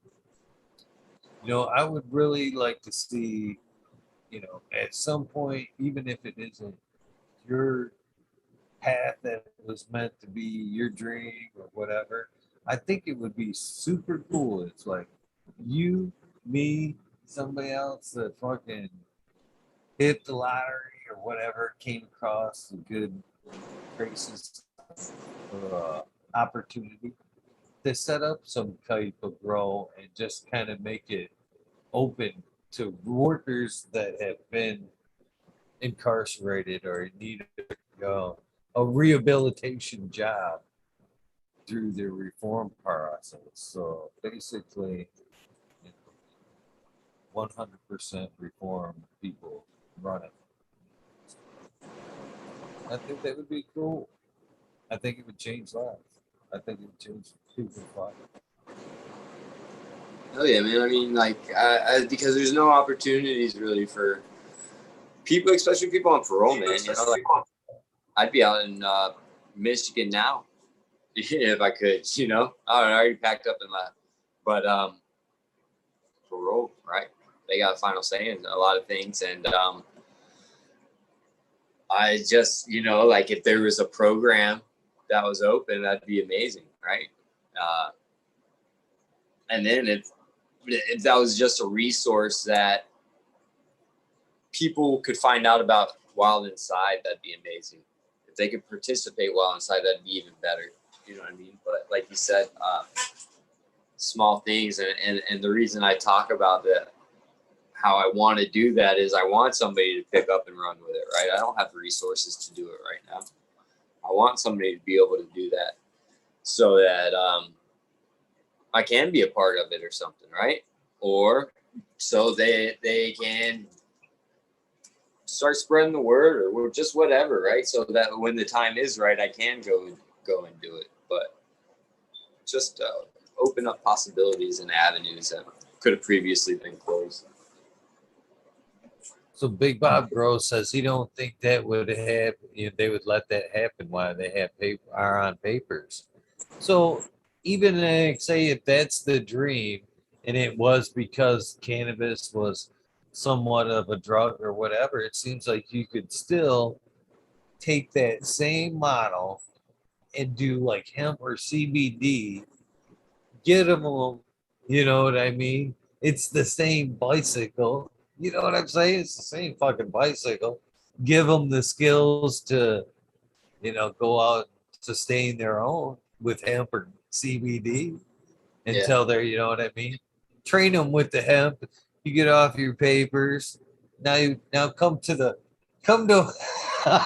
big factory. You know what I mean? Go on down the road to the teeth. Yeah. Yeah. Oh, but I Yeah. mean, yeah, If there's a will, there's a way. I fucking love it, man. I fucking love it. I think that'd be great. Because that's the biggest thing is opportunities. I never really believed the stigma of, oh, it's hard to find a job when you get out of prison, because it's not. I go work fucking 100 million jobs. It's just, that's exactly what it is. It's a job. It's not much of a career. You know what I mean? If you want a career, yeah, I can go kill my body. I don't mind working hard, right? But fuck, by the time I'm 50, I'm gonna be beat the fuck up. I'm already thrashed, So if there's other avenues, fuck yeah, and you get to help people along the way. That's what I love about it. You know what I mean?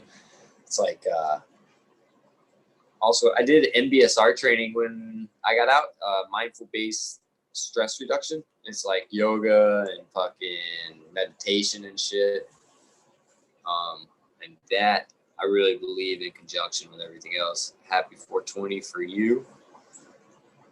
I got one more hour till 420. All right. Cheers. It is the 20. Cheers.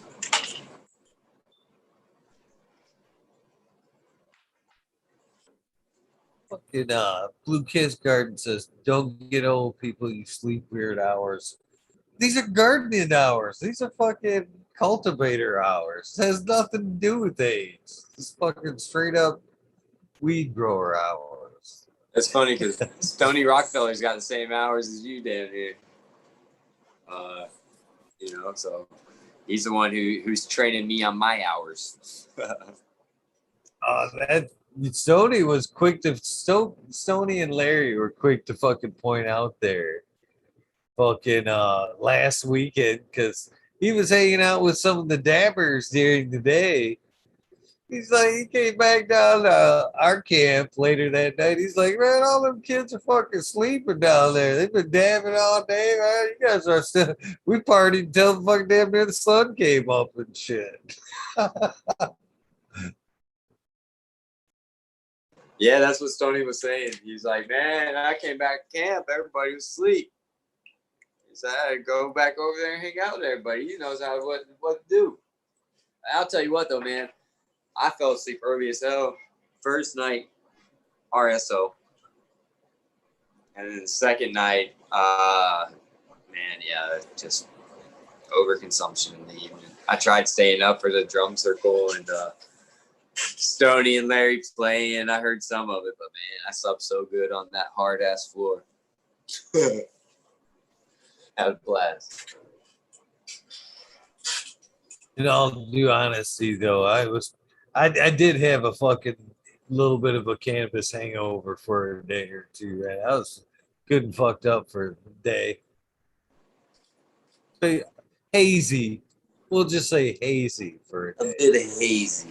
For sure. My daughter, who went to the event that weekend, Lexi, I don't know, had a chance to meet her. She's a good kid. I watched that kid smoke more weed than I've ever seen her smoke that fucking day. And she was like, a couple days later, man, you want to smoke this? She's like, I'm good for probably a week. She didn't smoke for like 3-4 days after that. Yeah, I thought that shit was fucking hilarious. That's great. Oh wow, you really smoked? You smoked her sober, eh? Yeah, yeah. Good times. That is fucking great times. Well, brother, it is the 420 hour. I do appreciate you popping on. It was a fucking great extension of already awesome meet. Uh, the other thing I'd like to get from you, I already explained to you. I usually say that to the end about the invitation for the wormhole, but went over that. Hopefully you'll take me up on that shit. Pop in Hell whenever yeah. you see fit. Don't you gotta be all night, even if I smoke one, if I can go back to bed, that's fucking cool. I don't give two shits.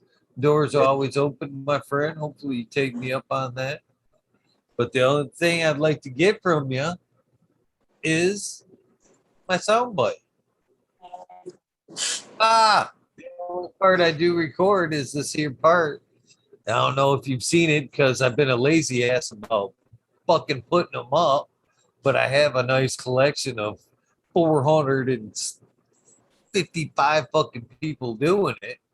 Is the sound people, the sound bite, which basically is like an old school radio identification thing. So you can embellish, you can add whatever the fuck you want to it, the beginning, the end. I don't give a shit what comes before, what comes after. This is kind of ultimately an episode for our this will be a commercial for your episode basically. So in my words, what I need the basic is would be something like this is hey, I'm Eagle and I'm on fucking talking shit with Eagle, episode 455. Whatever comes next, all up to you. But as long as you got that much into it, I'm What happy. episode? 455?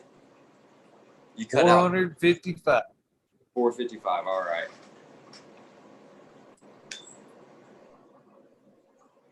Anytime you're ready, my friend. Oh, anytime I'm ready. All right. Oh man. Okay. Hey, 71 DPO. I'm over here with talking shit with Eagle. That's what you wanted me to say? Yes, sir. Yeah. Was I supposed to say more? Sorry, I got that. Well, if you wanted to, you could do something more like, hey, this is 71 DP. You're supposed to put the zero after it. That always throws me off. That's why I just say Throws DP 710. everybody off, man. Yeah, it throws everybody off. But yeah, So thank you. you could be like, hey, check me out on Caribou TV Oh, Tuesdays okay, like at a little 9. shout out thing. A little shout out thing. Okay. You could do your Instagram on top of that. You can fucking add whatever the fuck you want on top of that. You ready? Take two. Yeah. All right, take two. Take two. Hey, it's 71 DPO. I'm on here talking shit with Eagle. You can check me out on Instagram. Check me out on Cannabis. Check me out on Caribou Heart TV on YouTube. On Tuesday night, 9 p.m. Eastern Time. I'm on Friday night, 9 p.m. Eastern Time. Sunday morning, Wake and Bake, 9 a.m. Eastern Time. Come shoot the shit whenever. We love having y'all in chat. We love hearing from y'all. Definitely come and check out Eagle, which you already do. Big love, big props. Appreciate everything you do for the community, man. Much better. Much better. All right. I didn't know that's what you wanted at first. I was like, a soundbite. Wait, what? I get it now. All right. Take two. See, good enough. Recording stop. Right on. And again, friend, I greatly appreciate you fucking coming on, buying me, myself, another episode, the community, another night of hanging out. It was a good fucking meet. I'm looking forward to seeing more of you, my friend, and seeing you on the 27th. So I greatly appreciate this shit, man. Hell yeah, man. Once again, I really appreciate you coming out. Letting me come out here, man, and you coming out and doing this shit on daily. It's amazing. You know what I mean? It's just something's always there, and sometimes that's just what you need. You know what I mean? It does that little bit of comfort. You know, it goes a long way. So I appreciate you putting it out there. I'm looking forward to seeing you be more part of it, my friend. Doors open. Thank you. With Brother. that being said, I see you guys asking about the giveaway. I gotta go through the fucking chat and look for the winning number. I'll post that up after the show. What can I say? It was a good night, great chat. I slacked a little bit. I'll post up the winner here in a minute. Let me go through the numbers. I'll post that up. We'll have another contest tomorrow night. Again, you guys are awesome. EP455, and if I'm saying that wrong, I'm sorry, but I guess that's the dyslexic way of saying it. You can just call me DP now. It's all good. Thank you. Hey, that makes it a little easier. I'm good with that. With that being said, you guys know the deal. Hopefully, random acts of kindness do save lives. I'm a living, breathing example of that. Please do something nice for somebody. So easy to do. Compliments, fucking phone calls, check-in, nugs, sessions, whatever. Do something nice for somebody. Thanks again, brother. We are out of here. Have a great night.